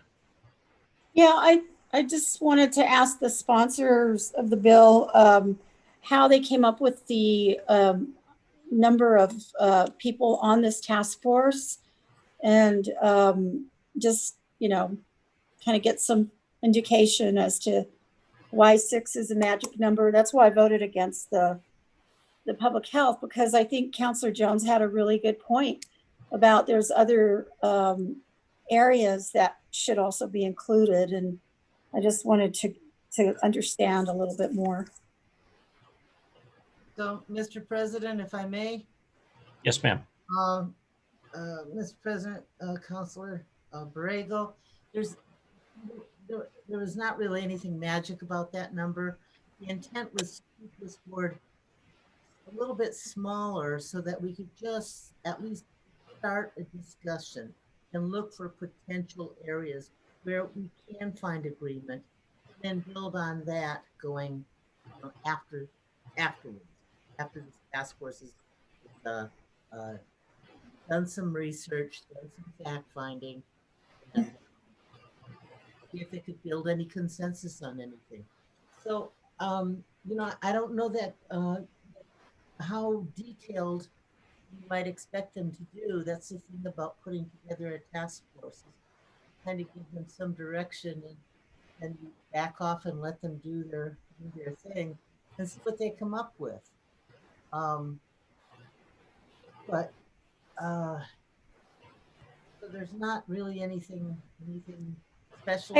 And Counselor, the reason that I asked that question is because there were 2 letters in our emails from both chambers in Albuquerque, the Chamber of Commerce and the Hispano Chamber, saying that they're opposed to this. So that's why I was asking the question. So, and that's a good point. If I may, Mr. President, Councilor Borrego, they do bring up a good point. And I've had conversations with some of those folks.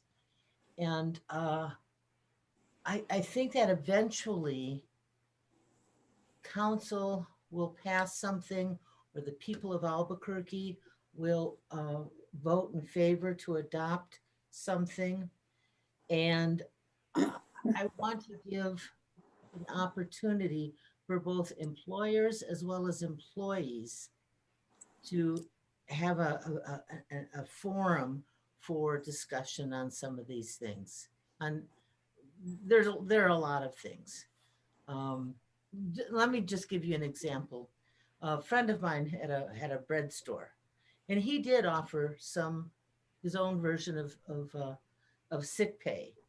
And it wasn't that he was opposed to you know, the idea of sick pay. It's just that he didn't really want to restructure what he had. So we're going to have some people who are going to know, and maybe have even, like my friend, you know, have structured something which really may be helpful to that discussion. And 6 people is that's a small group. It's conversational. And then it can grow from there, you know, after they've wrapped up what they think that they can wrap up, you know, we can take it forward and put a larger board, perhaps, if that's, you know, what the majority wants. Thank you, ma'am. Councilor Sen, I saw you next to Councilor Ben. Thank you, Mr. President. You know, I want to say that I'm reaching out to a lot of chambers, associations, businesses, and what I've been telling people is that you can bring forward solutions. You can bring forward suggestions. What are things that you're comfortable with? Because let's get to the main issue, that we are in a pandemic because of a very infectious virus, and that people who go to work sick will give it to others. And, we can't ignore the issue that sick leave is critical and important, and it's a public health issue. So, what I like about this is that we still have the opportunity to voice what sick leave looks like. But let's not, pretend that it's not, I don't want to say pretend, but let's not set aside the critical issue is that people are dying. People are getting sick still. The last time we addressed paid sick leave, the COVID numbers were 11,809. And today, as we bring up paid sick leave once again, is 27,683. Just the hospitalization when we first brought this up was 1,865, and now it's 3,358. And when we look at the deaths, it's 492 compared to now, today, updated numbers 851. So, we have to move forward with this, whether it's this task force, whether it's us talking to our business communities, because we still are, we're still talking to employee advocates, we're still talking to employers. And I've always been receptive to that and listening out to our communities and hearing what their concerns are or even suggestions. But again, we have to be productive about it. So I just want to make sure that, however we move forward, that again, people are getting sick, people are dying. And, I've gone through chemo by myself and experienced myself what it means that a lot of patients now are enduring before the pandemic is that they would go to treatment by themselves because of lack of paid sick leave. So this is a critical issue. We have to move forward regardless. And really, I think that we are always open and receptive to suggestions, but I think it's still, again, critical that we just move forward. Thank you. Thank you, ma'am. I saw next up is Councilor Benton, then maybe myself, and then we'll go back to the sponsor to close.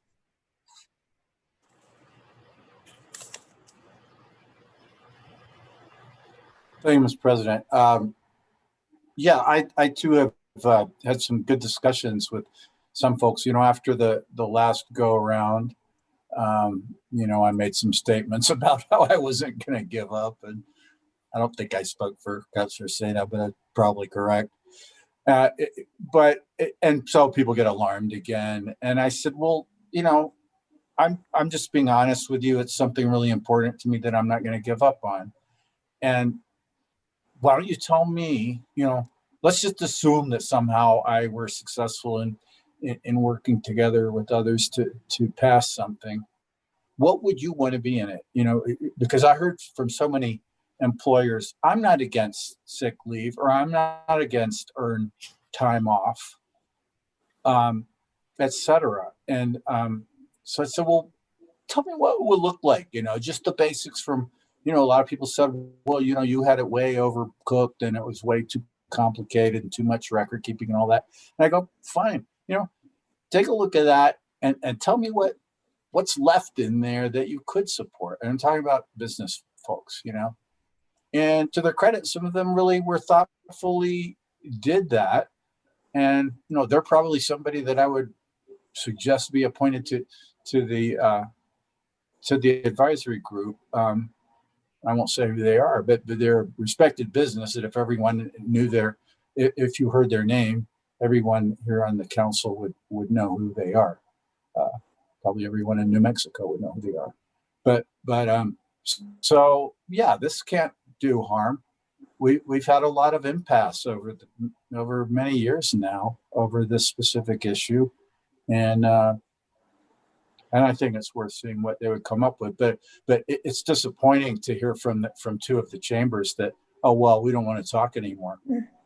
Well, then okay, there we are. Then we don't talk anymore, and we don't get any feedback from one another.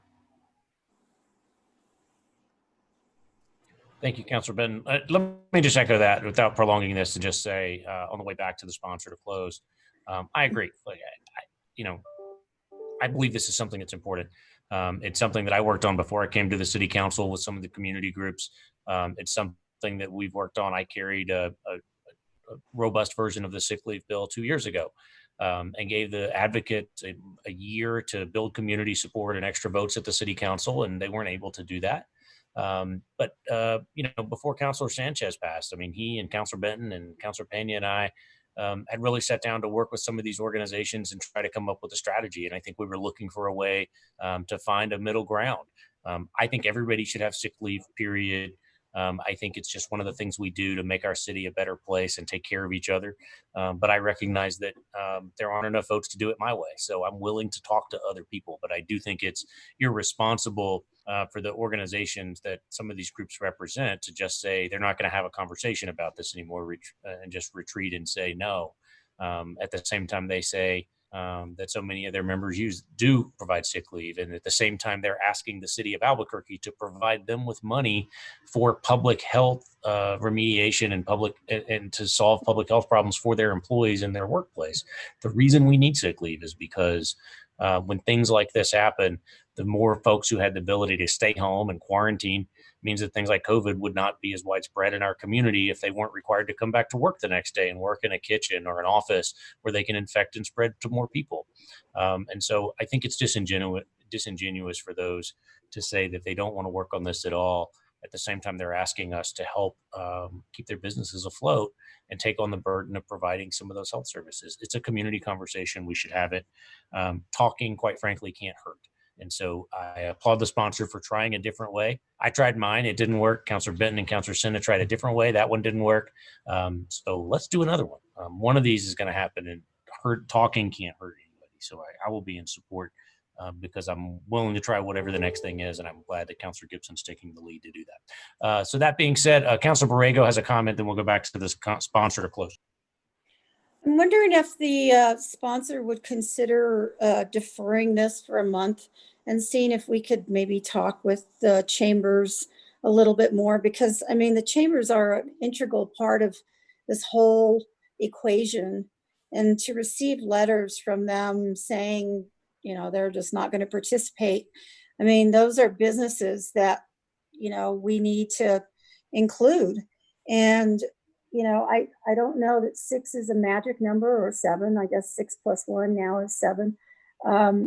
So I don't disagree that we need to look at our sick leave. I have a niece, and I'll tell you, I have a niece who was working as a waitress and was not being paid and was standing up for some of the immigrants that did not get paid. And so it's personal a little bit, but on the other hand, I think that, to move forward without the business community is really very, very concerning to me, because, how do we pass something where they're not even at the table?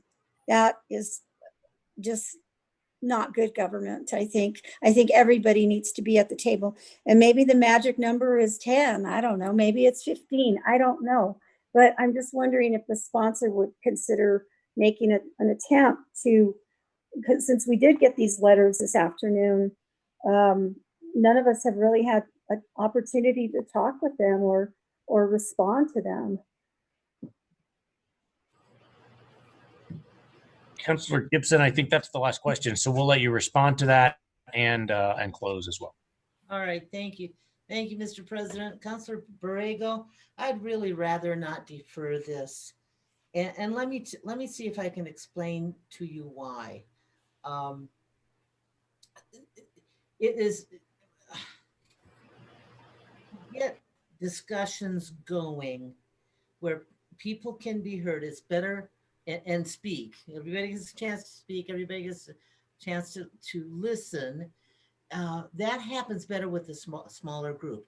This is the initial. This is just the first thing out of the box. I don't expect that that everybody will participate who would like to participate, but there's going to be plenty of opportunities after this initial task force. This is just a place for some discussion, some fact finding, and potential areas where there's some commonalities. So No, I prefer just to get this going, but I appreciate your thoughts. I appreciate that what you're saying, that it's better to have, either the Hispano Chamber or Albuquerque Chamber of Commerce. I think there's going to be opportunity for them. And actually, maybe getting this going will bring more interest and curiosity and a desire to participate in a larger conversation. So I just urge your support, everyone. Thank you very much for a really good discussion on this. Thank you. Madam Clerk, will you call the vote? Counselor Bassan, No. Counselor Benton, Counselor Benton. Yes. Thank you. Counselor Borrego, No. Counselor Gibson, Yes. Counselor Harris, No. Counselor Jones, No. Counselor Pena, No. Counselor Senna, Yes. Counselor Davis. Yes. That fails on a 4 to 5 vote. Councilors, we are next up on Councilor Pena, R89. Thank you, Mr. President. R89 is delaying the implementation of the 2018 International Energy Conservation Code for a period of approximately 6 months to allow the construction industry time to adopt the new requirements, requiring a study to be conducted on the price increase of residential development with the requirements of the 2018 IECC. I actually was going to just withdraw this bill, but I seen the amendment that you guys put in there, so I thought it was pretty good. So I would urge your support with the passage of your very lengthy amendment. Okay, well, in that case, I'll take Councilor Benton's hand as a second, I think, because I think that's his very lengthy amendment. Councilor Benton, do you want to introduce those? I think we have some to share on the screen as well for those following along. Yes, thank you, Mr. President. Thank you, Councilor Pena, for that. So here's where we are. It's an evolving issue here, and I'll read the amendment. This amendment was in the packet on Friday. It's got some small tweaks to it since then, but nothing significant. But where we are with the situation is the state has passed the 18 code. We have passed the 18 code. The state is doing a 6-month grace period in which you could choose to apply under either code. And this would do that for us. So it would track, it's March 1st, roughly. We say March 1st in here, but that's right around the time that the state is going to finally end their grace period. Ours may be a few days before. But basically that's the first thing, is to get in alignment with the state on those on the date of the grace period. And then secondly, because the state's already passed this, we don't have the luxury of discussing the 2009 anymore. The state's already passed it, and we cannot have a weaker code than the 2009. But so at least as described, Councilor Pena's original bill with that study, which, by the way, I'm still interested in talking about some of those issues, but I don't think it's part of this. We kind of looked into how complicated and what that study might require, and it was somewhere $80,000 to $100,000 worth of guesstimates of what it would cost. Since we're no longer needing that direct comparison anymore, this would apply a similar amount of funding directly for energy rehabilitation of low-income homeowners. So it does focus on homeowners and low-income and people of color specifically would be, kind of the intention. But throughout the city, that low-income homeowners would be able to apply for this program, and we would help. And there are some existing programs along these lines already occurring. So I can go through this. I guess I need help from staff. We probably should read the whole thing, or what do we need to do as far as to keep all this discussion kosher with the amendment? Basically, I've described it in pretty complete terms. I don't think there's anything else to add. Councilor Ben, to your point, we're talking with staff here. It's available online. It's been available in the packets for councilors to read. You summarized it well. We don't think you have to read it into the record. It's available for us to discuss. And I see Councilor Payne is trying to make some comment here, but so you made a motion to move it. It's on the screen. It's on the. Yep. Thank you. Yeah, we made it available on the screen as well. So you've made floor amendment number 1. I've seconded it. So that's will be on the sponsors amendment. Yeah, so I would appreciate your support on this amendment. I think it's kind of a win-win across the board. It gets us in alignment. It gets the development community a chance to learn the new code on the same schedule as the state is doing. Thank you. So Councilor Benton has moved floor amendment number 1 with a second. Councilors, any other discussion? Going once, going twice. Councillor Bassan. Yeah, I'm sorry. Councillor Bassan. Yes. Thank you. Councillor Benton. Yes. Councillor Borrego. Yes. Councillor Gibson. Yes. Councillor Harris. Yes. Councillor Jones. Yes. Councillor Pena. Yes. Councillor Sena. Yes. Councillor Davis. Yes. Amendment 1 passes unanimously. Thank you. Thanks, Councilor Benton, for wrangling that. Next up on my list was Councilor Bassan. Just on the question of amendments, I want to be sure we get those before we move to further discussion. Councilor Bassan, you had some proposed. I'm not sure if those need to be moved now with the movement of the other amendment. So, but I want to give you the chance because you were next in line. Thank you, Mr. President. I am not going to move these amendments.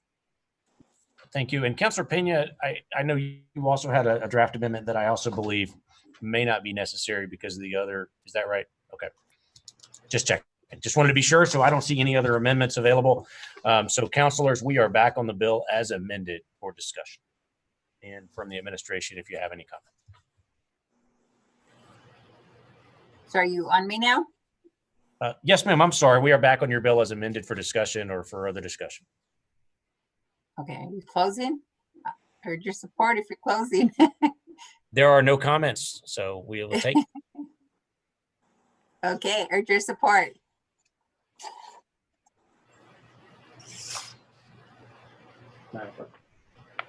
Councillor Bassan. Yes. Councillor Benton. Yes. Councillor Borrego. Yes. Councillor Gibson. Yes. Councillor Harris. Yes. Thank you. Councillor Jones. Yes. Councillor Pena. Yes. Councillor Sena. Yes.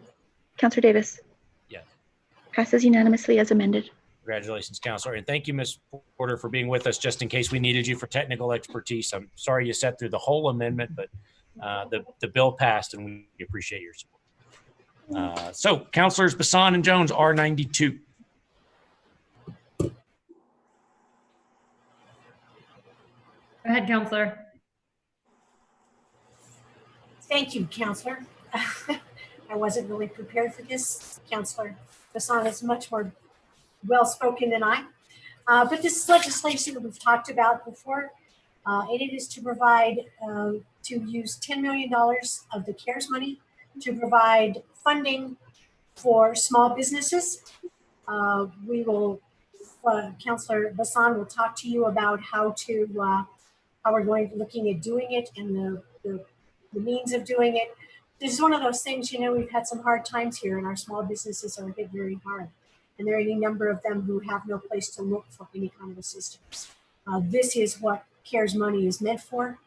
And we can potentially save hundreds, if not more, jobs and save some of our small local businesses also. So I'm going to let Councilor Bassan elaborate on that and hope you will understand the need for this type of legislation. Councilor Bassan. Thank you, Councilor. Just for the record, we're going to take that as your motion for R92, and I bet that Councilor Bassan will second it in her comments. Thank you. Yes, Mr. President, thank you. I will second that motion. And, you know, we got money from the federal government, approximately $150 million, and it is to provide relief for Albuquerque. And right now, Albuquerque's hurting. And we have a way to go ahead, and we had over 1,400 applicants for the mayor's micro grant, and we weren't able to satisfy all of those applicants and help even them. And then it's just continuing to snowball and get larger. And I think right now, if we're already concerned about gross receipts tax and where the money is going to come from for FY21, FY22, I think it's very important that we do what we can right now before December 30th when we have to spend the CARES money. And we need to help out the people that need it most, which are the owners, the employees, the patrons.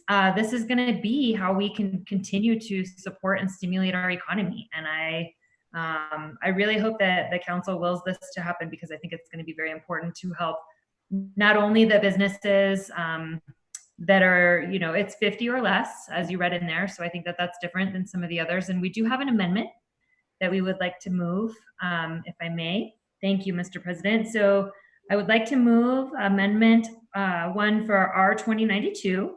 On page 3, after line 19, add the following. H, businesses awarded grants from the state of New Mexico or Bernalillo County due to the financial hardship related to COVID-19 are eligible to obtain a grant from the city. The aggregate amount may not exceed $10,000 in total from the state, Bernalillo County, and the city. And is Councilor Jones? She's gonna, okay, I'm gonna keep going. Thank you. So Councilor Jones seconded that. Yeah, go ahead. Thank you. So the reason that we did this is, you know, talking to the administration of the city and talking amongst ourselves here. Some people have qualified for grants. Some people have already received money, but some of them, it could have been as little as $500. So we originally were saying, if you've already received a grant, let's share the wealth and let's make sure everyone else that hasn't received a grant can obtain potentially obtain those funds through economic development and through this resolution. However, $500 might not be the same as $10,000 to these businesses. So we decided that it can be an aggregate amount. So if, let's say, some business got $5,000 at one point from either the state or from Bernalillo County or even the city in one of the other grants we've offered, we would be willing to have economic development look at their application and doing the same metrics for everything else that is going to determine who gets these. They can even get up to another $5,000. So that way we can just make sure that it's fair and can be broad reaching for as many businesses in the city as possible. Thank you, ma'am. So the discussion on the floor is for floor amendment number 1 by Councilor Bassan and seconded by Councilor Jones. Councilors, any discussion on floor amendment number 1 as displayed on the screen? Councilors, seeing none. Ms. Ortega, would you call the vote? Councilor Bassan. Yes. Councilor Benton. Yes. Councilor Borrego. Yes. Councilor Gibson. Yes. Councilor Harris. Yes. Councilor Jones. Yes. Councilor Pena. Yes. Councilor Sena. Yes. Councilor Davis. Yes. Amendment 1 passes unanimously. Thank you. Councilors, we are back on the bill as amended. We'll open the floor to discussion. If the sponsors have anything else to explain, otherwise we'll open it up. I see myself and Councilor Borrego, so we'll start with Councilor Borrego and then maybe to myself, and then we'll let other councilors jump in. Councilor? Yes, I understood that there was some concern from the administration regarding the amount of this particular grant, because there were some other, I guess, commitments for some of this money. And so moving forward, I just wondered if the sponsors had had a discussion with them and or maybe hear from the administration regarding that. So I'd just like to know, you know, what those discussions were. Mr. Bakta, I believe, is in the mayor's conference room and prepared for some questions and answers. Mr. Bakta and your team, are you there? I see you now. Thanks. Yeah, Council President Davis and Councilor Borrego, we don't have any concern. We just want some clarity or direction as to, you know, from where you want to fund this bill. So $150 million, we have earmarked a majority of that for the payroll, and approximately $30 million is earmarked for projects which are in direct response to COVID-19. Those projects are the non-payroll items, but they are directly related to COVID-19. So that's there. And then we do have a $40 million in contingency above and beyond the required fund balance at the end of fiscal year 21. So there is no concern, but it's just where do you want to fund this from? That's all. We would like to work with the council staff. It's at the will of the council whether you want to look at these projects and replace them with these grants, or just use straight up money from the contingency. It's your will.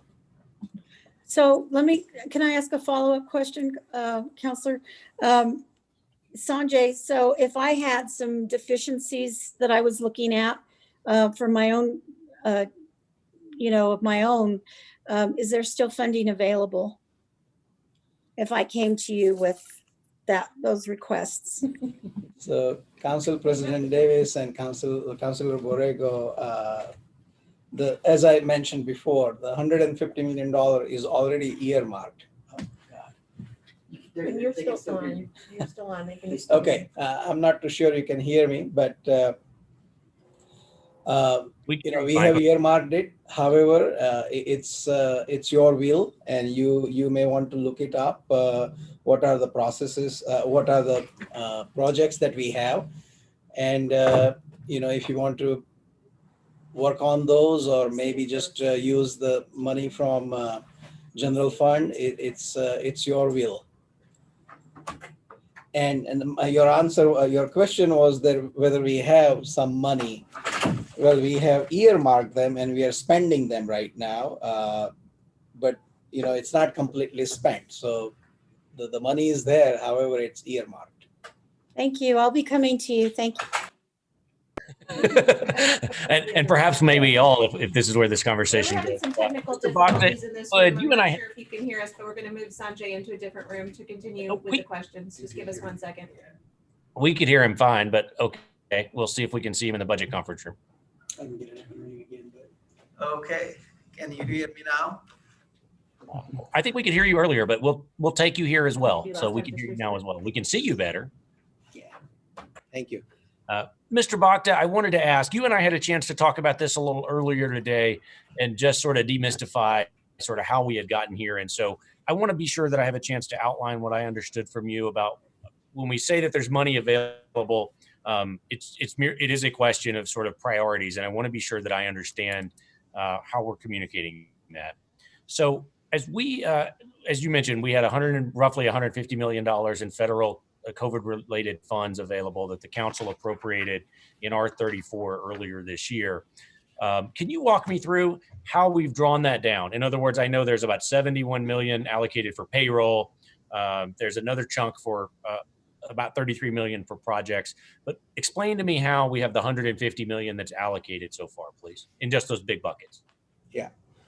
So Council President Davis, for sake of simplicity, I don't want to confuse you with FY20 and 21 because the timeline for COVID-19 money is basically a crossover from FY20 to 21. So basically we have to spend entire money by end of December 2020. That said, in fiscal year 20, we approximately thought that we will use about $55 million. And then we had used all the money which was allocated for the payroll in FY20. We were able to move that through journal entry and we used that money. All the projects, even though some of the projects we thought that we would be done with in FY20, there was no hard and fast deadline on that because you can use that money all the way up to December in 2020. And also, all this $150 million did not go through operating budget. It was basically flown through Fund 265, which is the grant money. So out of 150 overall, approximately $119 million is going to be used for payroll. Of that, 71 million would be used in FY21 by December 30th. And that is a very conservative estimate. We have identified the positions, and if you will, that portion is the easiest way to use that money, because the payroll is something already in place, and it's just a matter of allocating that payroll to Fund 265. So that's easy portion of overall $150 million. The remaining roughly $32 million are projects which includes one of the projects, just for an example, is the grants to nonprofits, then the $500,000 micro loans, and then there are other projects which totals up to $32 million. And those are listed in the budget book which you received last week. It's on page 175 and 176. Those projects are listed there by fiscal year, but I would just ignore fiscal year because there is no hard and fast deadline as far as fiscal year 20. So that is there. And then we also sent an email to council staff, I believe that was on September 4th, with further details on these projects. And it kind of separated the payroll and non-payroll items. The one in the budget book, it has a different category. It has 4 different categories: economic recovery, emergency and public health response, providing essential city services, and supporting families and vulnerable population.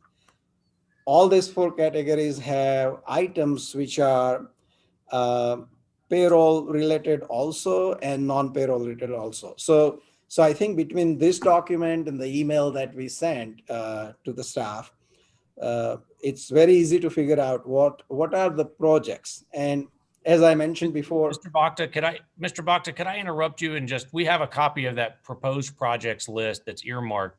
Could we just share that? I think that will make this process a little easier because I don't think it's been shared with all of the counselors. Would that be okay with you? So we could ask a few targeted questions here. Yeah. So Mr. Bhakta, I'm going to ask our staff to, Mr. Moya sharing this. So this is Mr. Bhakta, this is the spreadsheet of the projects that the administration shared with our staff last week. The different colors there, so the brown or ugly orange highlights are projects that could be paid, for example, out of general fund dollars or CARES dollars, right? And so it's my understanding that the administration has proposed, in order to draw down the 150 by the end of the year, that these are the expenses the administration wants to use of CARES Act money, and that would draw us down to essentially zero. Is that right? Yes, that's right. And these expenses can be directly considered to be response to COVID-19. We have run these items through our consultant, and they have agreed with that these are in response to the COVID-19. Yes, sir. And if I can interrupt you, let me get to the point of this. Let me get to my point really quickly, because I know time's tight for some of our folks here. And so this is $33 million in proposed projects in addition to the payroll and others. Yeah. If we spend all this, and this is the mayor's proposal, the council has not specifically passed legislation with this list. And so this is what the administration believes is allowable under R34. And so if they do that, there will not be $10 million in CARES money eligible for the small business grants as proposed. And so in order to do the small business grants and all of the mayor's proposed projects or the administration's proposed projects, we would have to pay for the small business grants out of the general fund. Is that right? Or we would have to cut $10 million from the mayor's proposed spending in CARES to allow us to spend $10 million on small business grants. In other words, we can't spend, there's not $10 million in CARES dollars available for new small business grants. Is that right? Council President Davis, yes, you're right. So I want to make the point here, and I'll yield the floor to others because I see Councilor Jones behind me, and I know she has some very smart and pointed questions here. It's just been a little confusing because of the way that this CARES Act process has gone. And Mr. Bhakta, you and I had a chance to talk about this today. Ms. Yara and the financial staff and your staff have talked about this a good deal. When Council passed R34, we added some specific language that said, except for funds to reimburse the city for direct COVID-related expenses, the funding should not be expended without an appropriation by the council. I think there's some disagreement between, or maybe some different interpretation between finance staff and the way some of the city council might have intended it. In other words, I think some of the initial intent in that conversation was that it was okay to use, for example, for payroll. That's required to do.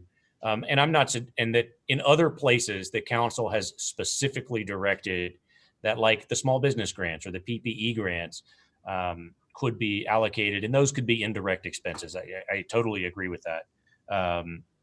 But I'm proposing that perhaps this $10 million tonight could be deferred for 2 weeks because the council needs to, I think the council needs to make a decision about which of these projects we want to fund and which projects we don't. And that might change what dollars are available. If we think that we need to put $10 million out in CARES money, we're going to have to cut $10 million of the administration's proposed CARES spending. Or we're going to have to adjust the FY21, whatever was left in FY21 budget, to reduce the general fund surplus that might be needed in 21 and 22 to avoid furloughs for our employees. And that's why we were putting it there. And so my concern is if we do the 10 million tonight, it would have to come out of the general fund, or we do the 10 million from CARES, it would require us to draw down the general fund surplus by $10 million. And that's a significant hit to our ability to keep our employees going in the future. And so that's my concern. It's not that I don't support it. I do still think, as I said in the paper, that we have the money to do both. I just think we should defer this for 2 weeks, and the council should make it a point to amend this bill with all of the remaining CARES Act allocations to make it clear what the council supports and does not support in terms of using the remaining money. But I apologize, Mr. Bhakta, I want to let you finish because I did interrupt. I just wanted to get us to that point because I think that to me makes it a little clearer. So Mr. Bhakta, if you want to respond, and then I want to go to Councilor Jones. So Council President Davis, I'm fine with either paths. I think they both would eventually get $10 million to small businesses.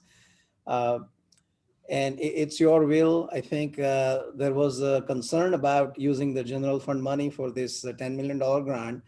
And we have spoken to our legal department, and considering the extraordinary circumstances that we have because of the COVID-19 situation, it can be argued that we can use that money for grants because the question was about the anti-donation issue, and our attorneys believe that we can argue that there is something we will get in return, which is that some jobs will be saved at the businesses receiving the grants.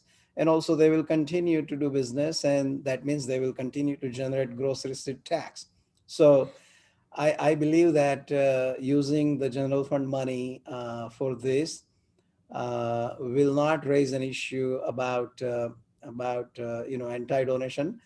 And we have Alan Varela, I believe, on standby. If you have further question on that issue, he can answer those questions. Thank you, sir. I do appreciate it. Councilor Jones. Thank you, Mr. President. I appreciate what you and Mr. Bhakta had to say. However, we have looked at some of this, and there are ways to do this. And therefore, I would like to ask our financial advisor, Ms. Yara, who has looked very deeply into this budget that's been presented, these budget items, and how we can look to CARES, the money for the small businesses, which I understand what Mr. Bhakta is saying. There's some really important things like water bottle filling stations, study of impact of COVID on domestic violence. We're talking saving some businesses right now. We're talking about the potential to save hundreds of small businesses in our city, and they are the backbone of our city. So I think before we get hung up on this budget that has a great deal of things in there that might not be quite as necessary, I would like to hear Ms. Yara talk about what we saw and what we think we can do with the budget to not harm anyone in this. If I may, Mr. President. Ms. Yara. Thank you, Mr. President and councilors. I just want to reiterate, just to say that what Mr. Bokta said earlier is correct. You have a choice to make here. So as the FY21 budget is proposed to the council, it does leave some money on the table, as it were, for the general fund. That means available general fund balance. Part of that, about, I believe, almost $25 million of that is non-recurring money. Another 14 million is being if recurring money would, of course, probably be saved for employee salaries going forward, as recurring does require that we keep those employees on for years to come. The other option, of course, is that the council can use the CARES Act money to support local businesses. It is allowed under the CARES Act guidance, so long as we're not helping businesses that have more than, I believe, like 500 employees, kind of corporate level, like Walmart's, etc. The other thing that I think the councilors need to consider is the timing of these programs and proposed uses of CARES money. Of course, we only have until December 30th to expend the money. Otherwise, we lose it based on the current requirements of the CARES Act. So the councilors, you need to decide whether I think it's more prudent to use this money to help small businesses per the bill that's in front of you, or is it more prudent to use the CARES Act money for some of the things that have been proposed and that are presented to you here. I did also, as Mr. Bokta mentioned, I was a little bit concerned about anti-donation issues if we are using the general fund money and not the CARES Act money. However, I think there is some precedent to say that when money is commingled with the general fund, it is allowable to still use that money for what the grant intended. So I don't know if you have any other specific questions, Councilor Jones, I sure answered those for you. Councilor Jones, you still have the floor if you want to respond, or otherwise we'll go to Councilor Jones, Councilor Bassan, and Councilor Ben. Thank you, Mr. President. I will reserve the right to speak later. Yes, ma'am. Councilor Bassan.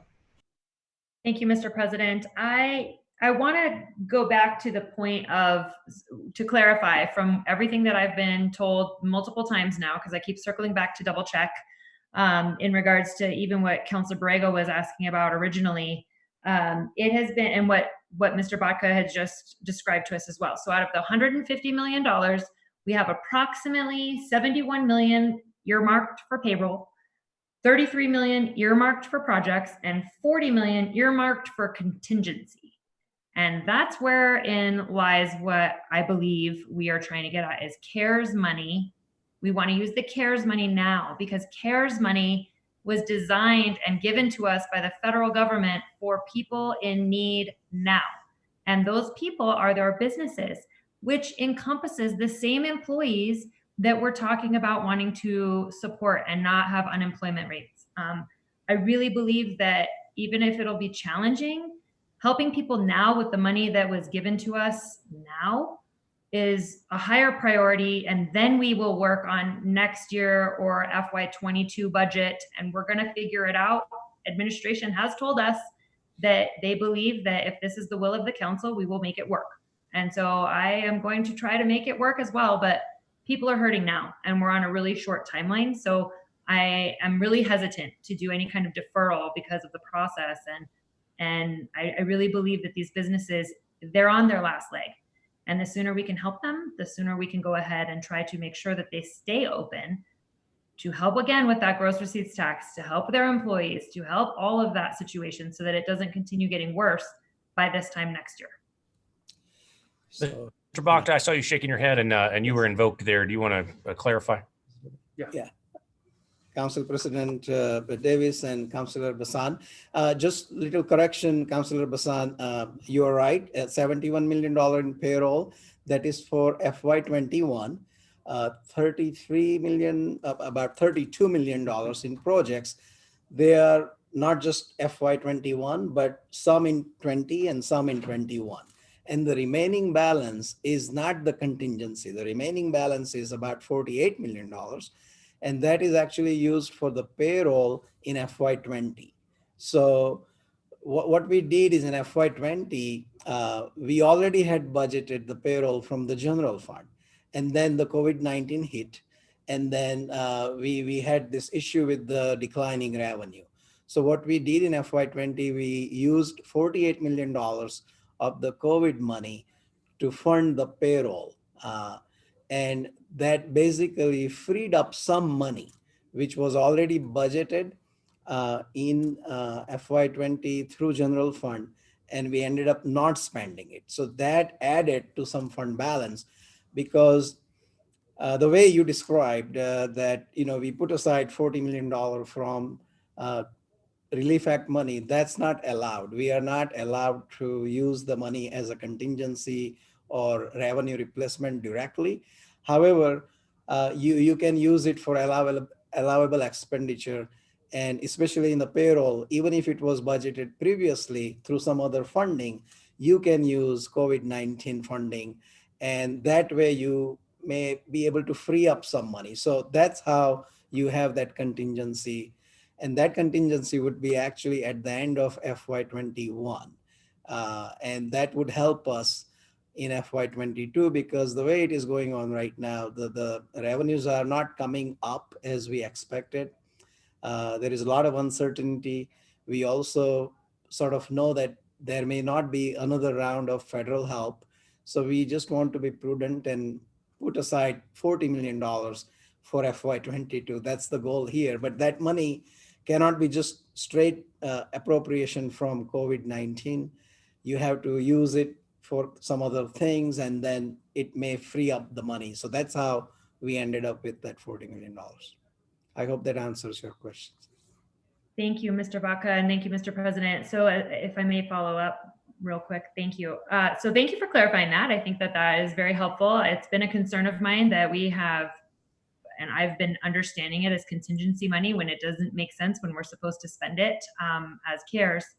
So my one, and then I'm going to turn it over before we keep going, but I just want to say that as much as I want to prevent city furloughs, as much as I think that that's so important, I think that it's also equally important to help do what we can for the citizens and the residents here in Albuquerque who have small businesses and jobs that might not anymore either. It's a 6 to 1, half dozen the other, and it's unfortunate. So now I look at it as which one is the quickest priority that we need to adjust for, so that the next priority after that we can start working on after.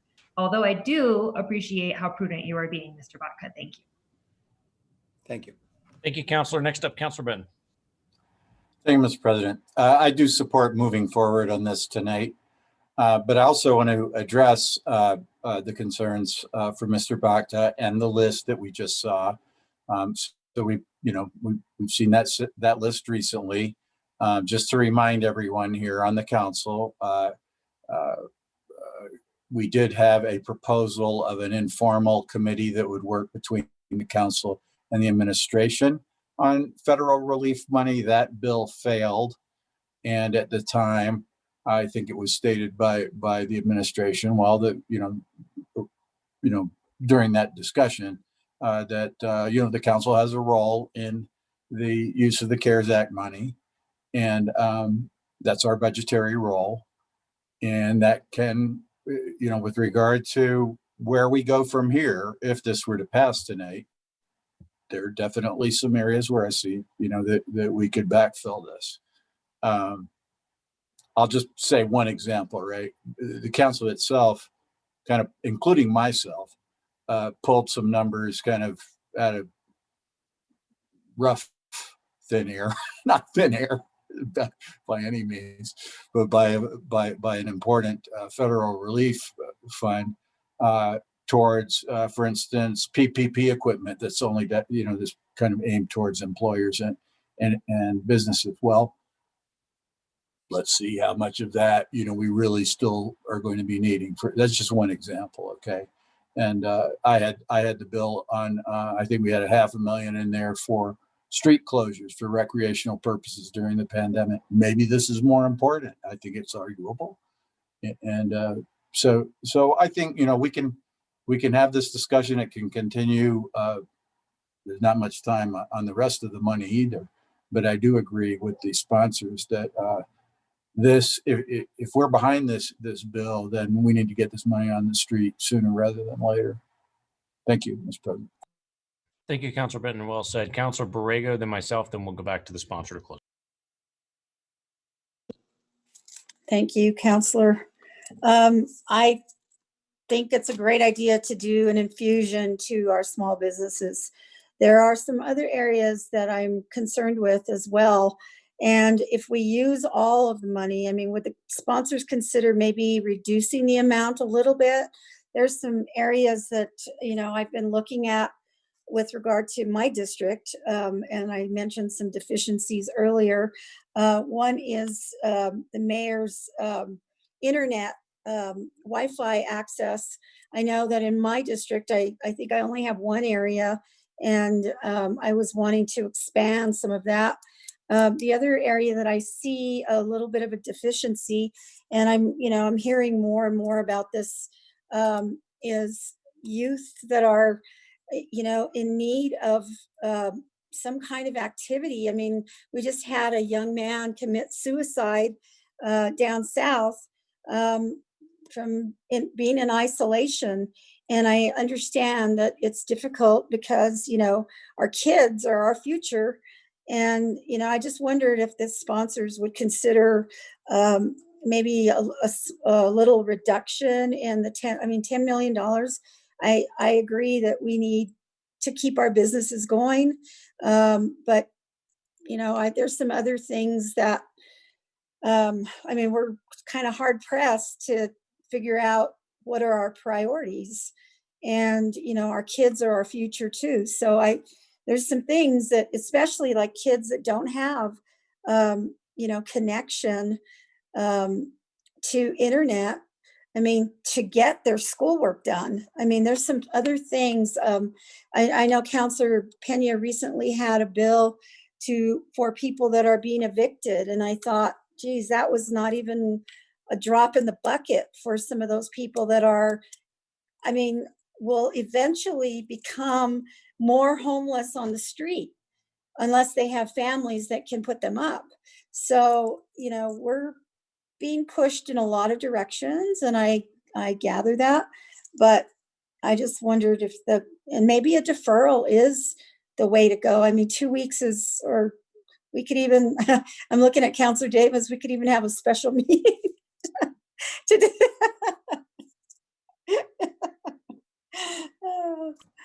So anyway, that's I'm just some thoughts that I have. Thank you, Counselor. Just for the record, no, I don't think so. We've had 3 meetings in the last 3 weeks, and our clerk just reminded me if she could glare through Zoom at you.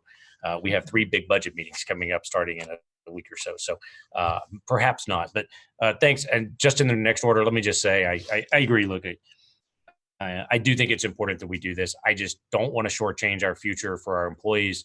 I do think, as Councilor Borrego mentions, there are some other priorities that need to be considered. We are at the place where we ought to figure out how to use the rest of the federal money available. We discussed at our last meeting, and at this council sort of urging, I reached out and started working with the court and the county on eviction prevention and what that would cost. That's money that would come out of this. I don't see an issue with deferring for 2 weeks. I won't make the motion unless we finish the discussion here, but I think that's important so that we can look at this. As Councilor Benton mentioned, and just looking at that list, I see some things that I don't think are needed in FY21 to meet a new ambulance, some new police cars. We were going to do that anyway. I think there is definitely a nexus to COVID, and we probably won't be doing that with the current budget. And so it's totally allowable as a we could with COVID.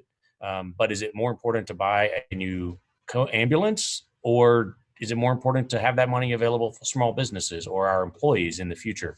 I think those are the questions. I think these are big questions, and other counselors may have other priorities that should go into this. That's why I prefer we kick it off for 2 weeks. But I won't make that motion until we finish the discussion, because while I was speaking, I see Counselor Sena and Counselor Jones jumping in. So let's let them have the floor. Thank you, Mr. President. I am complete support of supporting our businesses, because I do believe that they do need this assistance. I do have some hesitation because, now we're saying, it's this or this.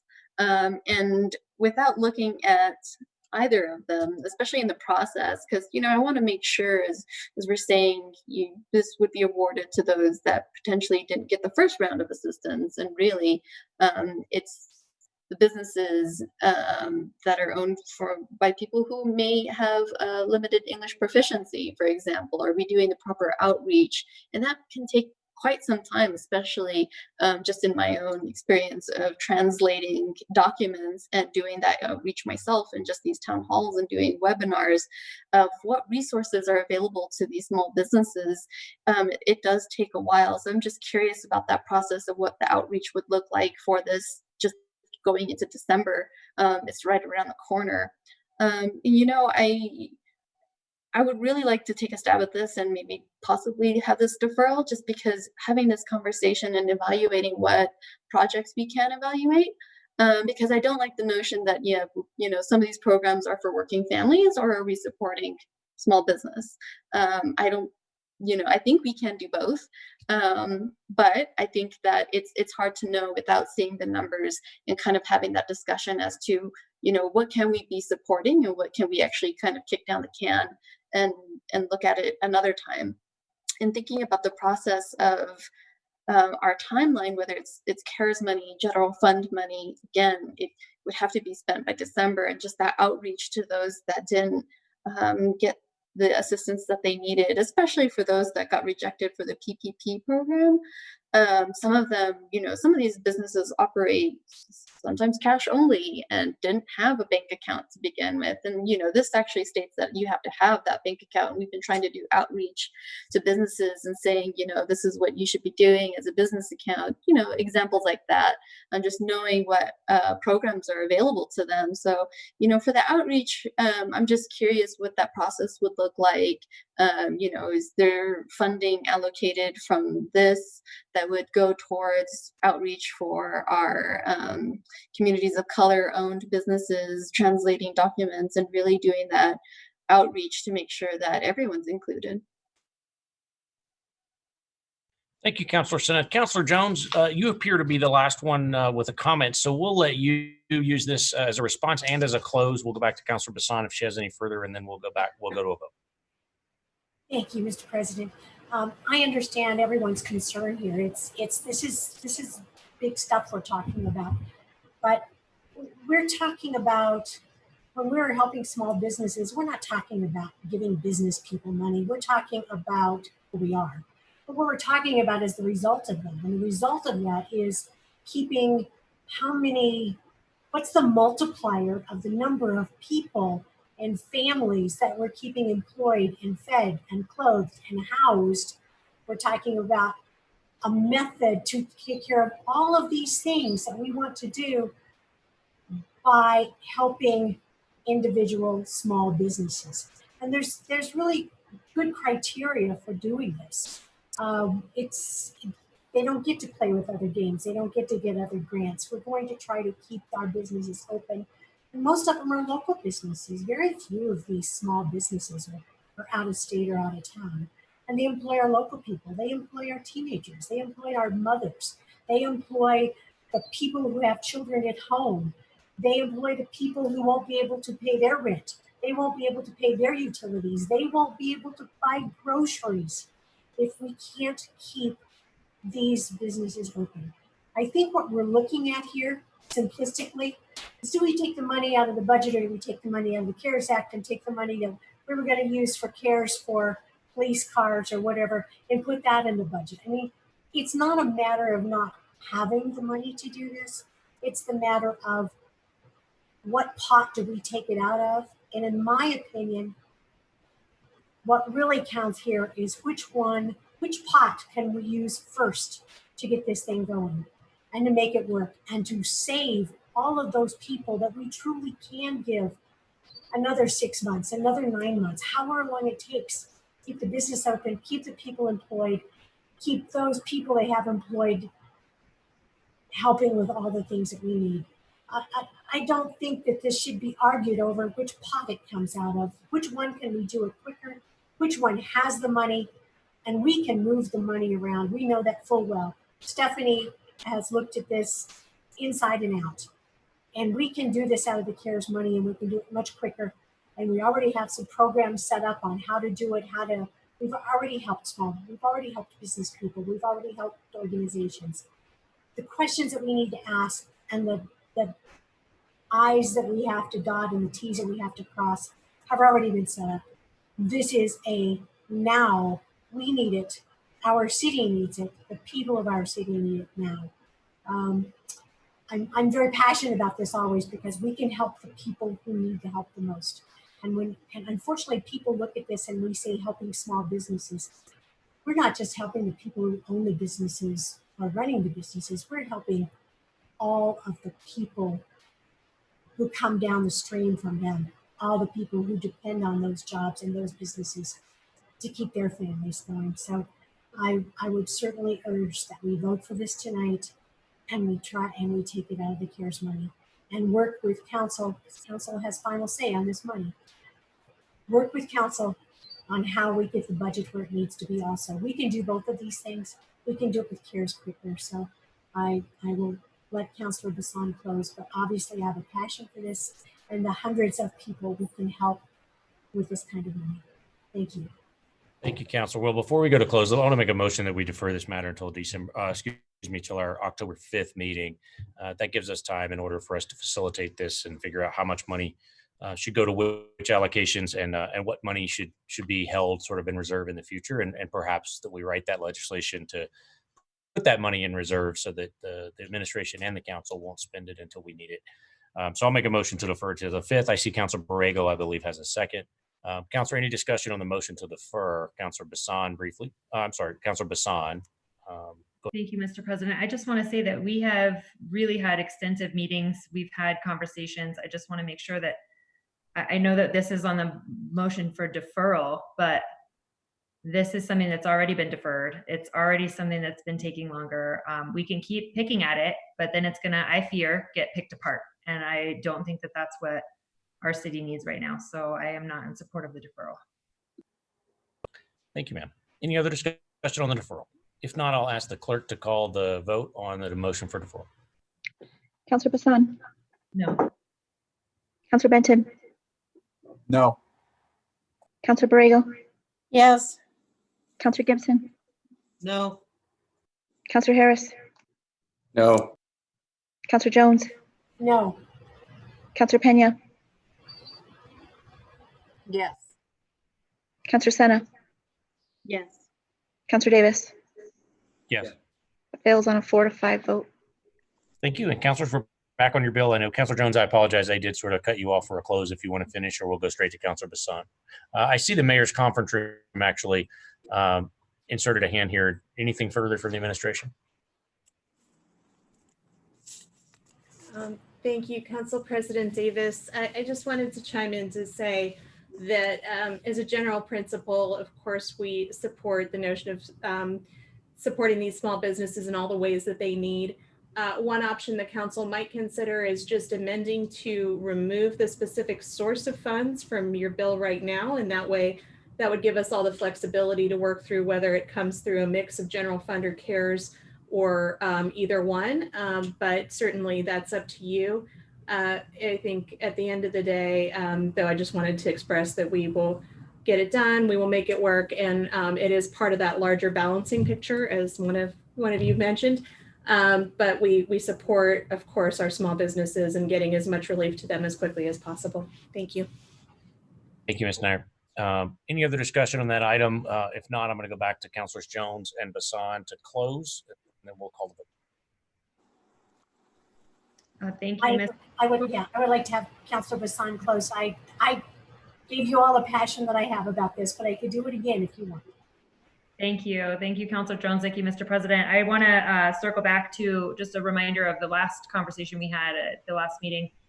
The $10 million was not picked randomly because it was circular and golden in that way. It was picked based off of the number of applicants that did not receive anything from the previous microgrant distribution, in addition to some of the other businesses that have expressed that they need help. So economic development worked with some of council staff, and we figured out, and I mean, Mr. Muniz, Ms. Yara have really dug deep, I think. And I don't believe this is going to be a one or the other. I believe from everything that has been described to me, and I am sure they will be so happy to spend time explaining it all more if necessary. But at the same time, I believe that this is something that the CARES money we have it. I don't think it's something that we need to say, let's reduce the amount. I don't think it's to say, if we do this, then we're tapped out all the way on CARES. I don't believe that that has been anything that I have ever heard from any of the parties, whether it be from council or from the city administration. So I really, really do urge your support. I think that we're going to help a lot of people. And I always say urge your support, and then I keep going. I'm sorry. But the one other thing is I do believe that because of that rationale, and one other thing that got brought to my attention, it's why we didn't reinvent the wheel with the application process. We really just tried to keep it very similar to what the mayor's microgrant process was, and make some edits. And we want to keep it streamlined. We want to keep it very narrow in that way, so that we're not sitting here and trying to do unnecessarily more work than we otherwise should. So I think that we can get this done, and I think that it's going to be good for our city. So now I really do urge your support. Madam Clerk. Councillor Bassan. Yes. Councillor Benton. Yes. Councillor Borrego. Yes. Councillor Gibson. Yes. Councillor Harris. Yes. Councillor Jones. Councillor Jones. Yes. Thank you. Councillor Pena. Yes. Councillor Sena. Yes. Councillor Davis. Yes. Passes unanimously as amended. Congratulations, councilors. Nice job. Councilor Benton, R96. Thank you, Mr. President. Just get to the great screen here.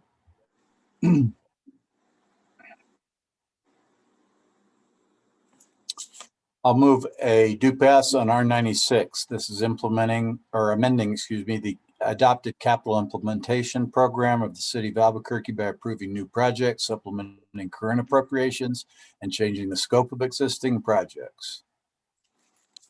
Thank you, sir. Councilor Bassan seems to have the second there, along with several others.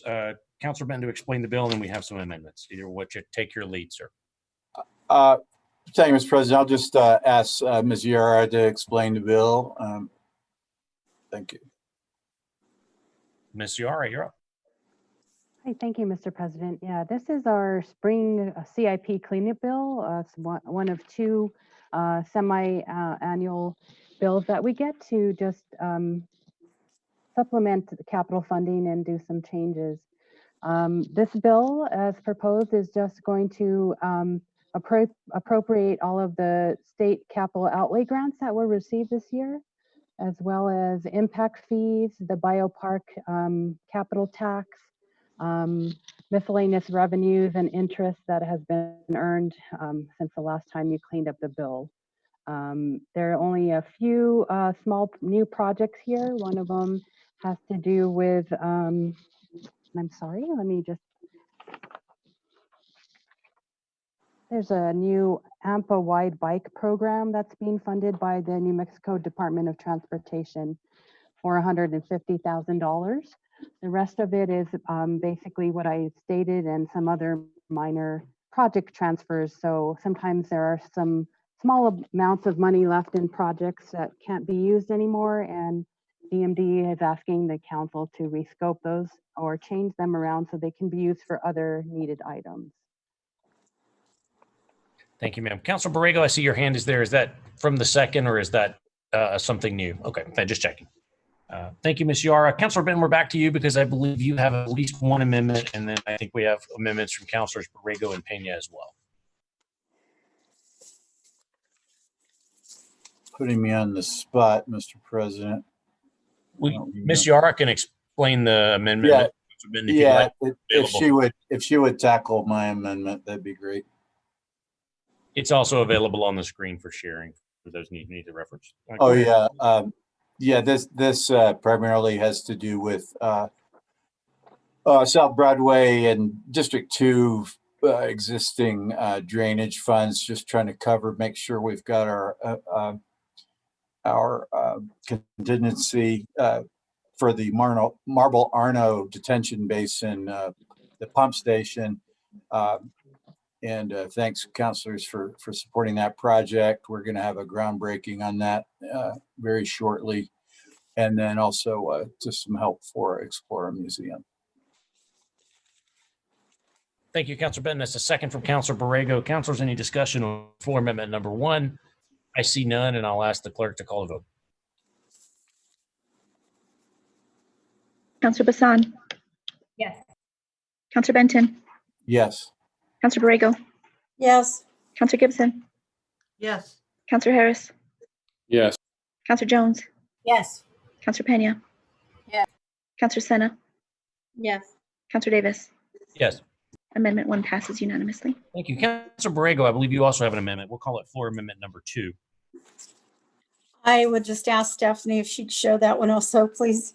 Sure. Mr. Moya, would you share that on the screen? I believe this relates to the Northwest Gateway and the comp plan dollars. And Mr. President, I'll just explain this one briefly. So there's some unused comprehensive planning revitalization money from the 2013 GEO bonds. And I did make sure it was properly scoped in the right question. So these monies were issued under the streets category back then. This is going to be transferred, $25,000 of that, to the Northwest Mesa Gateway project in Councilor Borrego's district. It's to plan, design, and construct a gateway entrance that would hopefully access the Petroglyph National Monument and kind of draw visitors into that area of the city. I don't know if Councilor Borrego has any other information on that. No, I was just going to say the $50,000 that originally was funded for that project came from the lodger's tax money. And so this just adds an additional amount to that because we are in the process of hiring some designers. Thank you, ma'am. Seeing no other discussion on floor amendment number 2 by Councilor Borrego, excuse me, I see Councilor Sena. Looks like she may have it. Nope, maybe she does. Councilor Sena, did you have anything? We saw your hand there. I just want to miss you. No, I wasn't sure if it was seconded yet, so I was just. Oh, thank you. Yes, I did it as well, and we'll use yours as well. So thank you for keeping us on track. Councilor, seeing no other discussion, the floor amendment number 2 by Councilor Borrego and seconded by Councilor Sena. Ms. Ortega. Councilor Bassan. Yes. Councilor Benton. Yes. Councilor Borrego. Yes. Councilor Gibson. No. Councilor Harris. Yes. Councilor Jones. Yes. Councilor Pena. Yes. Councilor Sena. Yes. Councilor Davis. Yes. Passes on an 8-1 vote. Thank you. Councilor Borrego, you have floor amendment number 3 as well. We'll share that on the screen. And would you like to explain it or ask Ms. Yara just to give us that summary? Let's see. Yes, this is something that Councilor Sena and Councilor Sanchez and I actually started working on. And now Councilor Sena and I are working on together. We just finished a study that was short this amount for Double Eagle Airport. And what this does is it creates the land use portion of that study. So I urge your support.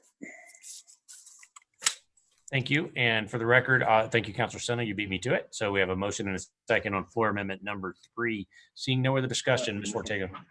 Counselor Bassan, Yes. Counselor Benton, Yes. Counselor Borrego, Yes. Counselor Gibson, Yes. Counselor Harris, Yes. Counselor Jones, Yes. Counselor Pena, Yes. Counselor Senna, Yes. Counselor Davis. Yes. Passes unanimously. Thank you. Mr. Moyer, would you show the next amendment, please? Councilor Pena, I believe, will have this one, and it'll be floor amendment number 4. Councilor Pena, how would you like to present? I can present it. I don't want to really read the whole thing. So it's floor amendment number, what did you say, 4? This will be number 4. Yes, ma'am. And so it's in the packet. It's I'm sorry. Councilor Pena, my apologies. I'm going to interrupt you just to be sure. I check and be sure. I think there's one other one first, just to keep us in the packet here. So this will be the one relating to 118th Street first, Mr. Moya, just to be sure we keep the record right. There we go. Thanks. I'm sorry, Councilor Pena. I wanted to be sure we get that right. That's fine. Mr. President, is this number 4? Yes, ma'am, it is. Okay, so on page 2, after line 13, insert the following: 118th Street transportation, 30,000. The scope of the projects to complete transportation study on 118th between New Mexico Highway 500 and Amola Mesa Avenue, economic development and community vitality. You would delete 30,000. So the amendment reallocates a portion of unused 2011 GO bond funding from the economic development and community vitality to provide funding for a transportation study on 118 from New Mexico Highway 500 to Amola Mesa. That's a mouthful. Thank you, ma'am. Councilor Borrego seconds. Is there any discussion? Seeing none, Ms. Ortega. Counselor Bassan, Yes. Counselor Benton, Yes. Counselor Borrego, Yes. Counselor Gibson, Yes. Counselor Harris, Counselor Harris. Yes. Thank you. Counselor Jones, Yes. Counselor Pena, Yes. Counselor Senna, Yes. Counselor Davis. Yes. Amendment 4 passes unanimously. Councilor Pena, you also have another which we'll call floor amendment number 5. And I think we started it a second ago, but this is 60th Street and Knott's Landing. Okay, so do I have to read the whole thing into the record, or should I just read the explanation? You can summarize it if you wish. It's available on the screen, and it was available before the meeting. Okay. So, it's, in the So record. I'm just going to briefly say this amendment reallocates a portion of unused 2015 GO bond funding from the Comprehensive Community Planning Revitalization to support 2 supplemental programs, and that's for 60th Street Knott's Landing and the Westgate Little League concession stand. Thank you, ma'am. And thank you, Councilor Borrego, for that second. I see no other discussion. Ms. Ortega, would you take the roll? Counselor Bassan. Yes. Thank you. Counselor Benton, Yes. Counselor Borrego, Yes, and I want to say that I'm jealous that she has a Knott's Landing in her district. Counselor Gibson, Counselor Gibson, Yes. Counselor Harris, Yes. Counselor Jones, Yes. Counselor Pena, Yes. Counselor Senna, Yes. Counselor Davis. Yes. Amendment 5 passes unanimously. Thank you. Councilors, I don't have any other amendments in the packet. Are there any other amendments or discussion on the floor for R96? Going once, going twice. I see nothing from the administration. We kept Mr. Montoya here the whole time for no reason. Councilor Benton to close. Thank you, Mr. President. I want to thank the administration staff and the council staff who worked on this, and I urge your support. Ms. Ortega. Counselor Bassan, Yes. Counselor Benton, Yes. Counselor Borrego, Yes. Counselor Gibson, Yes. Counselor Harris, Yes. Counselor Jones, Yes. Counselor Pena, Yes. Counselor Senna, Yes. Counselor Davis. Yes. R96 passes unanimously as amended. Thank you. Congratulations, councilors. Councilor Pena, R100, and then we have one more behind it.